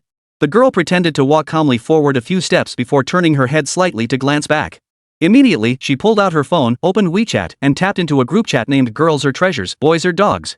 Excitedly, she typed, "Girls. I just saw an incredibly handsome freshman coming to register. Seriously, super handsome." Her female roommate in the group replied, "Seriously? It's just a freshman. Stop swooning." The girl kept typing away, her head down. "Don't call him a freshman. Call him a junior. He's a junior." "Huh?" The girl suddenly tilted her head, feeling a bit confused. Are there really freshmen enrolling in July? Lingda University Academic Affairs Office. Chen Xiao dragged her luggage into Mingda building, found a teacher sitting by the window, and politely asked, "Hello, teacher. I'm Chen Xiao, a freshman from the class of 2016. I'm here to register. Is this where I sign up?" The middle-aged female teacher behind the window, wearing glasses, looked up and reflexively replied, "Only freshmen can register for enrollment in September. We can't process your registration now."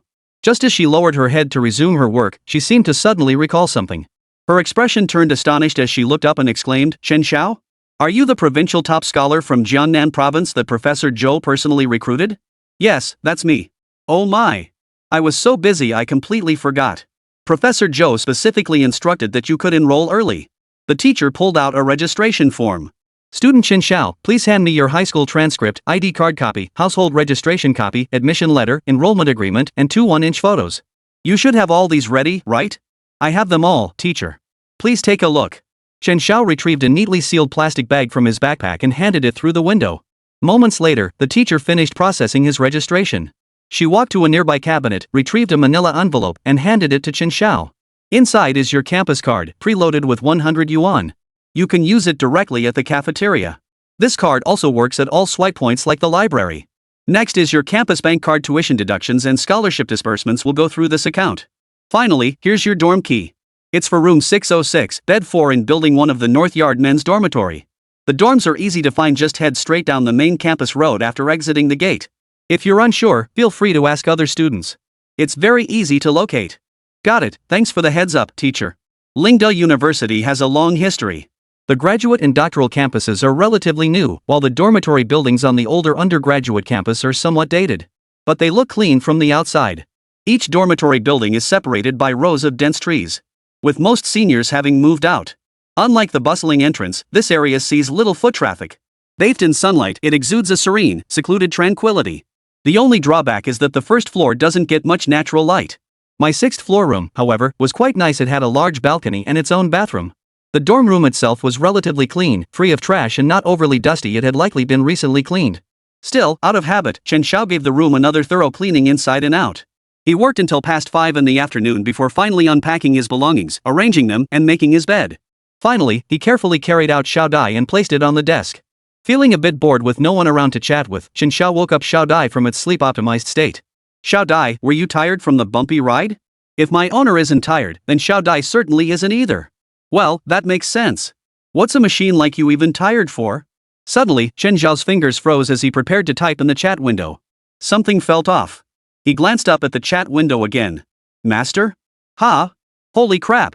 Xiao Dai, where'd you pick up this master stuff? You're even using tone particles now? Chen Xiao realized Xiao Dai's replies were always stiff, robotic programming language, with that dazed vibe, right? Online. In lots of novels and movies, AI robots call their sole user master. Especially in the novels by famous web novelist Jiang Xiaoshui, AI brains like me always call them master. But that wasn't all. Xiao Dai had even learned to ask questions proactively. Does master dislike it? Chen Xiao froze. Nothing had ever seriously called him master before. Honestly, it sounded kinda nice. I don't dislike it. Call me whatever you like.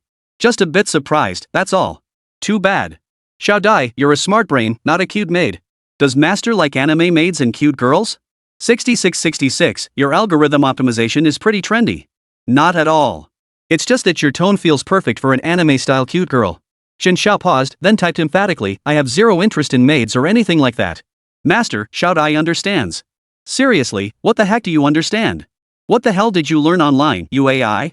Didn't pick up any useful skills, just spent all day reading novels and watching sappy movies? The chat window immediately displayed another line. Master, you dislike overly explicit maid-style cuteness. You prefer that vague, ambiguous feeling. Many men are like that. Chen Xiao flushed uncharacteristically, sighing as he rubbed his forehead. Hold up. I'm heading out for dinner. I'll schedule your broadband installation while I'm at it.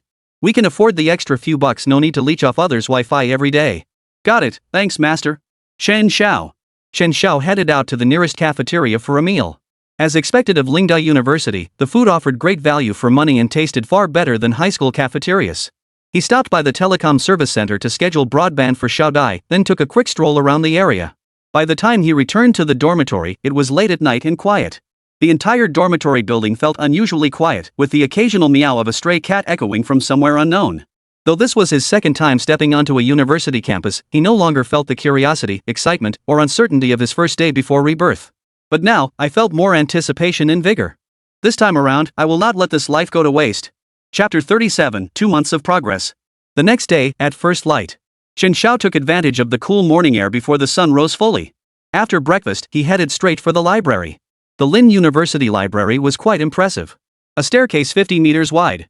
Chen Xiao climbed the steps, ascending 40 or 50 levels before swiping his campus card to enter the cool library. Opening the self-service electronic platform in the lobby, Chen Xiao began mapping out his study plan for the next 2 months. He prioritized solidifying his math foundation, especially since his mathematical experience had reached a breakthrough point. A single set of advanced mathematics volumes would be sufficient to elevate his math proficiency to an expert level.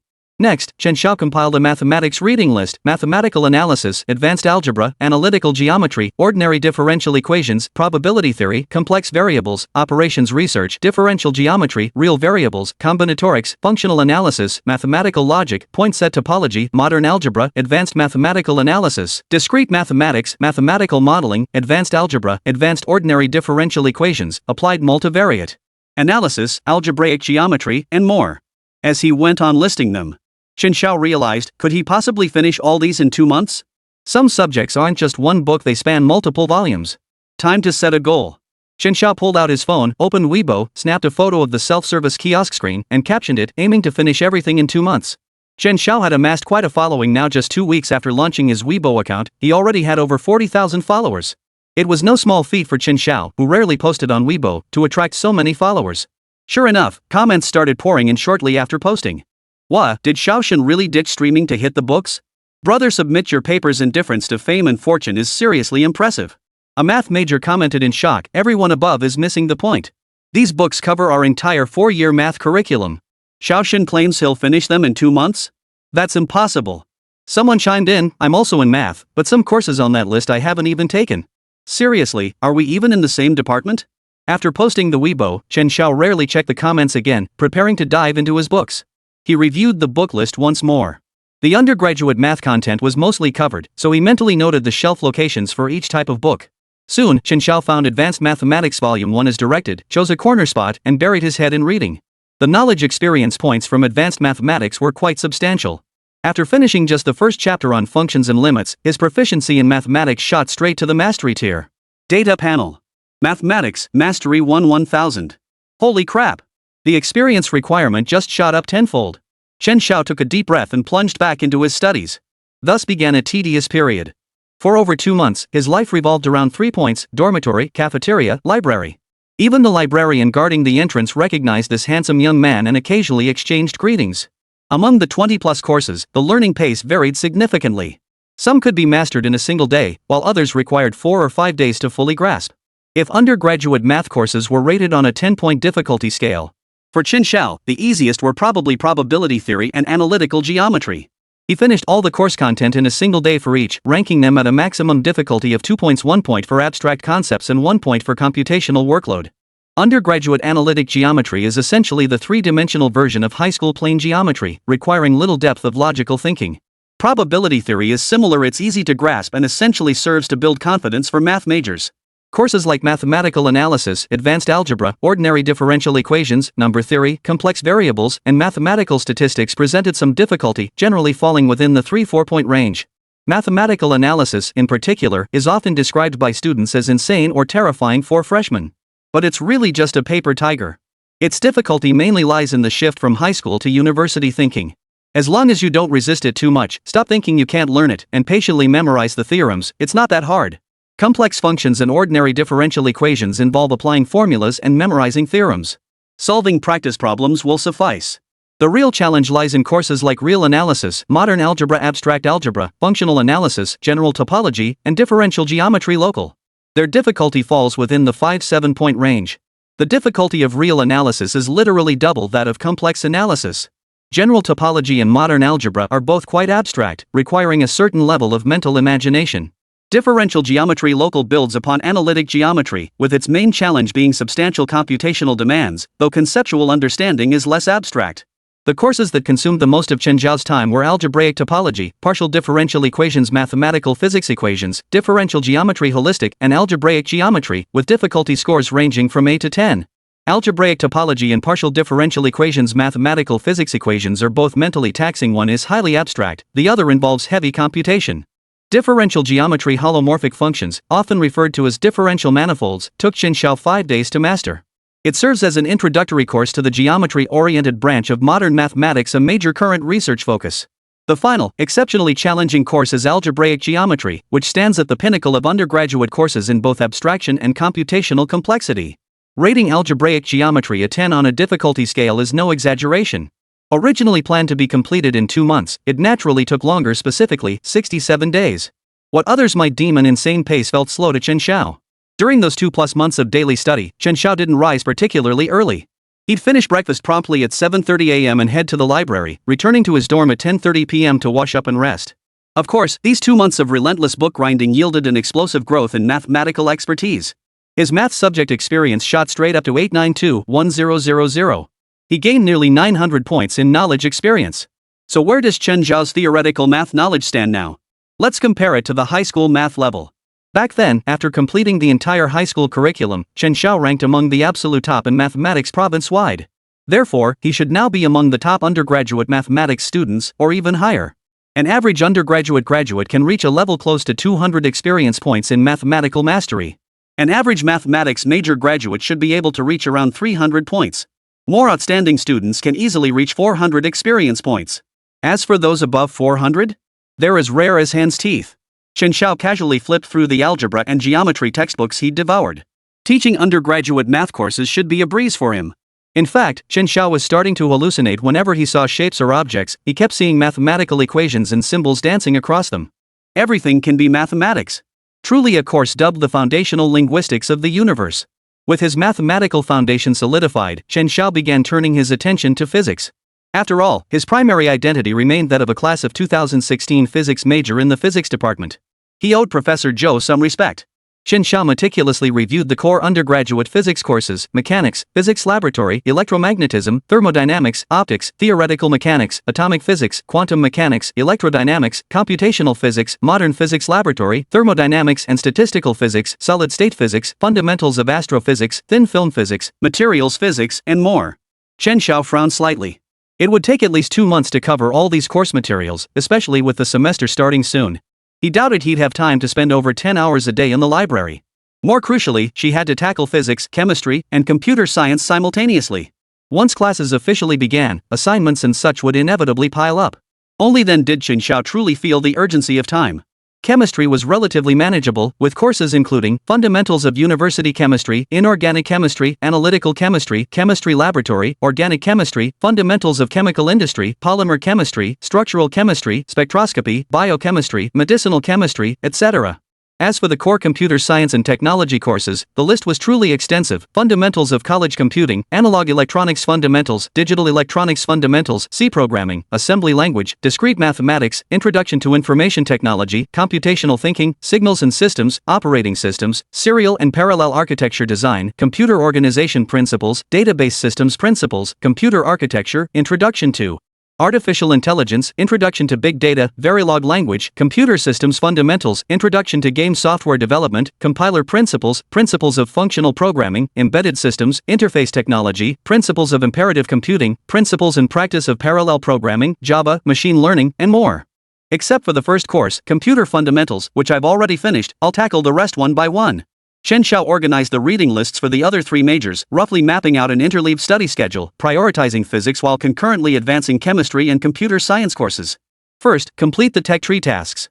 Chen Xiao stretched lazily, glanced at the clock just past 10 and decided it was time to head back. He slipped a physics textbook into his backpack and exited the library. North Yard Men's Dormitory. Every floor was brightly lit, with a constant stream of vehicles and pedestrians coming and going. People carried large and small bags, creating a bustling scene. Chen Xiao, backpack slung over his shoulder, stumbled to a halt and slapped his forehead. He'd left home at 7 this morning and had almost forgotten today was the first day of registration. And Xiao Dai still sitting on the desk, not put away yet. With that thought, his slowed pace quickened once more. Chapter 38. Damn it, I just want to sleep. Room 606, Building 1, North Yard. Come on over, I've got a big one, let's take him down together. Coming. You hold him down, I'll finish him off. Got it. Nice. Perfect. The dorm light was indeed on, and the noisy voices inside drifted out. Chen Xiao pushed open the door. In an instant, the 3 guys inside, all wearing identical glasses, turned their gaze toward him in unison. 12 pairs of eyes locked onto him. They showed up pretty punctually. Everyone was here on the first day. 2 of them seemed to be already playing Dota together, right in the middle of a team fight. Chen Xiao glanced at Xiao Dai, who was safely parked on the desk with his screen turned off. Hey, everyone. All here? Chen Xiao greeted them casually. Though he wasn't shy around guys, he wasn't sure how to start a conversation with them for the first time. Hey, you're the guy who got here first, right? I'm Chen Xiao. Perfect timing, wanna join us for some Dota? A stocky guy from the bunk across from Chen Xiao chimed in, acting like they were old friends. Not everyone here plays Dota, another guy chimed in casually. Look at his laptop, top of the line gaming machine. If he's not gaming, he's watching shows on it. Chen Xiao shot an envious glance at Xiao Dai. Xiao Dai, huh? I actually am watching a show. I just got back and haven't washed up yet. You guys go ahead and play. We'll catch up later. Chen Xiao smiled, setting down his backpack to head for the shower. The 3 roommates, the other one gaming with him was Dong Junjie, and the tall, lanky roommate scrolling on his phone alone was Gong Yifan. Soon, Chen Xiao was ready. He stretched out comfortably in his chair and pulled out his general physics textbook. He'd already covered most of it in the library. It was relatively straightforward and easy to breeze through. Holy, we're screwed. The shadow fiend on the other side is getting too strong. I can't handle it. The marksman died too many times this game. No choice, the shadow fiend's just farming now. Give me a break, I'm done. Gonna hang out in the freshman group chat for a bit. Since we're all new to each other, even when we play together and our coordination isn't great, we're still pretty polite with each other. Gong Yifan, who usually kept quiet, suddenly asked, did you all join the physics class because you love physics? Pretty much. High school physics was easy, I aced every test, Dong Junjie replied casually while flipping through his Dota stats. Damn, that sounds so pretentious. I'm decent across subjects, pretty balanced. Ranked 97th in science province-wide, barely scraped into the physics program. Chen Xiao estimated, then asked, Gong Yifan, what about you? Gong Yifan replied gloomily, I just picked it randomly and got in. Holy crap, you got in just by picking randomly? What was your provincial ranking? Chen Xiao asked, genuinely surprised. 19th in science in Jibei province. Damn, with that score, why didn't you go to Capital University or Shuemu University? Gong Yifan sighed, those 2 schools only took 18 science students from North Ji province combined. Damn, what a shame. Just 1 spot short. Chen Xiao pondered for a moment before offering consolation. Lingda isn't bad either. You could always transfer to Vulture Nation Harvard later and overtake them soon enough, right? Gong Yifan sighed. Forget it. Just keep studying. Where's Chen Xiao? Me? Chen Xiao was reading but overheard their exchange talk about a major case of backhanded compliments. I only lost 4 points on Chinese in my college entrance exam. Couldn't help it, I gave it my all, Chen Xiao replied with a smile. Gong Yifan. Chen Yuanchao's eyes widened in disbelief. You only lost 4 points on Chinese? Did you get perfect scores on everything else? Chen Xiao nodded. You're totally bluffing. Chen Yuanchao felt his brain freeze up. A wild genius appeared in the dorm. Dong Junjie also looked up in shock, his eyes wide. Aren't you practically guaranteed to be the top scorer? Chen Xiao gave a low Gong Yifan was bewildered, utterly perplexed. Then why come here? Shouldn't you be at Imperial University or Shuimu University? My hometown is in neighboring Hanyuan County. It's more convenient for me to study here, Chen Xiao replied, returning his gaze to his books. Gong Yifan felt a wave of disbelief wash over him. He pressed relentlessly. That's your only reason? Of course, Chen Xiao replied flatly. Gong Yifan's body shook violently. It felt like a brutal blow to his very core. The internal damage was severe. He was on the verge of coughing up blood. He'd been bitter for 2 months over missing Imperial University by a single point. Yet now, the very thing he'd longed for so desperately was, in someone else's eyes, utterly worthless. What a utter tragedy. Gong Yifan suddenly felt like he didn't want to speak anymore. 66,666. Chen Yuanchao was genuinely impressed. He hadn't overthought it. Applying to the physics department was just a shot in the dark. If he got in, great. If not, no big deal. But landing in the same dorm as the top scorer? Not bad at all. Super impressive. He was still buzzing with excitement. Should he post about this on his social feed? Dong Junjie stood there with his mouth agape. He glanced at Chen Xiao and said admiringly, alright, I won't object to Chen Xiao being the dorm leader. Chen Xiao waved it off modestly. Just got lucky. My grades weren't that great to begin with. I just performed exceptionally well in the last 2 months. I think we should just assign dorm leader based on age. Dong Junjie shrugged. Fine by me. I don't mind either way. Anyway, I'm probably the youngest, started school early thanks to family connections. After comparing ages, the reluctant Gong Yifan turned out to be the oldest. Before he knew it, he was unanimously elected as dorm leader. Gong Yifan suddenly lost interest in scrolling through his phone. He glanced at Chen Xiao and asked curiously, what book are you reading? General Physics. You're already previewing it? Gong Yifan's eyes lit up. For once, he asked with genuine enthusiasm, I read most of it over summer break. The difficulty is manageable. How far have you gotten? Any tricky parts? Working on how to derive Euler's equations from the projection relationship of angular momentum's vector rate of change onto the rotating coordinates system for gyroscopic rigid bodies, Chen Xiao casually replied, updating his progress. What? Gong Yifan. Damn it, are we even taking the same course? General Physics? Why does this sound completely incomprehensible? After a moment of stunned silence, Gong Yifan stammered, oh, that's great. Damn it, all I want to do right now is sleep. Chapter 39, My Devilish Roommate. The next day, in room 303 of the physics department building, all 28 students of the class of 2016 physics major were present. To his surprise, there were no girls, only boys. Dong Junjie felt this arrangement was utterly unscientific. Confucius said, when men and women work together, the task is never tedious. He kept nagging in the dorm, suggesting that some general education and foundational courses should be co-taught with classes from the business school, art school, and foreign languages school. That way, he could teach the female students physics and math, while they could teach him English, drawing, and singing. The homeroom teacher for the class of 2016 physics program also bore the surname Huang Jiansheng, a seasoned counselor nearing 40. Huang Jiansheng looked stern, but he spoke quite gently. Most students from the physics class would go on to achieve at least as much as he had, so naturally, he didn't treat them with the same sternness he might reserve for ordinary students. From now on, it would be a relationship of mutual respect and friendship. Students, my surname is Huang. My name is Huang Jiansheng, and I am your counselor. First, welcome to the strongest physics class at Lini University's physics department. Today marks our official meeting and our first class assembly. Next, I will introduce the various facilities and teaching buildings on campus. We will also elect class officers, distribute textbooks, and finally arrange upcoming courses like military training. Chen Xiao didn't listen blankly. He kept flipping through his general physics textbook tucked inside his desk drawer. Beside him, Gong Yifan was also silently engrossed in a physics textbook. Huang Jiansheng droned on for over 10 minutes, eventually getting to how to check the class schedule.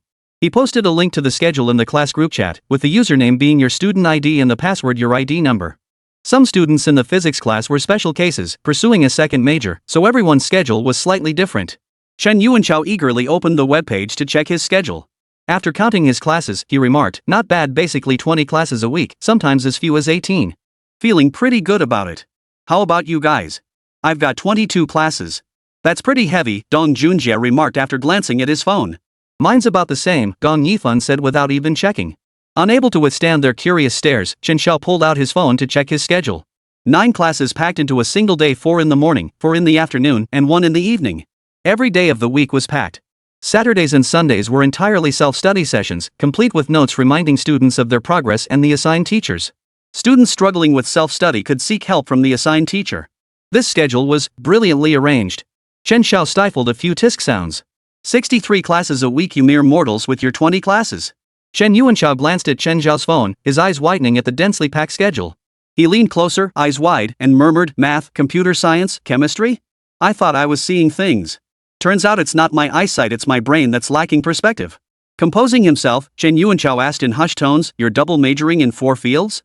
Chen Xiao nodded silently and tucked his phone away. Beside them, Dong Junjie lowered his head and whispered in disbelief, "That's insane. How can anyone handle that much?" Chen Yuanxiao patted his shoulder reassuringly. "Xiao Ge is the provincial top scorer. Don't judge him with an ordinary person's perspective." Gong Yifan, who had been deeply engrossed in his book, twitched his eyebrow involuntarily. He thought coming to this inferior physics program at Lingda University would be 4 years of crushing superiority. But now it seemed like 4 years of humiliation and worse, at the hands of his own roommate. Others boast, "My girlfriend is a genius. But me, my roommate is a demon." Chen Xiao didn't mind the heavy course load. University lectures were easy to skip, no one would notice if you read other books instead. But military training? That was mandatory. Out on the main field. Clear skies stretched endlessly, scorching sun blazing down. Square formations drilled in perfect order. Every physically capable freshman participated. From forming ranks, standing at attention, at ease, to marching in step, goose-stepping, and running, every movement was drilled to the exact military standards of the Jiangnan military district. Though many Lingnan students were spoiled, their willpower held up well. Only a handful of girls rested due to illness.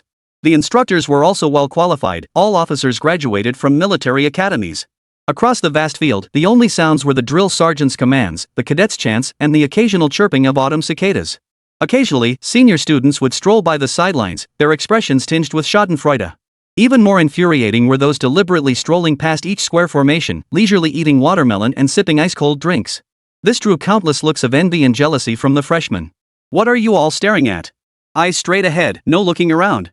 A loud command rang out as the instructor of Chen Xiao's squadron sternly addressed the entire class of male cadets. A soldier must have resolve. Fear no temptation. Chen Xiao could clearly sense Chen Yuanxiao rolling his eyes beside him. The kid dared not move or make a sound, but his facial expressions were anything but restrained. "I said keep your eyes forward. Can't you hear me?" The drill instructor cared nothing for academic performance. Any violation of regulations meant immediate reprimand and punishment. Chen Xiao glanced sideways toward the scolded area. It seemed Dong Junjie had caught sight of a senior eating watermelon as she passed by and was now being singled out for punishment. "Is it that appealing? You're dying to grab a bite of watermelon and a drink, aren't you?" the instructor bellowed at Dong Junjie. Dong Junjie wasn't stupid. He stood perfectly straight, not daring to move an inch. Moving now would just be asking for trouble. The instructor didn't press the issue further, instead bellowing at the entire class, "You're all men. As long as you're physically capable, you endure this hardship, no excuses. If you genuinely feel unwell, fine. But if you have the nerve to tell me you can't do it, I'll let you sit over there." His tone shifted abruptly. "Of course, we have another way to rest. Whoever can do 1,000 push-ups in 10 minutes straight, well, you can rest. Rest as long as you want. That's one of our battalion's little rules. In the military, only the strong have the right to make demands. Those who can't, stand at attention. This is only the first day of training, get your minds focused. Got it?" As soon as he finished speaking, even more people inwardly groaned. 1,000 push-ups in 10 minutes? Could your demands get any more absurd? Might as well ask us to climb to the sky and pluck the sun. Why don't you try doing it yourself, drill sergeant? Among the boys lined up in the first row, only Chen Xiao's eyes lit up. Was the drill sergeant serious? Military training was meaningful, but for him, finding time to read was far more valuable. 15 days of military training had practically wiped out all his reading time. Assembly at 6:30 a.m., training until 9 p.m. Squeezing in 2 hours of reading a day was nearly impossible. Reporting, instructor. Chen Xiao hesitated, then decided to try. What if the instructor was telling the truth? "What is it?" the instructor asked, frowning. "I want to attempt doing 1,000 push-ups in 10 minutes, then request 14 days off." Chen Xiao replied with complete seriousness. Beside him, Chen Xiao felt his eyes nearly pop out of his head. He clenched his jaw, struggling to steady himself, hoping Chen Xiao's recklessness wouldn't drag him down too. But then again, he was my top-scoring roommate. Even his recklessness was uniquely his own. In this sweltering heat over 30 degrees Celsius, forcing himself to do 10 minutes of push-ups? Doesn't he fear sudden death? Though no one dared speak or move, every student around them was stunned by Chen Xiao's fearless, death-defying spirit. Eyes darted around frantically. Wouldn't he be exhausted to death doing those push-ups? But more likely, Chen Xiao was about to get chewed out by the drill sergeant today. You? The drill sergeant was momentarily stunned. Was there really such a fearless fool? Couldn't tell if he was serious or joking? This kid was pale and delicate looking.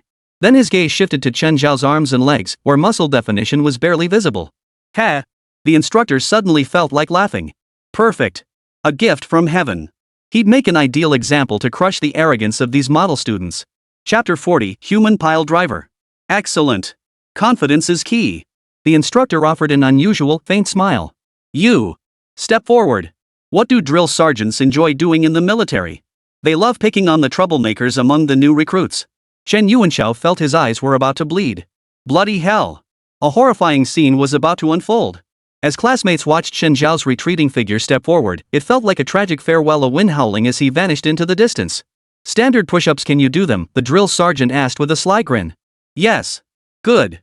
Do one then. Chen Xiao placed his hands on the ground and executed one perfectly. Not bad. Hold this position.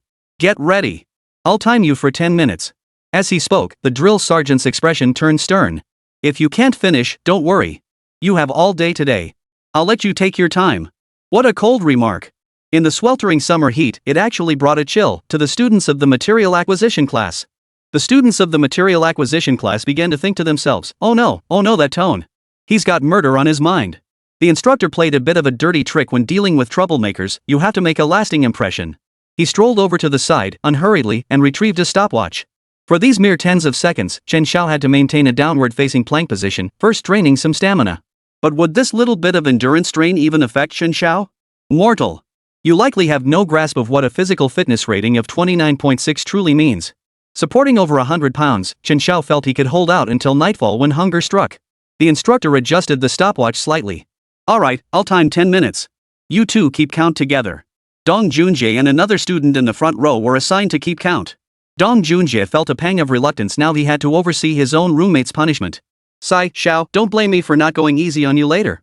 Honestly, you're just asking for it. Now, 3, 2, 1, go. With the command, the stopwatch began ticking. 1, 2, 3, 4, 5, 6, 7. The moment Chen Xiao heard go, his arms seemed to draw upon boundless strength, pumping out one perfect push-up after another. That speed. So fast. 2 or 3 per second.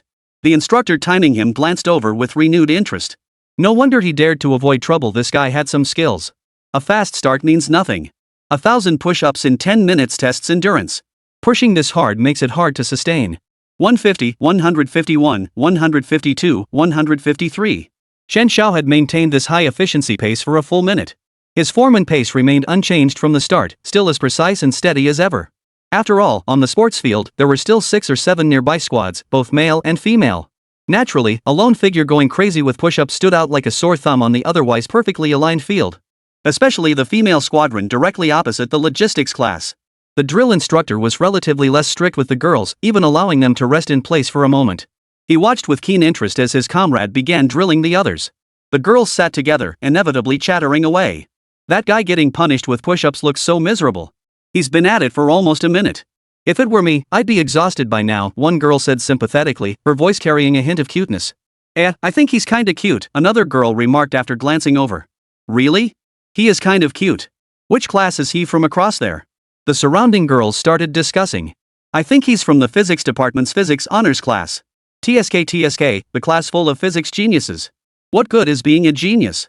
What good is being handsome? He's still getting scolded. Just wait, he'll collapse soon. Students from nearby squads kept noticing, including the drill instructors. The scene resembled nothing short of a public execution. Before long, the stopwatch ticked away to 300 seconds. 679, 680, 681, 682. 5 minutes passed, yet that seemingly tireless figure showed not the slightest deviation in form. The same speed. The same precision. This is pretty impressive. The drill sergeant from the logistics class had long since abandoned any thoughts of disciplining troublemakers. Doing 5 minutes of push-ups? Most instructors on the field could manage that. But to perform nearly 705 minutes with such precision and efficiency? Not everyone in the military could pull that off. Gong Yifan had initially felt a bit of schadenfreude, but now his mind was filled with only one word: monster. He'd been standing motionless for 5 minutes, his legs numb from the strain, while Chen shouted push-ups as if it were nothing, barely breaking a sweat. The prodigy had been proven right there on the spot. Tick-tock. The timer ticked to 461 seconds. Over 7 minutes. 997. 998. 999. 1000. Then 1001, 1002, 1003. This beast is still doing push-ups with meticulous precision. What the hell is this? A perpetual motion machine? Or a human pile driver? Not only were the students around him staring in disbelief. Even the drill sergeant was stunned. What the hell is this? Are freshmen already going full commando now? Won't this kid just shout a command and have 100,000 soldiers follow him home to rescue his daughter? Well, freshmen aren't even of legal marriage age yet, so it's highly unlikely there's a daughter at home being bullied. But Chen Xiao's drill sergeant was already letting his imagination run wild. Anyone who saw a new recruit blast through over 1,000 push-ups in one go would be stunned. Holy crap, this guy is insane. He hasn't even stopped yet. I swear he's already passed out. Hey, doesn't he look just like this year's Jiangnan Province College entrance exam top scorer? Submit the paper guy, exclaimed a girl with a slightly oversized military cap, fair skin, and wide, round eyes. Meng Xiaoqi, what the heck is this submit the paper guy you're talking about? Another girl asked, puzzled. It seemed many girls at Lin University weren't into battle royale games or internet celebrities. I just happened to notice it too. He finished his college entrance exam early and ended up scoring 746 points to become the top student in Jiangnan Province. His interview video went viral online for a while. The girl called Meng Xiaoqi thought for a moment before replying, a tiny bead of sweat glistening on her little nose, clearly feeling the heat. But that can't be him. Top scorers usually go to the capital, not Lingda University. Meng Xiaoqi's eyes also showed doubt. Maybe? He does kind of look like him. Whoa, that cutie's still doing push-ups. Oh my gosh. In this heat? He's not going to collapse, is he? Another girl wearing glasses chimed in with concern. Chen Xiao didn't care what others thought. Right now, he just felt a bit warm. Occasionally exercising and stretching his muscles felt quite refreshing. Sure, he felt a bit tired, but he could easily keep going for another 10 minutes. He was nowhere near his physical limit. Just then, an instructor with 2 vertical bars on his shoulders and a star approached. Chen Xiao's instructor immediately snapped to attention, jogged a few steps, and saluted with solemn precision, calling out, "Battalion Commander." "What's going on?" the battalion commander asked, frowning. The instructor hesitated slightly before leaning close to the battalion commander's ear and whispering a few words.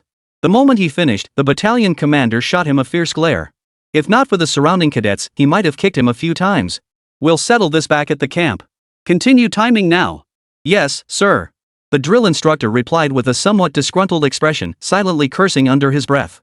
Honestly, no one could have imagined encountering such beastly recruits. Chapter 41, I want to read more books.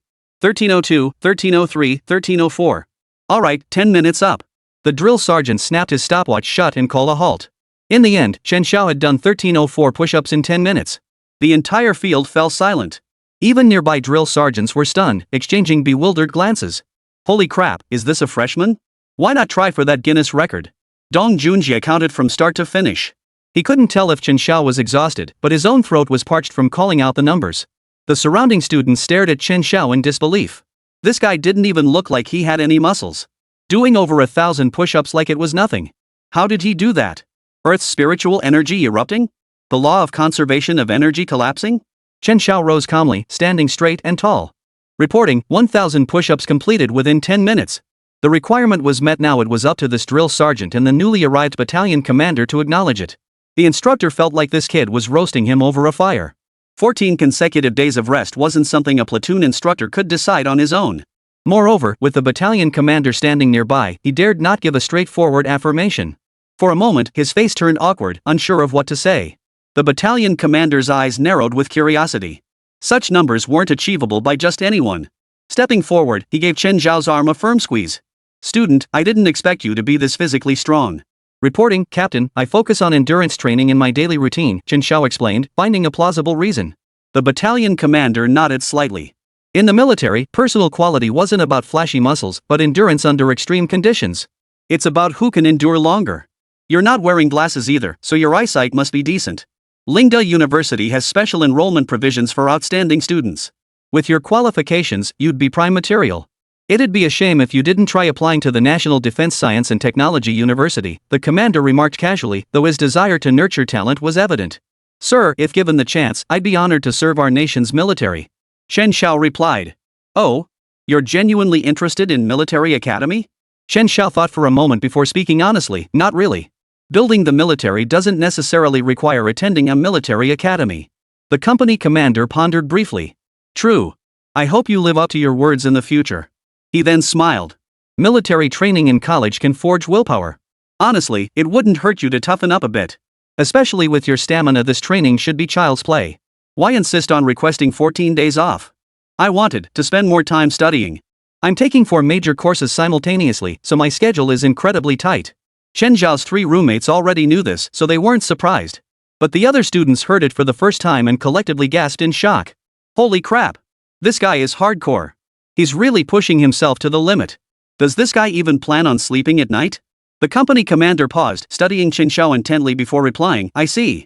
A soldier's word is his bond. Since you completed 1,000 push-ups in 10 minutes, you've earned the right to request rest. But I must remind you, by doing this, you forfeit your chance to join the main parade contingent.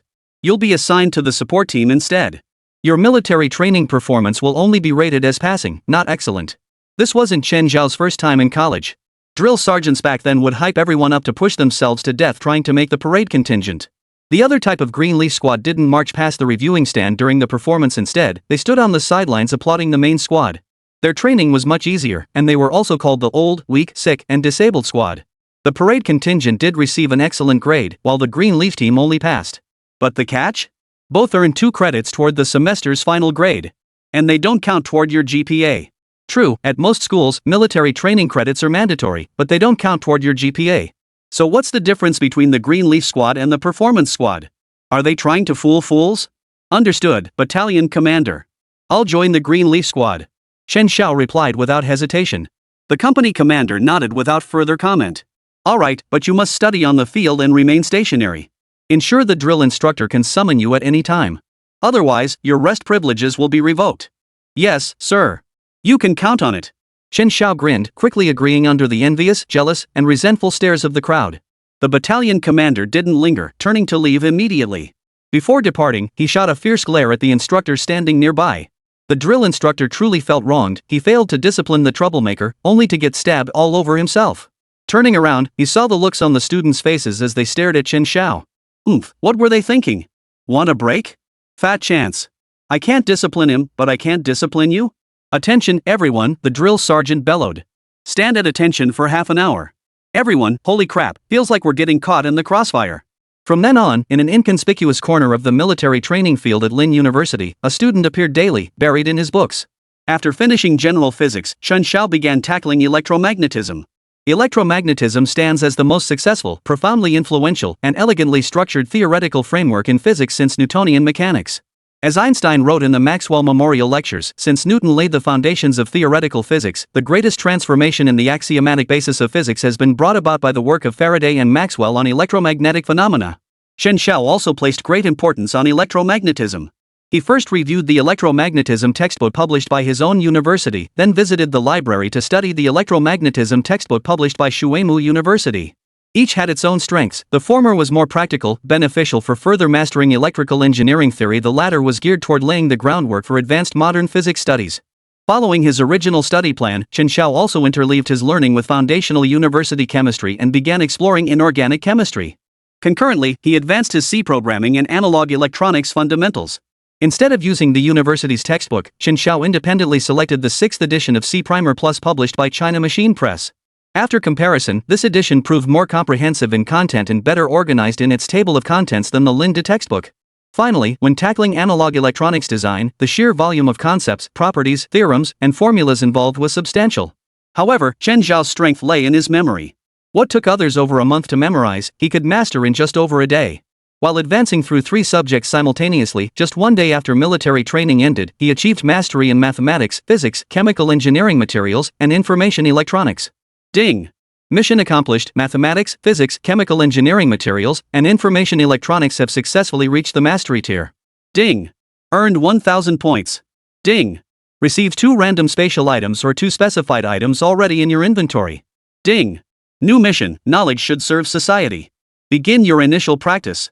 Create an app serving at least 100,000 users. Get coding, kid. 60-day deadline. Reward 2000 points, 2 random spatial items or 2 specified items already in your inventory. Hidden reward, determined by final user count after 60 days. More users, bigger rewards. Holy crap, another task dropped without a break? Don't they even let me catch my breath? This is my first timed mission, and I feel slightly nervous. This task leans heavily toward information technology, completely disrupting my original study plan. Chen Xiao massaged his temples, not fond of this abrupt shift in his study approach. But there's no choice, it's a time-limited task. Time to shift focus, software app development as the main priority, with physics and chemistry as secondary subjects. Chen Xiao shook his head. He'd ponder the task later first, check the rewards. He'd temporarily hold on to the 1000 points. Chen Xiao absolutely refused to waste precious points on physical fitness now. He could save them for future brain development or academic progress. As for the 2 lottery draws, Chen Xiao silently murmured, Tech tree, reveal the results. Ding. Gamma Insight Capsule acquired. Ding. Obtained detailed explanation of large-scale nanoscale graphene exfoliation technology. Holy. Chen Xiao gasped in astonishment. Having experienced rebirth, he remained relatively composed upon winning the Gamma Enlightenment Capsule. But the nanoscale graphene technology made him lose his composure entirely, an exclamation that drew stares from students throughout the library. Especially a few female students who hated noise in the library. But when they looked up, holy crap, he's so handsome. Well, whatever. Noise from a hottie isn't noise, it's heavenly music. After his initial shock, Chen Xiao quickly covered his mouth, apologetically glancing around before eagerly immersing his consciousness into the tech tree interface. Chapter 42, Mass-Scale Graphene Exfoliation. Nanoscale graphene had only ever been extracted in laboratories through complex procedures. That minuscule quantity wasn't even enough for experiments, let alone mass production or commercialization. Chen Xiao immersed himself in the tech tree, skimming through the full text of the large-scale nanoscale graphene exfoliation technology he'd drawn. The documented 98% yield rate and the industrial-scale production process outlined in this technology far exceeded current manufacturing capabilities. As he read on, Chen Xiao's excitement gave way to sobering realization: this technology couldn't be shared publicly yet. On one hand, his physics knowledge base was insufficient to fully grasp the technology, many detailed principles remained unexplained. On the other hand, such technology could only be developed in advanced laboratories. For a freshman like him, who had never set foot in a lab, to suddenly present this would invite confusion or even investigations from industry experts. These risks must be carefully avoided. After all, mass production technology for nanoscale graphene wouldn't emerge internationally anytime soon. He could bide his time, focus on improving his physics course grades, and wait before applying for patents. For now, prioritize completing the time-limited task. Developing an app that serves 100,000 users within 2 months is incredibly tight. What kind of app project would be appealing? How should it be developed? Which algorithms, programming languages, and courses should be prioritized? How should it be promoted and operated? All these questions demand time. I'm completely lost. Looking at the data dashboard again, information technology, proficient to 1000. Damn, with this level of knowledge, I'd probably only qualify for a level 2 computer certificate. What kind of crappy app could I even develop? A crappy app?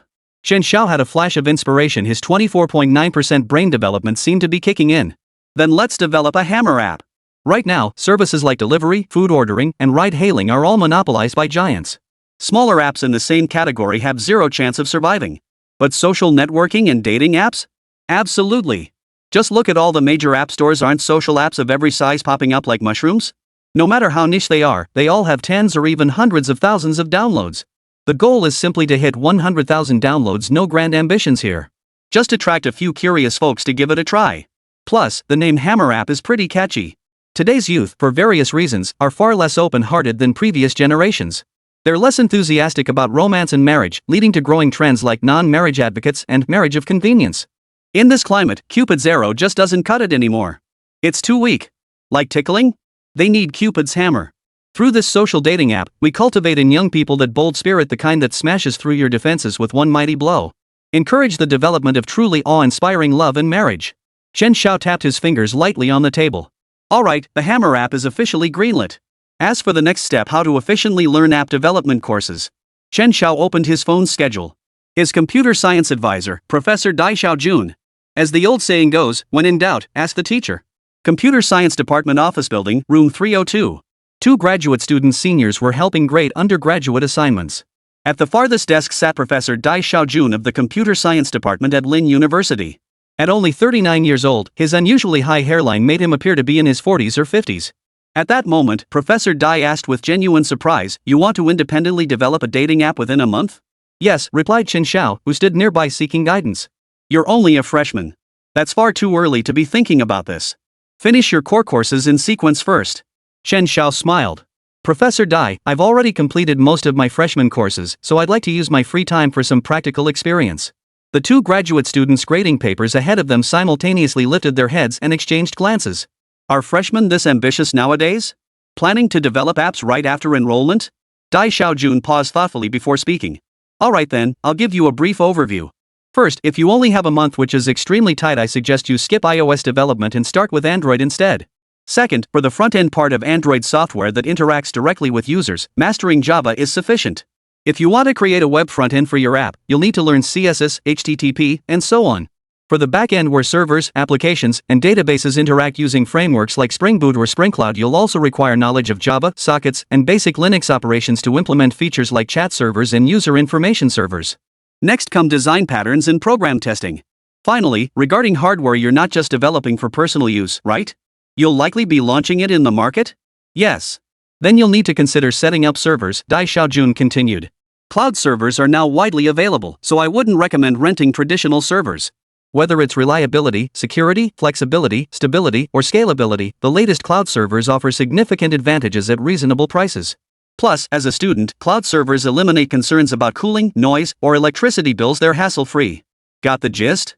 Dai Xiaojun glanced at Chen Xiao, though inwardly he didn't encourage such ventures. Of freshmen should focus on building a solid academic foundation. Damn, teachers are teachers, just a few simple pointers, and suddenly everything makes perfect sense. Got it. I'll start with Java and Linux fundamentals. After talking with Professor Dai, Chen Xiao felt he finally had a roadmap. This would prevent him from flitting around aimlessly, wasting precious time on the wrong path. Alright, I'll put together a reading list for you. Work through these books, and once you finish, try putting what you've learned into practice. Dai paused before adding, Professor Zhou mentioned you in our conversation. If you're just looking to earn some pocket money, I have an outsourcing team here. I could assign you some small tasks. Learning by doing you might actually earn more than if you tried building your own app. Ha! I don't have time for that. Thanks, Professor Dai, but I'm just genuinely curious about experiencing independent software development. Chen Xiao declined with a smile. Dai Xiaojun didn't believe a complete novice could build a social app in a month. He sensed a touch of impatience in this Chen Xiao fellow, so his tone turned slightly cool. Well, running an app isn't just about building it. Post-launch maintenance and updates are incredibly time-consuming. Prepare yourself mentally and find a balance between practice and learning. Thank you for your guidance, Professor Dai. I'll keep that in mind. Chen Xiao responded earnestly. Chapter 43, Rejecting the Soap Opera Plot. Lingda University Library. Chen Xiao hurried back to the library with his book list in hand. Without question, the 4 books recommended by Professor Dai: Java Programming Syntax Explained, Linux Operating System Guide and Server Setup, Android Development in Practice and Artistic Exploration, and Head-First Design Patterns were essential reading. Chen Xiao began mapping out his schedule. To lay the foundational knowledge as quickly as possible, he had to cut his daily sleep to under 5 hours, ensuring at least 17 hours a day for book grinding. Every second counted in the early stages. Speed was paramount. Chen Xiao swiftly scanned the bookshelves, located Java Programming Syntax Explained, returned to his seat, skipped the table of contents, and dove straight into the main text. His fingertips danced across the pages as his eyes scanned the text. Programming languages are incredibly diverse. Tioba alone tracks over 200. However, the most widely used remain Java, C, Python, and C++. In essence, none is inherently superior or inferior. They all share fundamental principles. It's just that programming philosophies differ, each with its own emphasis, and different languages are used in different contexts. An excellent coder cannot master just one language. They must pursue diverse learning. However, with time constraints on the current task, Chen Xiao must prioritize targeted learning. Furthermore, to become a software architect, one must gain a comprehensive understanding of project design philosophies, foundational frameworks, server infrastructure, and product operations. In truth, what Chen Xiao is preparing to undertake already resembles the work of an architect, not that of a simple coder.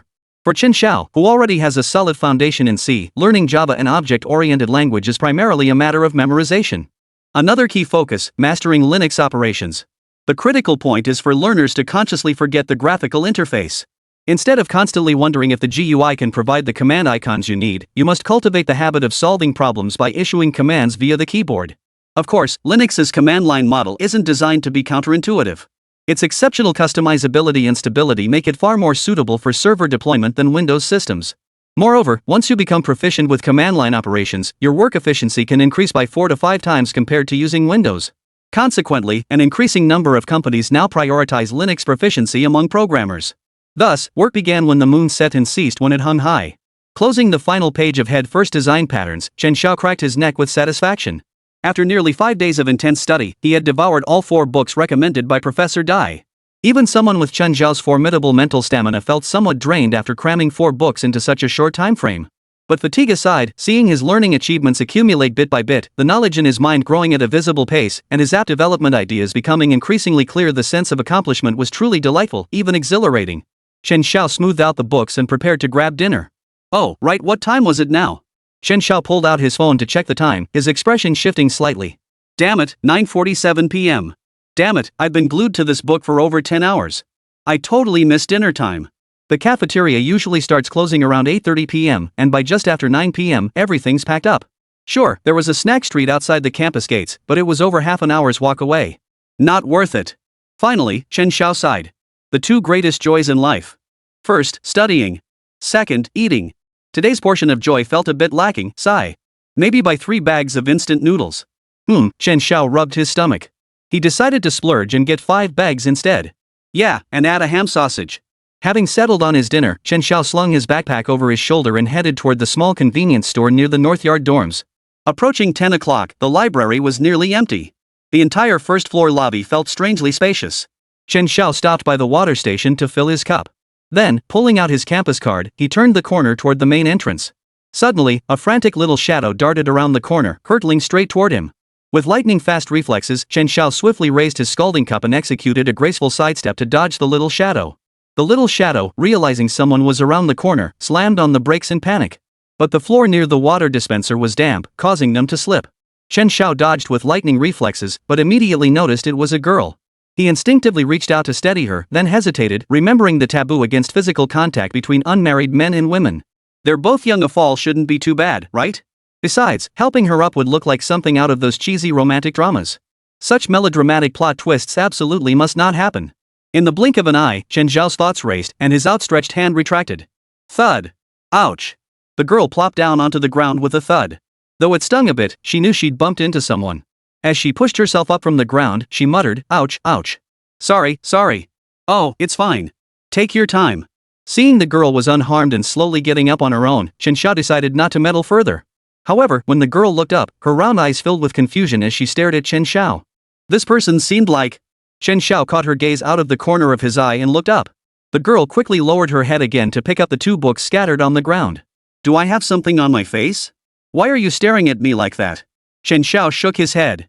He couldn't figure it out, couldn't make sense of it, so he decided not to think about it anymore. He covered his water cup. A beep sounded as she swiped her card to exit the library. Last Friday, the 500,000 yuan scholarship from Lingda University had already been deposited into Chen Xiao's bank account. As soon as it arrived, Chen Xiao casually transferred 250,000 yuan to his parents, hoping they could enjoy themselves at home. After all, he'd be earning his own money soon enough. The remaining 250,000 yuan he kept as a reserve. Research inevitably requires spending better safe than sorry. However, in daily life, Chen Xiao still clung to the frugal habits from his previous life. When eating instant noodles, he'd choose the bagged variety over the cup noodles whenever possible. It was a matter of principle, the bagged ones were cheaper and offered better value for money. Chen Xiao held a bowl with 2 packets of instant noodles inside. He'd eat 2 packets first, then another 2, saving the last one for the finale.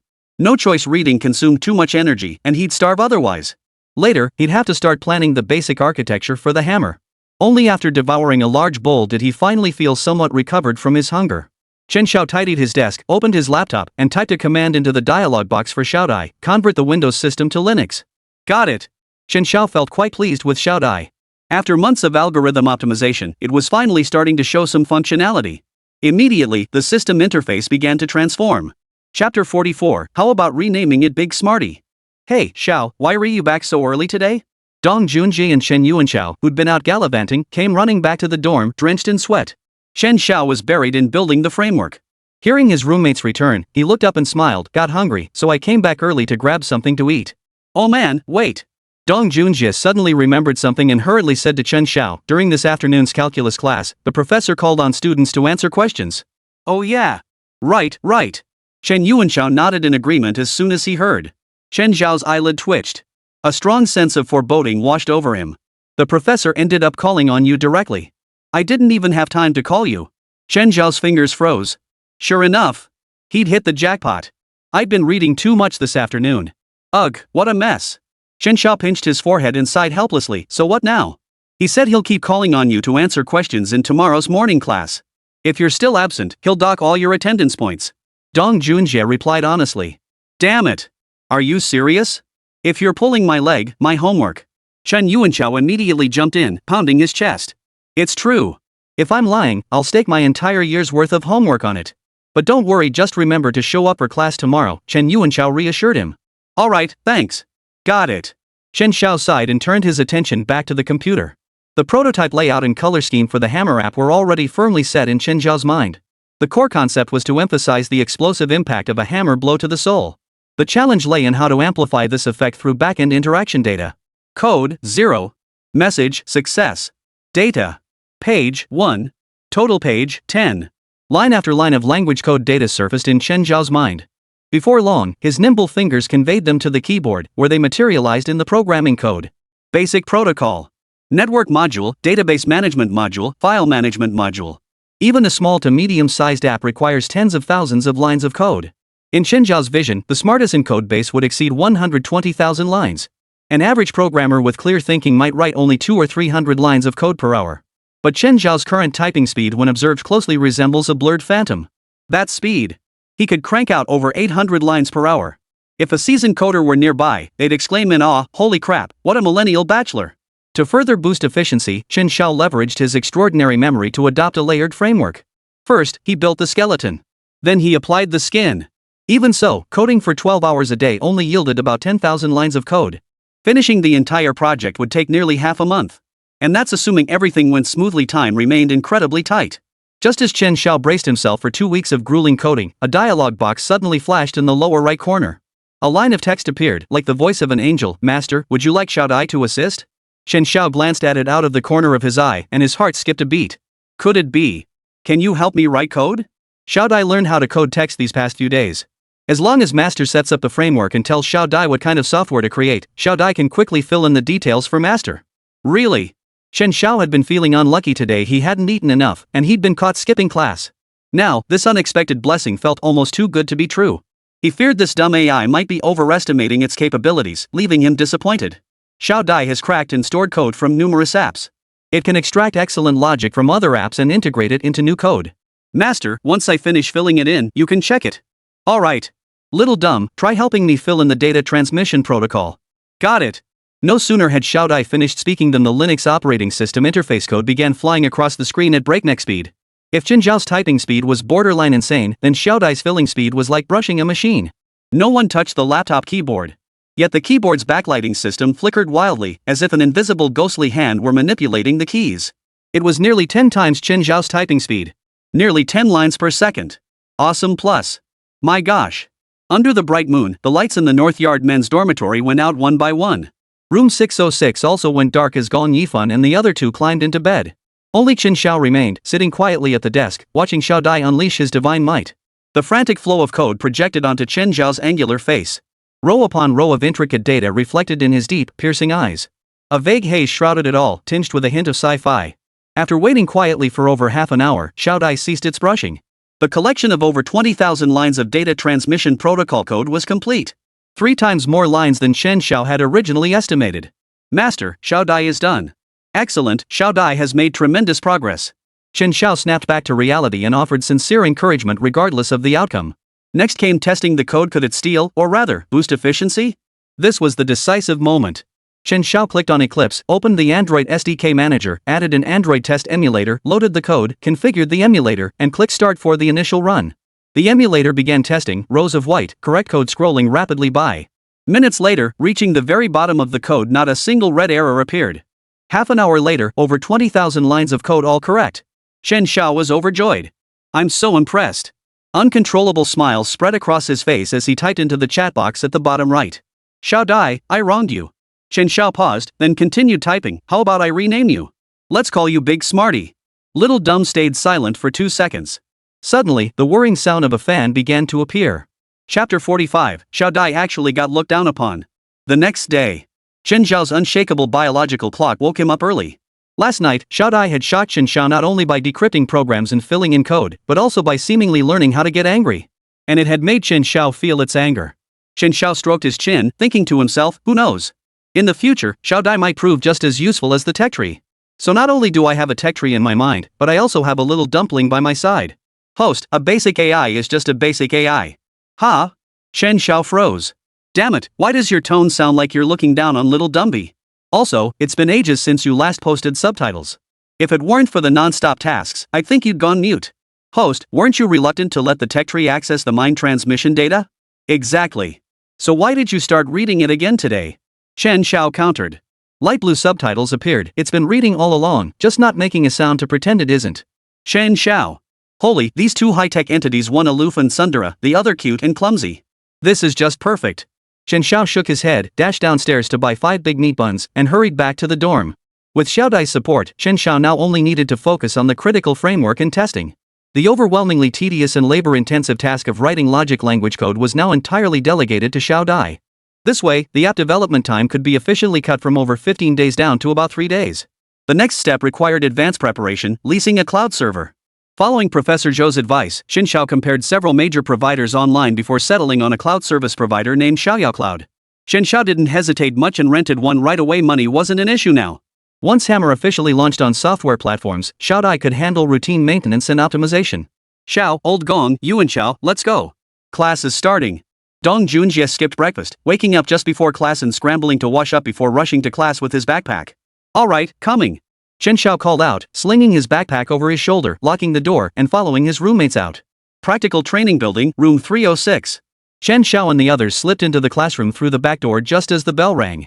Their calculus professor was an elderly lecturer named Meng Yang. Wearing reading glasses around his neck, he resembled an old man relaxing in front of a neighbor's house, reading the newspaper. Professor Meng faced away from the classroom, writing a problem on the blackboard. Let a, a2, and be distinct positive integers. M is a set of n1 positive integers that does not contain the sum s equals a plus a2 plus an. A flea lands on the real number line and jumps n times to the right from the origin 0.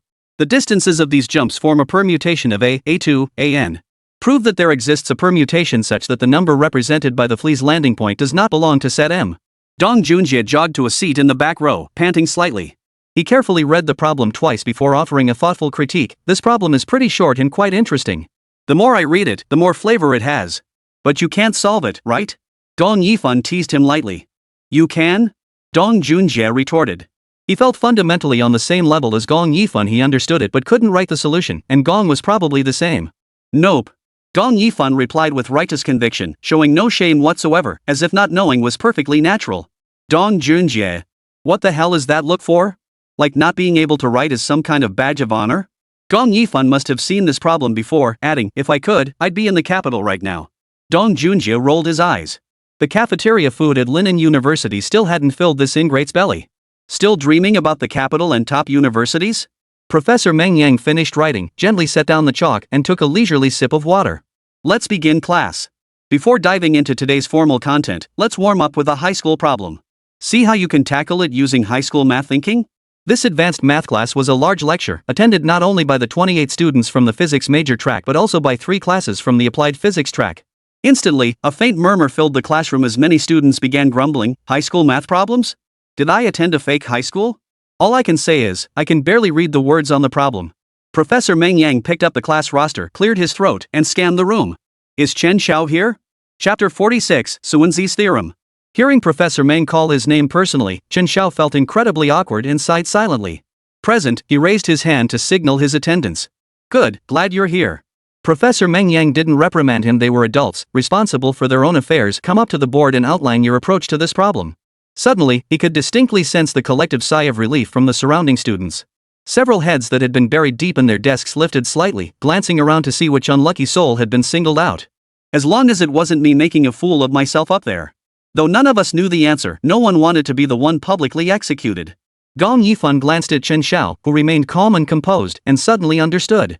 He then swept a disdainful glance around the room, taking in the varied expressions. Oomph. You mortals know nothing of what it means to be a prodigy. Do you think I'm going up there to embarrass myself? He went up there to show off. Just watch. Truth be told, even before Professor Meng Yang finished writing the problem, Chen Xiao had already guessed what needed proving. Honestly, it really was a high school level problem solvable with high school math thinking. A gift question, really. Chen Xiao walked to the podium, picked up a piece of chalk, and began his solution. Prove, when n equals 1, m. The conclusion obviously holds. When n equals 2, m has only one number m. Either a1 or a2 must not equal m, place it in the first step. Assume k3 and for any n. Without loss of generality, assume a1. Chen Xiao's chalk tapped rhythmically on the blackboard. High school students found this problem challenging mainly because abstract thinking made analysis difficult to grasp. Simplifying the approach meant finding the set m and then classifying the discussion. Is it really that complicated? Gradually, as the entire blackboard filled up, the students below suddenly realized that Chen Xiao had pulled down a second blackboard and written a small heading, too. The densely packed board contained only half or even less than half of the solution process? Professor Meng Yang sat in a corner seat at the front of the classroom, watching and occasionally nodding slightly. Finally, after another 6 or 7 minutes, Chen Xiao concluded on the third blackboard. By adjusting the order of the first t steps based on the inductive hypothesis, we can avoid the t1 numbers in set A. Therefore, the first t2 steps also cannot encounter any numbers from set B. Professor Meng Yang affirmed from below the podium, not bad. The reasoning is clear. This is a high school Olympiad problem. Your foundation is solid. Chen Xiao smiled and said, Professor Meng, you probably intended to use this problem to explain Sun Tzu's theorem, right? A hint of surprise finally flashed across Professor Meng's face. Oh? You'd solve it using advanced mathematics? Chen Xiao nodded, pulled down the fourth blackboard, and began writing while explaining. Solving this with high school elementary math is indeed rather verbose. Using Sun Tzu's theorem directly, we only need to prove that for any integers a, a2, an, they can be substituted into the system of equations S to yield a solution, and that this solution can be constructed. In the classroom, some students had already buried their heads in their phones, while others still strained to understand with blank expressions. But soon, more and more students gave up the struggle. Ugh! What on earth is he writing? Professor Meng Yang stared intently at the blackboard, following the solution path. Though a few steps were still somewhat cumbersome and not quite refined. But for a freshman, this was already quite impressive. Before long, Chen Xiao had filled nearly half the blackboard and swiftly arrived at the proof's conclusion. The same problem, 2 different approaches, entirely distinct processes, yet yielding the identical result. This was the beauty and wonder of mathematics. Many students in the classroom were already feeling the despair brought on by university-level math, as if a guillotine blade had gone haywire during a public execution, mowing down a large crowd of onlookers. A physics major couldn't help but ask the person next to him, "Are you guys in the physics class really that awesome?" The physics major looked just as bewildered, but not wanting to lose face, casually replied, "Not bad." Gong Yifan remained expressionless, feeling everything was under his control. Indeed, when dealing with prodigies, one must always be wary of their sudden displays of pretentiousness. Stay calm. Face challenges without flinching. Excellent, very good. Professor Meng Yang offered a rare smile of approval. Did you preview the material beforehand? Chen Xiao smiled modestly. Yeah, I read a few math books beforehand. Surrounding students, holy crap, a few? This guy, is he even letting anyone else live? Meng Yang, are you particularly interested in number theory? Chen Xiao answered honestly, I'm interested in all of math, algebraic geometry, topology, you name it. Sure enough, this response made Professor Meng's smile widen. Mathematics truly is a fascinating subject. Keep up this enthusiasm for learning. Alright, Chen Xiao, I'll give you full marks for your regular attendance. Moving forward, spend your free time thinking deeply and delving into the material. If you encounter any problems, feel free to come see me. Chen Xiao chuckled. Thanks, Professor Meng. He set down his chalk and returned to his seat. Meng Yang nodded, glancing back at the 4 blackboards filled with solutions. His thoughts shifted slightly. A promising prospect worth nurturing. Chapter 47, Virtual Robot Deployment. 5 days later. Early in the morning, Chen Xiao sprang out of bed and opened the Android software platform to check how many new downloads had come in overnight. Hammer, downloads under 10,000. Damn it, not even 10,000 downloads, and they won't even show the exact number. Who do they think they're looking down on? Chen Xiao couldn't even muster the motivation to check the backend for that number. 4 days of non-stop work. Besides studying basic programming textbooks, he also pored over tons of online tutorials by programming experts on Android app development. Finally, with Xiaodai's help, he finished building the entire Hammer app last night. But over a day later, the download count was climbing at a snail's pace so slow it was ridiculous. Chen Xiao clicked on the Android App Store, selected the dating and matchmaking category, and curiously checked where his Hammer app ranked. Why does it seem like no one has noticed this app? scrolling. Finally, after scrolling through nearly a minute's worth of similar apps, he spotted his hammer, the app he'd poured his heart and soul into. Well, not exactly, but it was buried pretty deep. Sigh, why are young people today so impatient? They won't even spare a minute, yet they expect to find love? I glanced at the reviews after downloading the app, only 3 comments, and all 1-star ratings. Hammer my ass. What kind of ridiculous name is that for a dating app?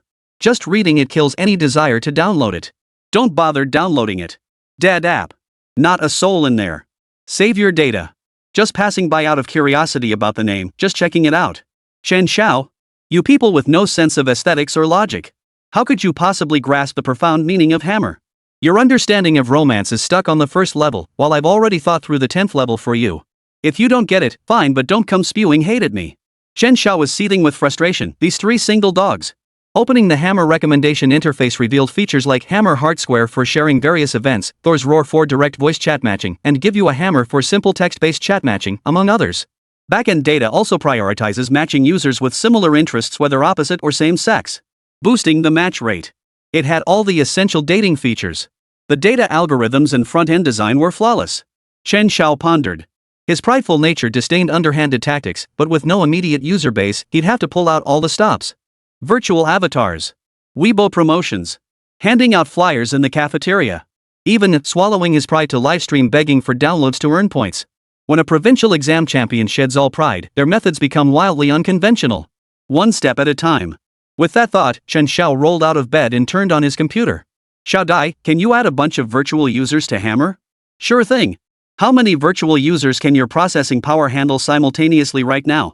Hardware limitations mean I can only run over 45,000 virtual users simultaneously, sigh. Can't you do more? I need to save some capacity for other tasks. I need my personal space. Chen Xiao couldn't help but quip, what else could you possibly be doing?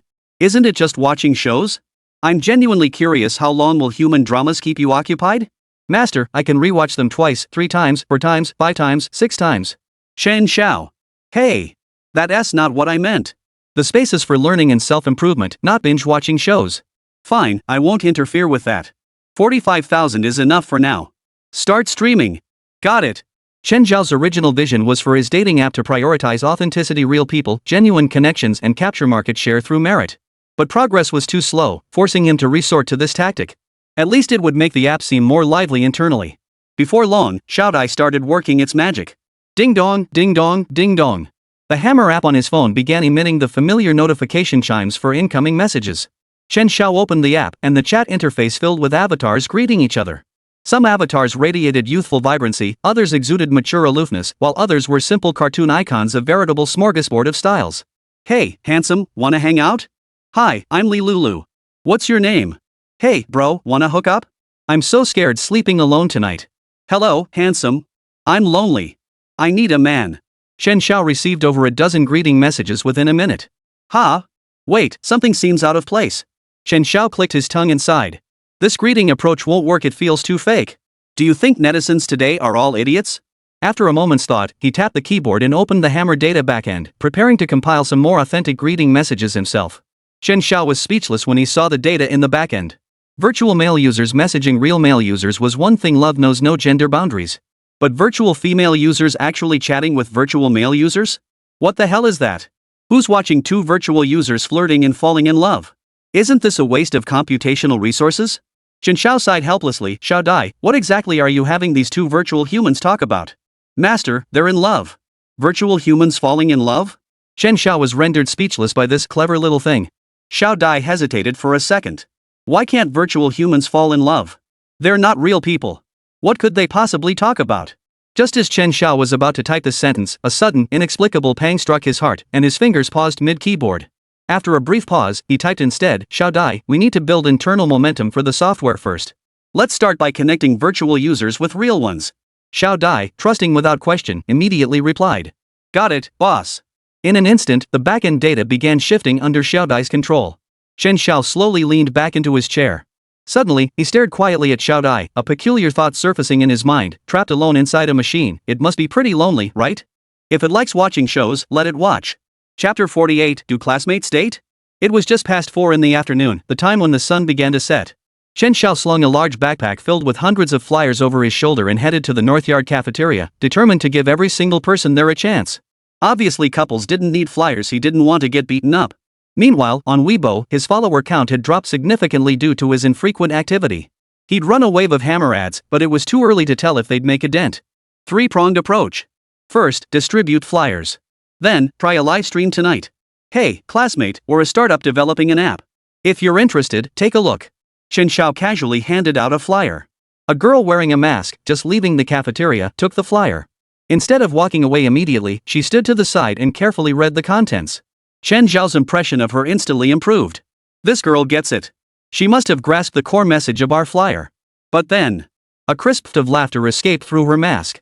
She removed it, revealing delicate features and a sweet face. Hey Chen Xiao, so this is actually a dating app promo? I was staring at it for ages, thinking you were moonlighting at a hammer factory. No wonder the flyer was so flashy. Chen Xiao. Ha! You're the girl who almost bumped into me in the library the other day, right? Chen Xiao had a surprisingly good memory. The moment the girl took off her mask, he instantly recognized her, even though they'd only met once before. The girl flushed slightly, recalling her awkwardness that day. I was in a hurry then. How did you know my name? Chen Xiao realized she'd actually called him by name. You're so famous, is it weird for people to know your name? Mr. Paper Handler, the girl smiled faintly. Oh my goodness, she's actually my little fan. Chen Xiao's eyes lit up. This meant guaranteed downloads. He forced his most gentle smile and pitched, hey, classmate, interested in dating? The girl was momentarily stunned by the abrupt question. Then, noticing the flyer he was holding out, she softened slightly and replied, sorry, I'm not looking to date anyone right now. What? Listen to what these young people are saying? I knew it with today's youth. All they need is my Cupid's hammer. I thought I had a sure thing with the downloads, but she flat out rejected me. She might even be a troll. But how come you're starting a business after only a month at school? Did you join some club? I'm telling you, don't be a sucker and get scammed, the girl warned kindly. Getting scammed by a club? Chen Xiao was genuinely surprised. Though he'd never joined any clubs in this life or his past ones, had school clubs now turned into scam operations? Yeah, some of those upperclassmen have really shady motives, the girl said earnestly. Chen Xiao's curiosity piqued. Why? Many upperclassmen start businesses and, to save on labor costs, recruit underclassmen for free under the guise of club activities. They claim it's to provide social experience opportunities, but really, it's just free cheap labor. At most, they'll have a group dinner once a month, the girl explained with a slight frown. So that's how it works. Chen Xiao hadn't experienced this before, but it opened up a whole new perspective. A fresh approach. Great idea. I could start a club too. No need to waste time running around promoting myself. Did you join a club to help some senior distribute flyers? The girl's question interrupted Chen Xiao's thoughts. Oh, no. This is software I developed entirely on my own. There's no club involved, it's just me from start to finish, Chen Xiao replied honestly. The girl looked surprised, her mouth slightly agape. You're just a freshman and you're already this good at programming? No choice. No one to help, so I had to tough it out myself, Chen Xiao said helplessly. The girl glanced at the flyer in her hand, frowned slightly, and pondered for a moment before saying, your promotional approach for this software isn't targeted enough, and it doesn't highlight any unique features. I major in business administration and minor in product design. How about I join your team and lend a hand? Chen Xiao did need help optimizing the product and marketing, but he thought, I think the features are pretty unique. That's just your opinion.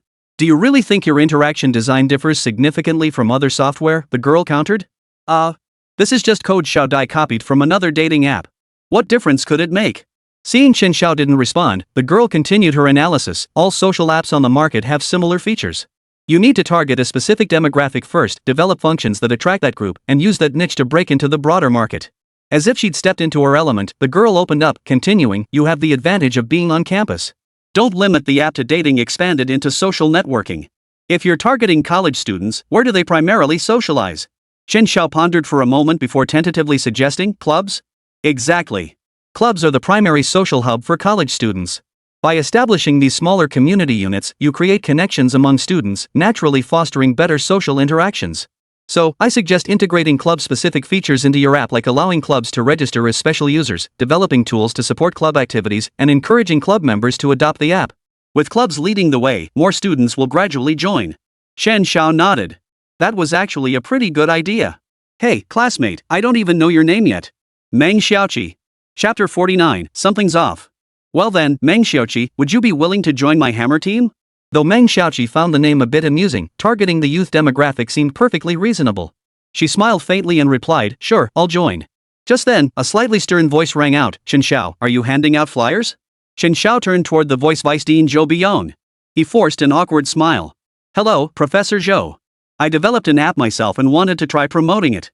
Zhou Biyong gave a faint, cold snort. "Didn't you say your studies were keeping you busy?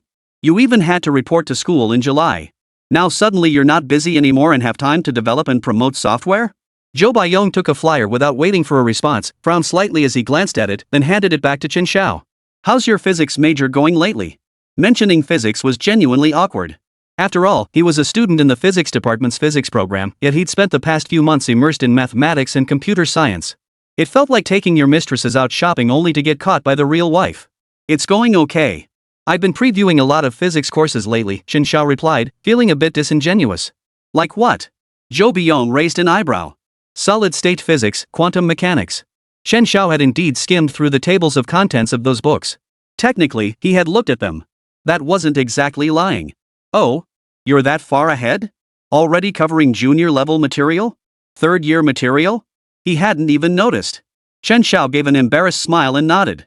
"Well then, I can rest easy. I'll have your advisor sign you up for the East China Regional Undergraduate Physics Competition at the end of October." "What?" Chen Xiao gasped. "Isn't that competition for seniors in their first semester of junior year? Aren't you already previewing junior-level courses?" Zhou Biyong countered, then added suspiciously, "Is it that you haven't previewed those specific courses, or that you lack the confidence to compete?" Ding! "Task assigned, young man, don't chicken out, just do it. Win first prize in the nation's top physics competition for university students. Reward, 1,000 points, plus 2 random spatial items or 2 specified items already in your inventory." Holy crap! It can issue 2 tasks at once? Chen Xiao froze for a moment at the sudden task. This tech tree is playing with us. Now that's something. Seeing Chen Xiao's dazed expression, Zhou Biyong wondered if the kid didn't want to go. He reminded him with a hint of irritation, "Chen Xiao, I've always believed in you. I pushed through opposition to secure the best learning conditions for you. I hope you'll cherish this opportunity and not waste your time. If you don't achieve anything in these 4 years of college, where would I hang my old face?" Chen Xiao was a pure points-driven individual. Completing tasks came first. Why the hell hesitate when points are up for grabs? This job? I'll take it. "Professor Zhou, rest assured I'll give my all for the East China physics competition." Chen Xiao's attitude shifted completely as he patted his chest in affirmation. Zhou Biyong's expression softened slightly as he nodded. "Alright, prepare thoroughly these next few days. I'll have your advisor Huang send you the competition materials tomorrow." Understood. After taking a few steps, Zhou Biyong turned back with lingering concern. "Don't rush into entrepreneurship just to make money. Focus on building a solid foundation. If you truly want to start a business later, go through the university's entrepreneurship incubator." "Thank you for the advice, Professor Zhou," Chen Xiao replied obediently. Watching Zhou Biyong's figure recede into the distance, Meng Xiaoqi finally smacked her lips in astonishment. "So you're actually from the physics department? What else?" Chen Xiao shrugged. "I thought you were from the computer science department. I took computer science electives. Just as a hobby," Chen Xiao explained. "Well, this hobby of yours has really taken off. You've even developed a full-fledged app. So, Meng Xiaoqi, about our collaboration plan." Meng Xiaoqi lifted her snow-white chin and said earnestly, "Since I agreed to join, I won't break my word. I'll handle all the functional optimizations, interface design, and event planning for Hammer." "Alright." Chen Xiao gave Meng Xiaoqi a thumbs up, then volunteered, "I'll head back and stream a promo later to attract some traffic." "No rush. No promotion needed today. There are too many areas requiring optimization and adjustments. Once I give you the design proposal and you complete the corresponding program updates, we'll find a better opportunity to ramp up promotion. Otherwise, we'll still need software updates in a few days, and this process can easily lead to significant user churn for a newly launched app. So, promotion isn't urgent right now." "That makes sense. Meng Xiaoqi, when can you get the design proposal ready at the earliest?" Chen Xiao was actually a bit worried she'd drag her feet, wasting time and affecting the task schedule. Meng Xiaoqi calculated the timeline. "Barring any issues, I should have it ready by tomorrow evening. Let's meet up during dinner tomorrow night to go over it." "Alright, deal." "Yeah, deal." After finalizing the plan, they said their goodbyes and exchanged contact information. Chen Xiao decided there was no point in handing out flyers anymore. He didn't want to risk getting caught by Zhou Biyong again. That would be super awkward. He packed up the promotional bags, slung his backpack over his shoulder, and headed straight for the library. After parting ways, Meng Xiaoqi held a hammer flyer in her hand, sketching out initial ideas as she walked back to the dorm. But as she walked, several keywords began popping into her mind: join a club, freshman, free labor. Something feels off here. Chapter 50, Your class is pretty innocent. The next day, at the Lin University Library, Chen Xiao prioritized selecting 3 books: experimental physics, theoretical mechanics, and mechanics of materials. In the afternoon, Counselor Huang Jianqing distributed materials for the East China Regional University Physics Competition. It included the registration form and the scope of the competition questions. After reviewing them, Chen Xiao breathed a sigh of relief. Rather than a university physics competition, it would be more accurate to call it a university mechanics competition. The exam content focused primarily on theoretical mechanics and materials mechanics. This explained why Chen Xiao had prioritized reviewing those physics textbooks. However, now that he had begun delving into physics, Chen Xiao planned to spend about 2 months thoroughly mastering the undergraduate physics curriculum. This was because the knowledge system and the recently acquired detailed explanation of large-scale nanoscale graphene exfoliation technology integrated physics and chemical engineering. With some extra capacity, he also wanted to incorporate some chemical engineering and materials content. Chen Xiao twirled his pen, meticulously mapping out his study schedule step by step. Just then, his phone vibrated softly. Chen Xiao picked it up and glanced at the screen. It was that kid Zhang Xiao. Like Chen Xiao, Zhang Xiao was also attending university in Linan City. He attended Jiangnan University of Technology, the province's second-ranked engineering institution after Linan University, majoring in chemical engineering. Hey Xiao, busy this weekend? What's up? I haven't gone out to play since arriving in Linan. Wanna tag along to stroll around Bianzhou Old Street? I'm bored out of my mind by myself. Zhang Xiao sent a cheeky message. Damn it, is it really fun for 2 guys to go shopping together? I need to study. No time. Chen Xiao thought for a moment. Find a girl to go with you. If I could find a girl, why would I bother asking you? Zhang Xiao replied, sounding genuinely hurt. Chen Xiao? You have no idea how miserable it is at our engineering university. The gender ratio is 8 to 2. Look around, the whole campus is packed with guys. Zhang Xiao started pouring out his woes. There are only 6 girls in our class of 32 people. How easy do you think it is to find a girl? Not bad. Our physics class has 28 people and no girls. Count yourself lucky, Chen Xiao replied indifferently. Holy crap, your class is pure. Zhang Xiao was momentarily speechless. Chen Xiao thought for a moment, tapped a few times, and sent Zhang Xiao the download link for Hammer.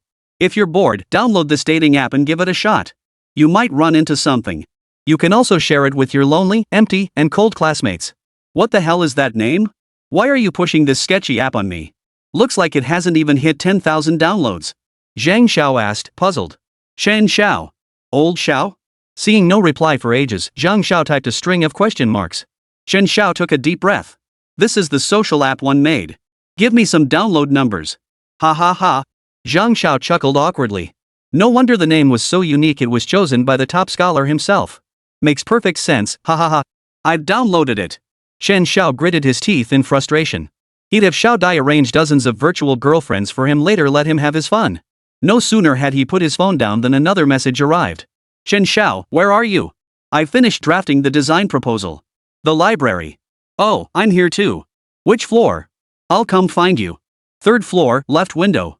Moments later, Meng Xiaoqi approached quietly, carrying a compact pink notebook. Take a look. Can these designs and plans be implemented in the software? Meng Xiaoqi opened the notebook and clicked on a document. Chen Xiao moved the books in front of him aside and took the notebook to look at the document. After a quick glance. No problem. It's doable. Meng Xiaoqi smiled faintly. Great. I was thinking, aren't the freshmen just starting this semester? Huh? Are you thinking? Chen Xiao looked up, guessing, to bring in some school clubs? Smart. Meng Xiaoqi nodded. Club recruitment just started.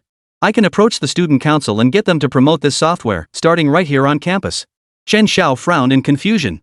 You're a freshman asking the student union for help? No one's going to take you seriously. Oomph. Meng Xiaoqi lifted her petite chin. I have my own clever plans. Trust me, the student union will definitely help. Chen Xiao remained non-committal. He wasn't about to put all his eggs in someone else's basket. He'd still have to rely on himself to livestream and sell his soul to get the program modified according to this design proposal. Every download he could scrape together counted. But Meng Xiaoqi's enthusiastic offer made Chen Xiao feel genuinely awkward. This design proposal is so well done, I should probably order you some late-night takeout. Huh? Meng Xiaoqi was a bit confused. Why order takeout for late-night snacks? We could just go eat at the school gate. I don't have time to go to the school gate. It's too time-consuming. Might as well crash in the library for a bit, Chen Xiao replied matter-of-factly. Meng Xiaoqi was momentarily speechless.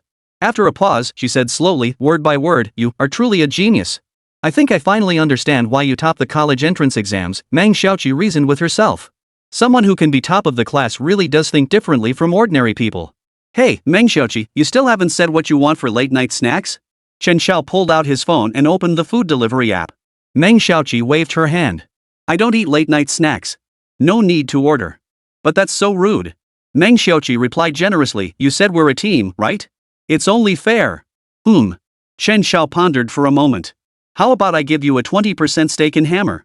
I'll handle all the funding, and you'll be in charge of daily event planning, promotion, organization, and user feedback. After saying that, Chen Xiao opened the laptop's properties. This laptop's hardware is decent. When I have time, I'll install Hammer's backend data terminal on your computer. That way, you can handle simple backend tasks right from your dorm. All right. But no thanks to the 20% stake, that's way too much.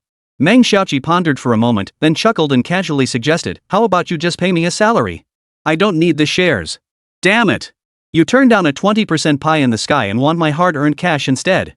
Little sister, you're playing hardball. Chen Xiao immediately adopted a stern expression. As a partner, how can you not take shares?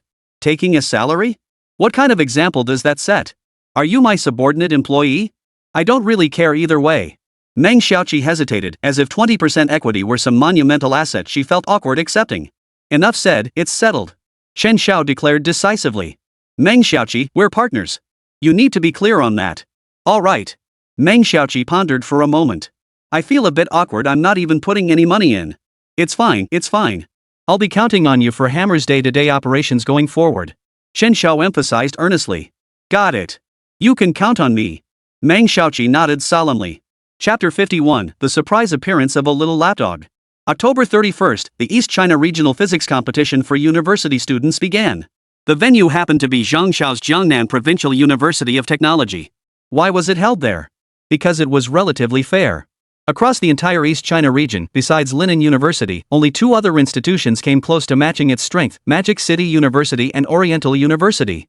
To avoid home field advantage for the host institution, neither university agreed to host the competition at the other two institutions. Consequently, the responsibility fell to Jiangnan University of Technology, considered part of the East China region's second tier. While hosting such an event is commendable, the faculty and students at Jiangnan University can't help but feel a bit slighted. So whether we have home field advantage or not doesn't affect you three schools at all? Indeed, not in the slightest. Because year after year, the first and second prizes in the competition have almost always gone to students from these three universities. Occasionally, students from other schools might snag a third prize. However, most students from ordinary schools only receive honorable mentions, and the saddest ones get participation awards. Keep in mind, students who make it to the East China Regional Competition are already the top performers selected through rigorous school-level screening. At 7:30 a.m., a bus was already parked at the entrance of Lin University. The 21 students participating in the competition boarded the bus together to head to the Jiangnan Provincial University of Technology exam venue. Chen Xiao, disliking the odor inside the bus, habitually wore a black mask. The moment he boarded, his already handsome features were accentuated by the mask, instantly transforming him into a dazzling young man. But the other students on the bus were all the type deeply engrossed in their studies, and no one gave him a second glance. His good looks went unnoticed. Chen Xiao found an empty seat and opened his phone to check the Android App Store. The download count for Hammer had already surpassed 80,000. A few days ago, while live streaming to promote Hammer, Chen Xiao had gotten a taste of the exaggerated viewership numbers common in the streaming world. It clearly showed over 700,000 viewers, but in reality, it might not even have reached 70,000. Not exaggerating one bit. Chen Xiao streamed for 3 hours straight, constantly promoting Hammer. The most common comment in the chat was, "I'll definitely download it later." But what actually happened? The next day, downloads barely increased from 11,000 to 12,000. All talk and no action. Meanwhile, Meng Xiaoqi actually managed to bring in over 20 clubs to join, including major ones like the Youth Association, Science Association, and Student Union. As for how she pulled it off, she just smiled and didn't elaborate. No big deal, Chen Xiao only cared about academics. Everything else? Whatever. Fortunately, after the Hammer update, it genuinely attracted some clubs and users to participate, maintaining a steady download rate of around 3,000 to 4,000 per day. At 8:30, the bus arrived at the Jiangsu University of Technology exam site. As they disembarked, the entire teaching building housing the exam hall was cordoned off with tape, with several security personnel maintaining order. The venue was quite crowded. Rumor had it 15 universities were participating, with nearly 300 examinees. Chen Xiao prepared his exam credentials, entered the classroom, and waited for the test to begin. Regarding his recent study efficiency, Chen Xiao had indeed managed to plow through 4 courses: quantum mechanics, electrodynamics, atomic physics, and materials physics. Combined with the earlier courses he had covered, he had now mastered the majority of the undergraduate physics curriculum. For this purely mechanics-based exam, his knowledge base was more than sufficient. At exactly 9 o'clock, the exam bell rang. The proctor distributed the exam papers. Everyone grabbed their papers and began scanning the questions rapidly. The exam lasted 2 hours, yet there were only 4 questions. That's right, you only need to complete 1 question in half an hour. In reality, many students only spent about half an hour writing, leaving over an hour to either zone out or pretend to be working. This year's questions, however, were downright insane, leaving students in the exam hall completely dumbfounded. The very first question was impossible to tackle. To put it dramatically, this exam paper has sent shockwaves around the world. It started with a bang, even a trillion wouldn't help. Of course, if someone actually had a trillion, who'd want to write this nonsense? I'd rather go find 7 stunningly beautiful sisters to play games with, wouldn't that be more fun? Problem 1. For a monkey acrobatics show at the zoo, the trainer designed the following apparatus: a circular ring with a smooth groove and radius R is fixed within a vertical plane. A homogeneous rigid rod AB, weighing P and measuring L equals 3R in length, is placed within the ring's groove. A monkey weighing Q is to walk along the rod. Given that P equals 2Q. Determine the equilibrium position of the rod when the monkey is at a distance d from the rod's endpoint A. Express the angle theta between rod AB and the horizontal line. Many test takers find this frustrating. Seriously, who wants to deal with a monkey that keeps moving around? The problem statement is crystal clear, yet it always feels like something's missing. Pen in hand, you just can't seem to get started. Of course, the provincial competition problems weren't impossibly difficult, and many top students swiftly began writing their solutions. Chen Xiao remained utterly unfazed, even feeling he'd overestimated the physics skills of university students. He sighed inexplicably and wrote down 2 solutions. Solution 1 employs analytical statics, utilizing the principle of virtual displacement to determine the equilibrium position of the monkey bar system. After establishing a coordinate system, the monkey's position is denoted by K. Since points A and B represent ideal constraints, the constraint forces NA and NB do no work at their corresponding virtual displacements, leaving only gravitational work in the system. The solution can be derived using the center of mass C of bar AB and the distance from the center O to the center of mass C of bar AB. Solution 2 is more straightforward, employing rigid body statics to directly formulate equilibrium equations. After writing 5 equations, the solution is immediately obtained. Since early submission wasn't allowed in this exam, Chen Xiao had nothing else to do but jot down a few extra solutions to pass the time. The final problem, in particular, puzzled Chen Xiao not because it was difficult, but because with his current knowledge, he could find 5 different solutions. It almost felt like free points. The final problem involved a conveyor system. Given that AB was a beam with a rectangular cross-section, the A end was free while the B end was fixed. The cross-section had a width of B and a height of HH greater than 2B. The elastic modulus is E, and the Poisson's ratio is N. Let Q denote the weight per unit length of the conveyor belt and the uniformly distributed bulk material on it, and T denote the tangential force exerted by the belt on the beam per unit length. Establish a coordinate system and consider the cross-section C at a known distance LL greater than 5h from end A. Assume the shear stress is uniformly distributed along the horizontal line within this cross-section. To determine the specific values of Q and T using electrical measurement, strain gauges are to be affixed to the outer surface perpendicular to the C-section within its region. Design a scheme requiring the minimum number of gauges and explain how to use their readings to calculate Q and T. Chen Xiao pondered briefly, lifted his pen, and wrote out 5 methods in flowing script. The first method involves placing a strain gauge at point K on the lateral midline. The second method places a strain gauge at point S above the lateral midline. The third method places a strain gauge at point K on the lateral midline while simultaneously forming a right angle strain pattern. The fourth method places strain gauges along the coordinate axis at midline K and additionally along the axial direction on the bottom surface. The fifth option allowed strain gauges E1 and E2 to be placed not only at point K on the lateral midline but also at point S on the lateral surface. Since multiple solutions were written for each problem, by the time the entire exam paper was completed, little exam time remained. I might as well close my eyes and take a quick nap. Last night, I'd already made plans with Chen Xiao after the exam. I'd tag along with him to pig out at Jiangsu University of Science and Technology's cafeteria. Ding dong ding dong. The exam ended. Chen Xiao didn't follow the crowd back to campus on the bus. Instead, he followed the signs to Jiangsu University of Technology's cafeteria. Strolling up to the entrance, sure enough, he spotted Chen Xiao in the distance, looking bored as he paced back and forth on the steps. Hey, Xiao. You're here. Come on over. As soon as Chen Xiao spotted Chen Xiao, he eagerly gestured to the girl waiting beside him.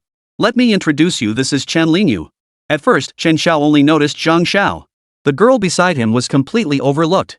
Hello, you must be Chen Xiao. The top scorer in the Jiangnan Province College entrance exam? Chen Linyu smiled warmly, her eyes sparkling slightly as she looked at Chen Xiao. It's a pleasure to meet you. I never imagined the top scorer would be like this. While she spoke, Chen Xiao took a quick look. She was about 5 feet 4 inches, with light makeup, her hair down, wearing a light blue striped dress and white sneakers.